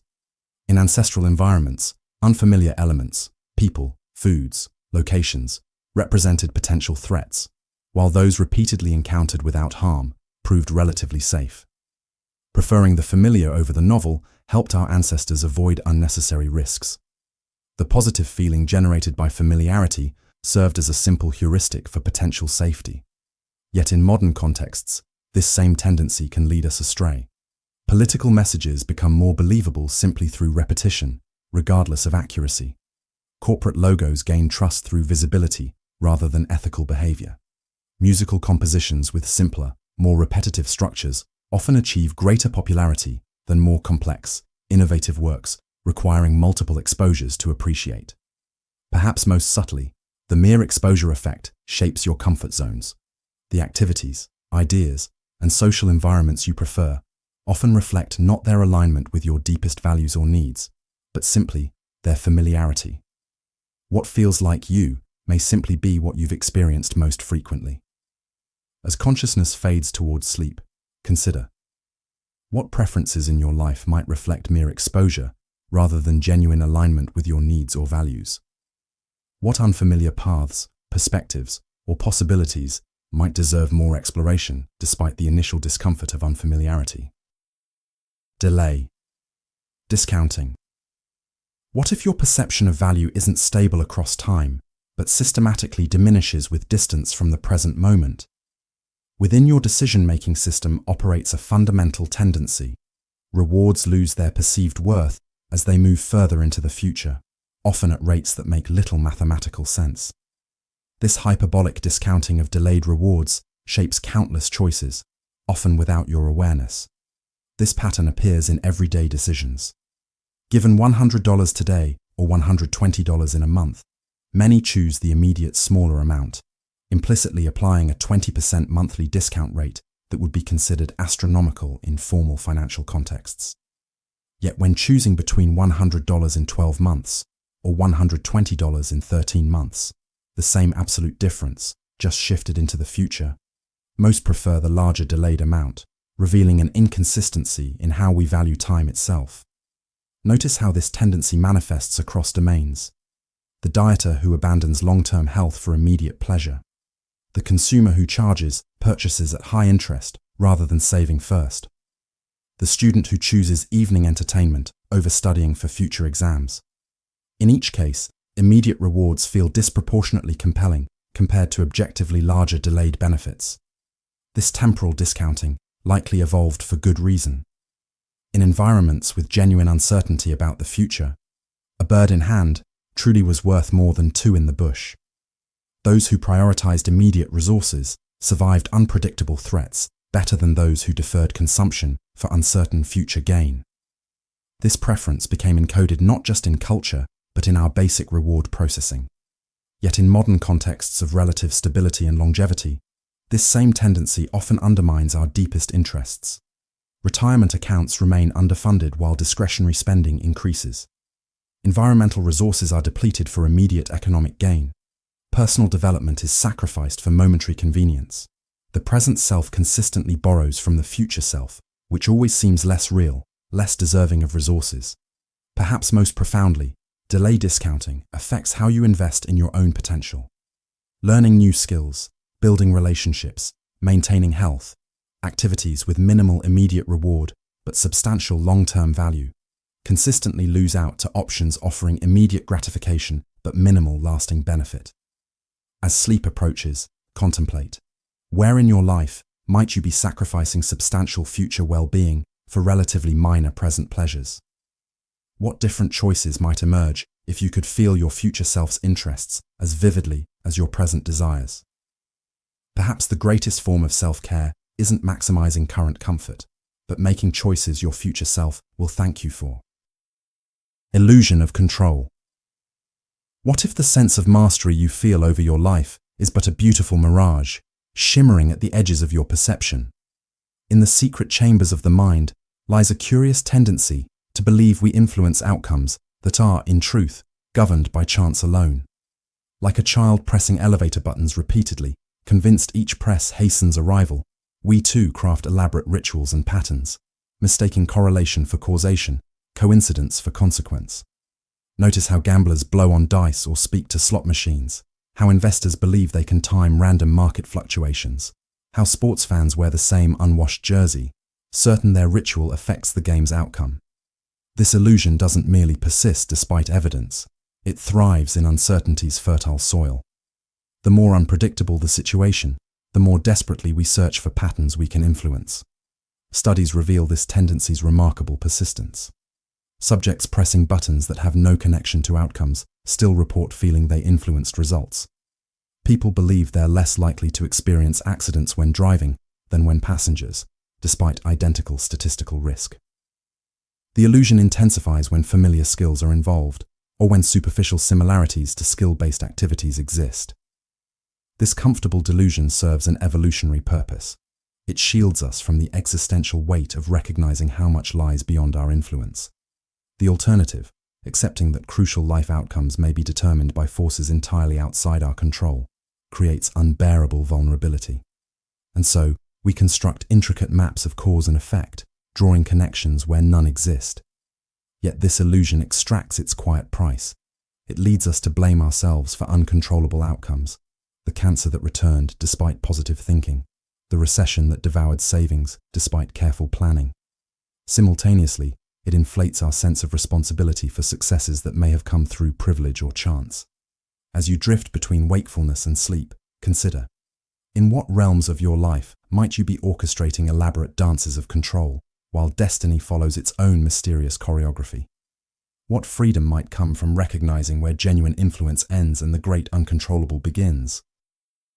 Superstition. What if the universe operated not by immutable laws, but through secret sympathies, hidden correspondences, and symbolic actions? Deep in the mind's ancient architecture lies a tendency to forge connections between unrelated events, to believe that crossing fingers affects outcomes, that breaking mirrors invites misfortune, that knocking on wood prevents calamity. Though we inhabit a world increasingly explained by science, superstition persists like shadows at dusk, thriving in the spaces between what we know and what we fear. Notice how pervasive these patterns remain, even among the rational and educated. The baseball player who won't change socks during a winning streak, the student who brings a particular pen to exams, the performer with pre-show rituals that must be executed precisely. Each represents not mere tradition, but a genuine belief in causal connections that exist only in our perception. Superstitions flourish most vigorously in conditions of uncertainty and high stakes. When outcomes matter deeply but remain outside our control, the mind creates illusory causation as psychological relief. Better to perform meaningless rituals than acknowledge complete powerlessness. The rational brain may recognize the behavior as irrational, yet the emotional brain finds comfort in these symbolic actions.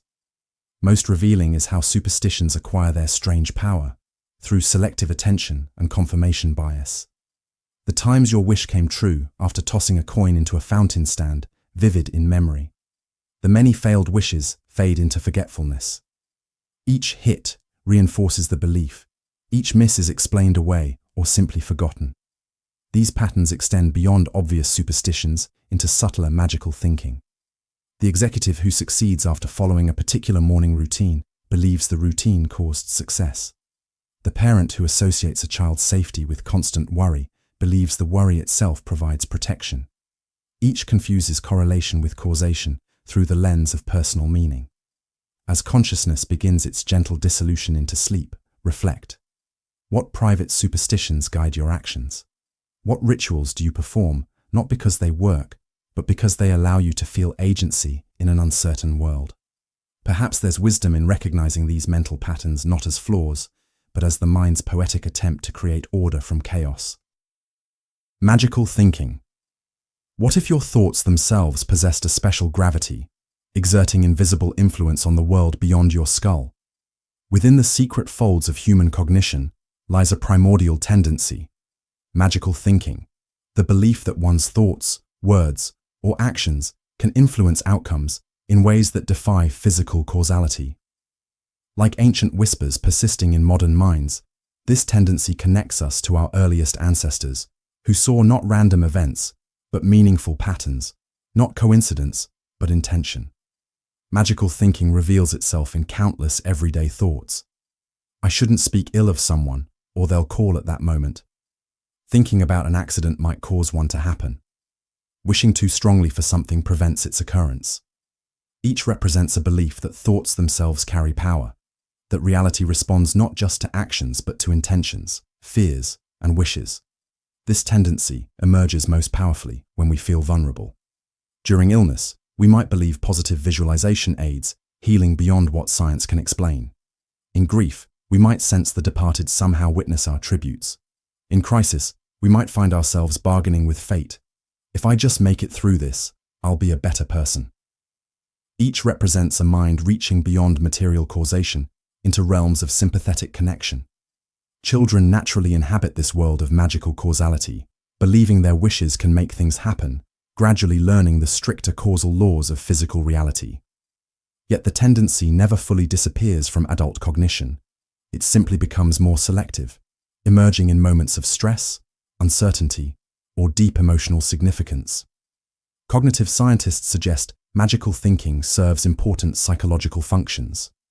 It creates a sense of control when real control is absent. It builds meaning from randomness.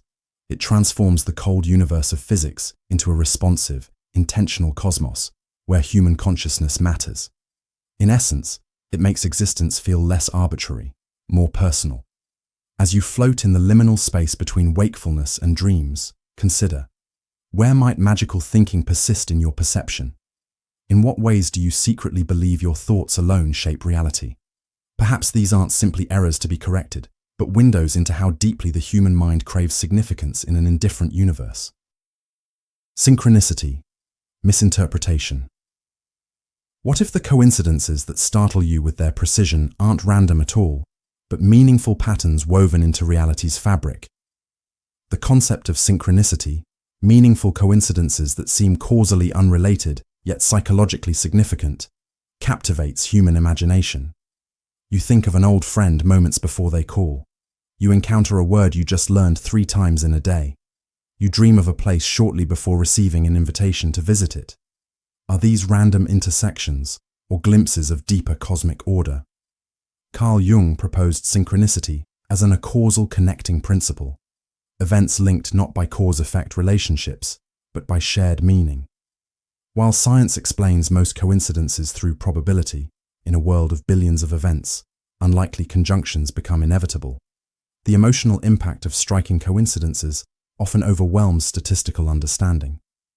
The mind instinctively seeks patterns, meaning, significance, and finds them, whether they objectively exist or not.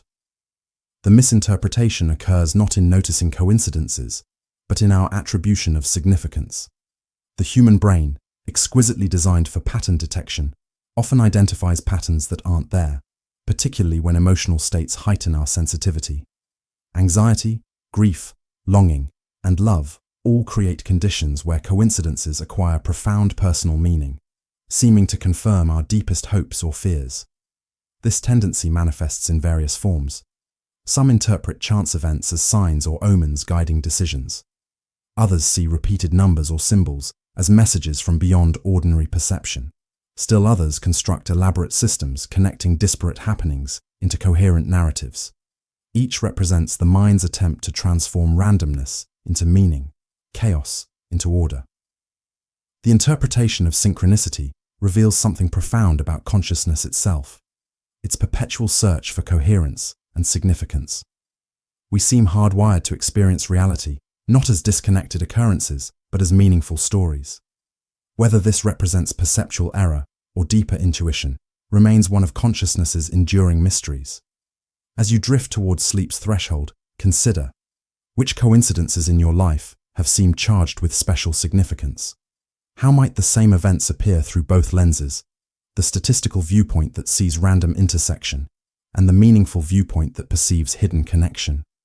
Perhaps wisdom lies not in choosing one perspective absolutely, but in holding both simultaneously. Pareidolia. What if the faces you glimpse in clouds, the patterns you perceive in static, the figures you discern in shadows? What if these aren't illusions, but revelations of how profoundly your mind shapes what you see? Pareidolia, the tendency to perceive meaningful patterns, especially faces, in random stimuli, reveals something fundamental about human perception.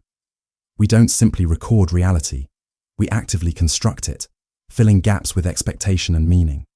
The phenomenon appears everywhere once you begin noticing. The electrical outlet that seems surprised, the car headlights and grille that form an angry face, the Jesus figure in burnt toast, the face on Mars. Each represents not a failure of perception, but its natural function, the mind constantly seeking the familiar within the ambiguous, particularly faces, those carriers of crucial social information. This tendency emerges from evolutionary necessity. For our ancestors, mistaking a rock for a predator meant needless fear. Mistaking a predator for a rock meant death. Natural selection favored brains that erred towards seeing significant patterns, particularly those suggesting potential threat or social connection. Better 1,000 false positives than one fatal negative. We are descendants of those who saw faces in the forest, whether they existed or not. Neuroscience reveals distinct brain regions dedicated to facial recognition that activate when perceiving face-like patterns, even in objects we consciously know aren't faces. This isn't merely intellectual error, but built into our perceptual architecture, a feature, not a bug, in how consciousness constructs its world. The implications extend beyond curious visual phenomena. Pareidolia suggests something profound about consciousness itself, that perception isn't passive reception, but active creation. What you see emerges from constant negotiation between external stimuli and internal patterns, expectations, and needs. Reality isn't simply discovered, it's partially constructed by the very act of perception. As consciousness begins dissolving toward dream, consider, how might this tendency shape not just what you see, but how you interpret experiences, relationships, and the patterns of your life? What faces might you be perceiving in the random noise of existence? Perhaps being human means forever navigating between the patterns we discover and those we create. Apophenia. What if the meanings you discern in random events aren't discoveries but creations, projections of your mind's insatiable hunger for pattern and purpose? Apophenia, the tendency to perceive connections and meaning between unrelated phenomena, represents one of consciousness's most fascinating qualities. Like seeing constellations in random stars, the mind naturally connects disparate events into seemingly meaningful relationships, transforming chaos into order, coincidence into significance. This tendency manifests in countless ways. The gambler who perceives hot streaks in random outcomes. The investor who detects trends in market noise. The conspiracy theorist who connects unrelated events into coherent narratives. Each represents not cognitive malfunction, but the mind's fundamental drive to make sense of complexity, to transform statistical noise into meaningful signal. Most revealing is how emotion amplifies this tendency. During periods of uncertainty, anxiety, or major life transition, the brain becomes hyperactive in its pattern seeking, finding connections invisible in calmer times. The grieving person who sees signs from departed loved ones. The anxious individual who perceives threats in neutral circumstances. The person seeking love who finds romantic signals in casual interactions. This tendency served evolutionary purposes. Better to perceive patterns that don't exist than miss those that do, when survival depends on recognizing threats or opportunities. Our ancestors who detected patterns, even at the cost of occasional error, likely survived better than those who missed genuine patterns. We inherit this tendency, though it sometimes leads us astray in environments very different from those that shaped our cognitive architecture. Apophenia reveals something profound about human cognition. We aren't passive receivers of random data, but active meaning makers. The mind abhors randomness, instinctively imposing narrative and causality even when none objectively exists. This isn't merely error, but the fundamental nature of consciousness itself, to create order from chaos, meaning from randomness. As you drift towards sleep's embrace, consider what patterns in your life might exist only in perception. What connections between events might be your mind's creation rather than objective reality. Perhaps there's wisdom in recognizing that while some patterns we perceive truly exist in the world, others represent the mind's beautiful, necessary fiction. Phantom vibration syndrome. What if the sensations you perceive sometimes exist not in your body, but in your expectation? Ghostly touches born from anticipation rather than physical stimuli. Phantom vibration syndrome, the perception that your phone is vibrating when it isn't, reveals something fundamental about how sensation itself works. Though seemingly a modern technological quirk, this phenomenon unveils ancient principles of perception, that what we feel depends not just on external stimuli, but on what we expect to feel. Notice how common this experience has become, the distinct sensation of your phone vibrating against your thigh or in your pocket, only to find the device silent, perhaps not even on your person.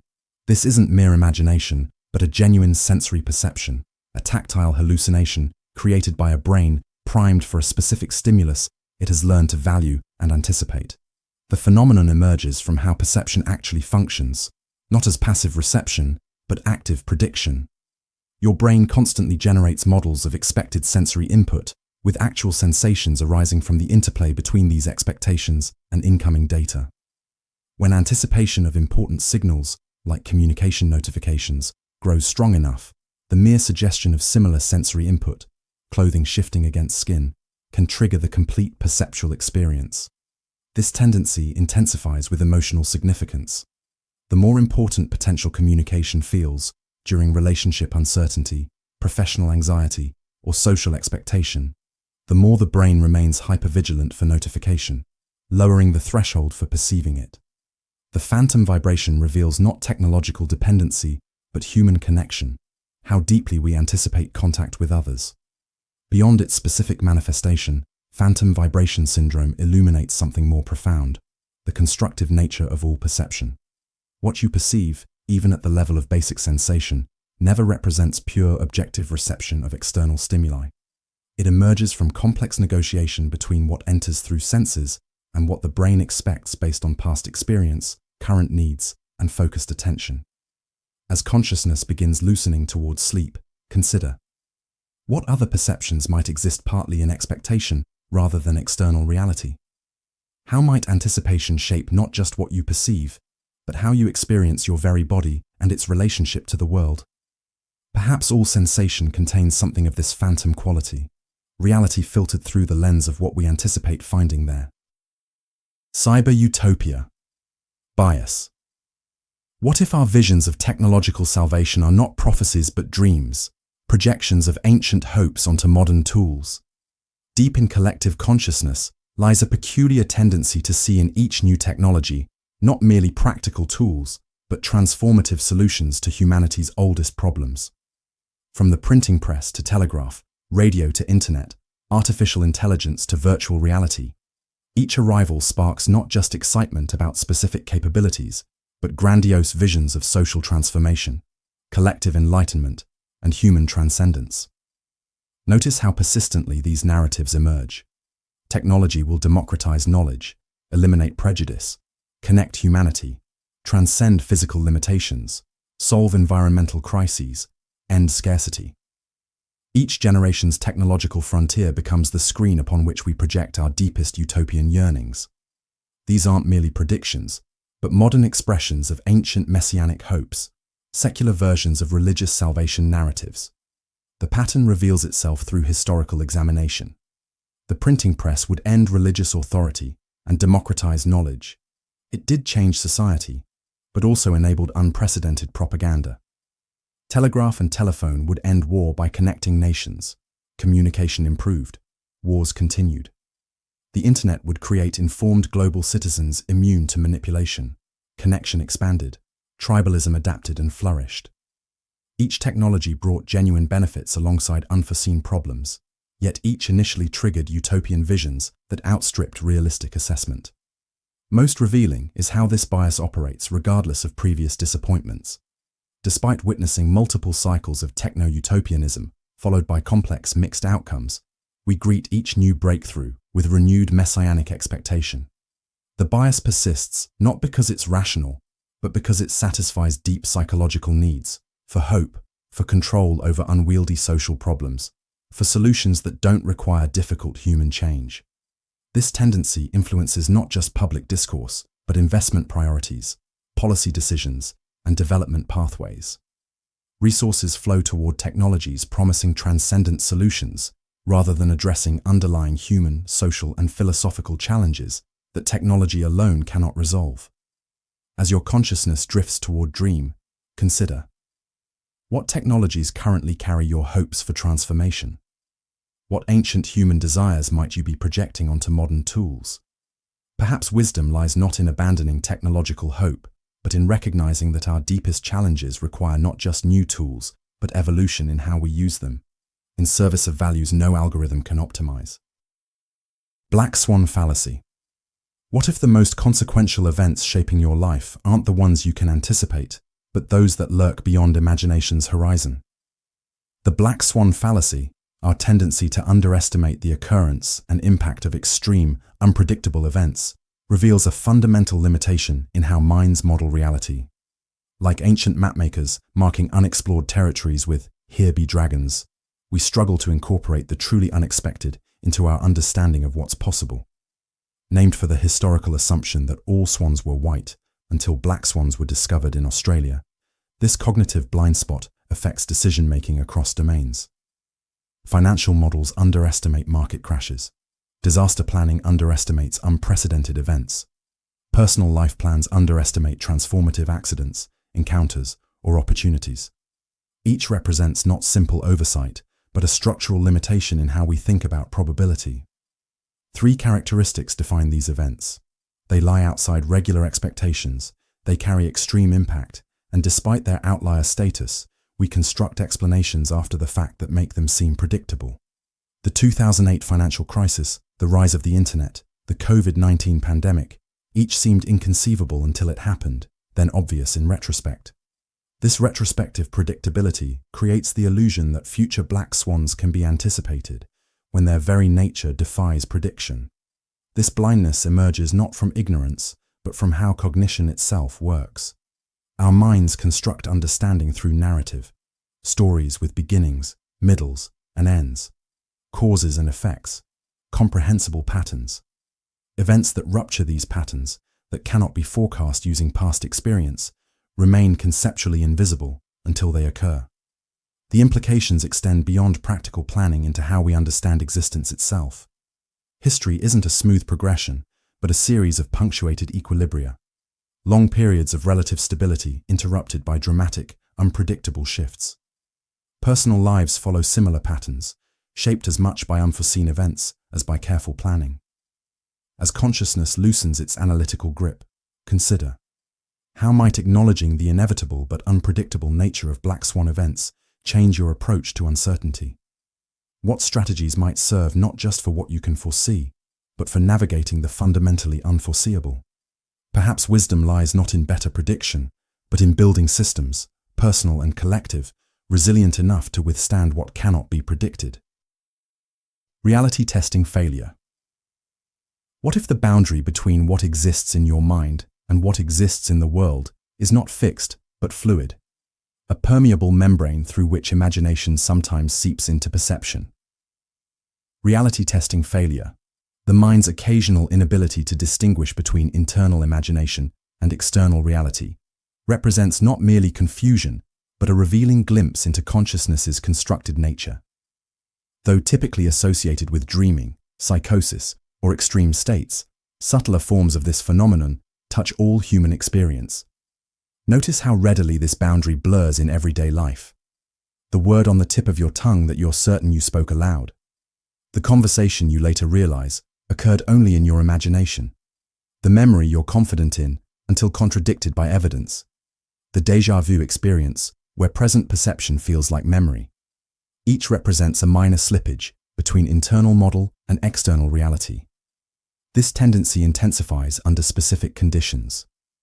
Sleep deprivation, high stress, strong emotion, meditation, or certain substances can all temporarily weaken the mind's ability to distinguish its own creations from external input. The exhausted parent who hears a baby crying when none occurs. The anxious person who sees threatening figures in shadows. The grieving individual who perceives signs from departed loved ones. Each experiences not simple error, but temporary dissolution of the boundary between imagination and perception. Most revealing is how this phenomenon illuminates consciousness itself. What we experience as reality never represents direct, unfiltered reception of the external world. It emerges from constant negotiation between sensory input and internal models, expectations, memories, predictions, and narratives that shape raw sensation into coherent experience. Reality testing isn't a binary function, but a spectrum of integration between internal and external sources of information. This has profound implications for understanding both ordinary perception and extraordinary experiences. Religious visions, creative inspiration, paranormal encounters, experiences typically framed as either objectively real or merely imaginary, might instead represent natural variations in how consciousness constructs its world, positions where the boundary between mind and world becomes uniquely transparent. As you drift towards sleep's domain, where reality testing naturally loosens, consider: how certain are you about the boundary between what you perceive and what you create? What experiences have you had where this distinction blurred? Perhaps what we call reality itself exists neither wholly in the world nor wholly in the mind, but emerges precisely at their mysterious intersection.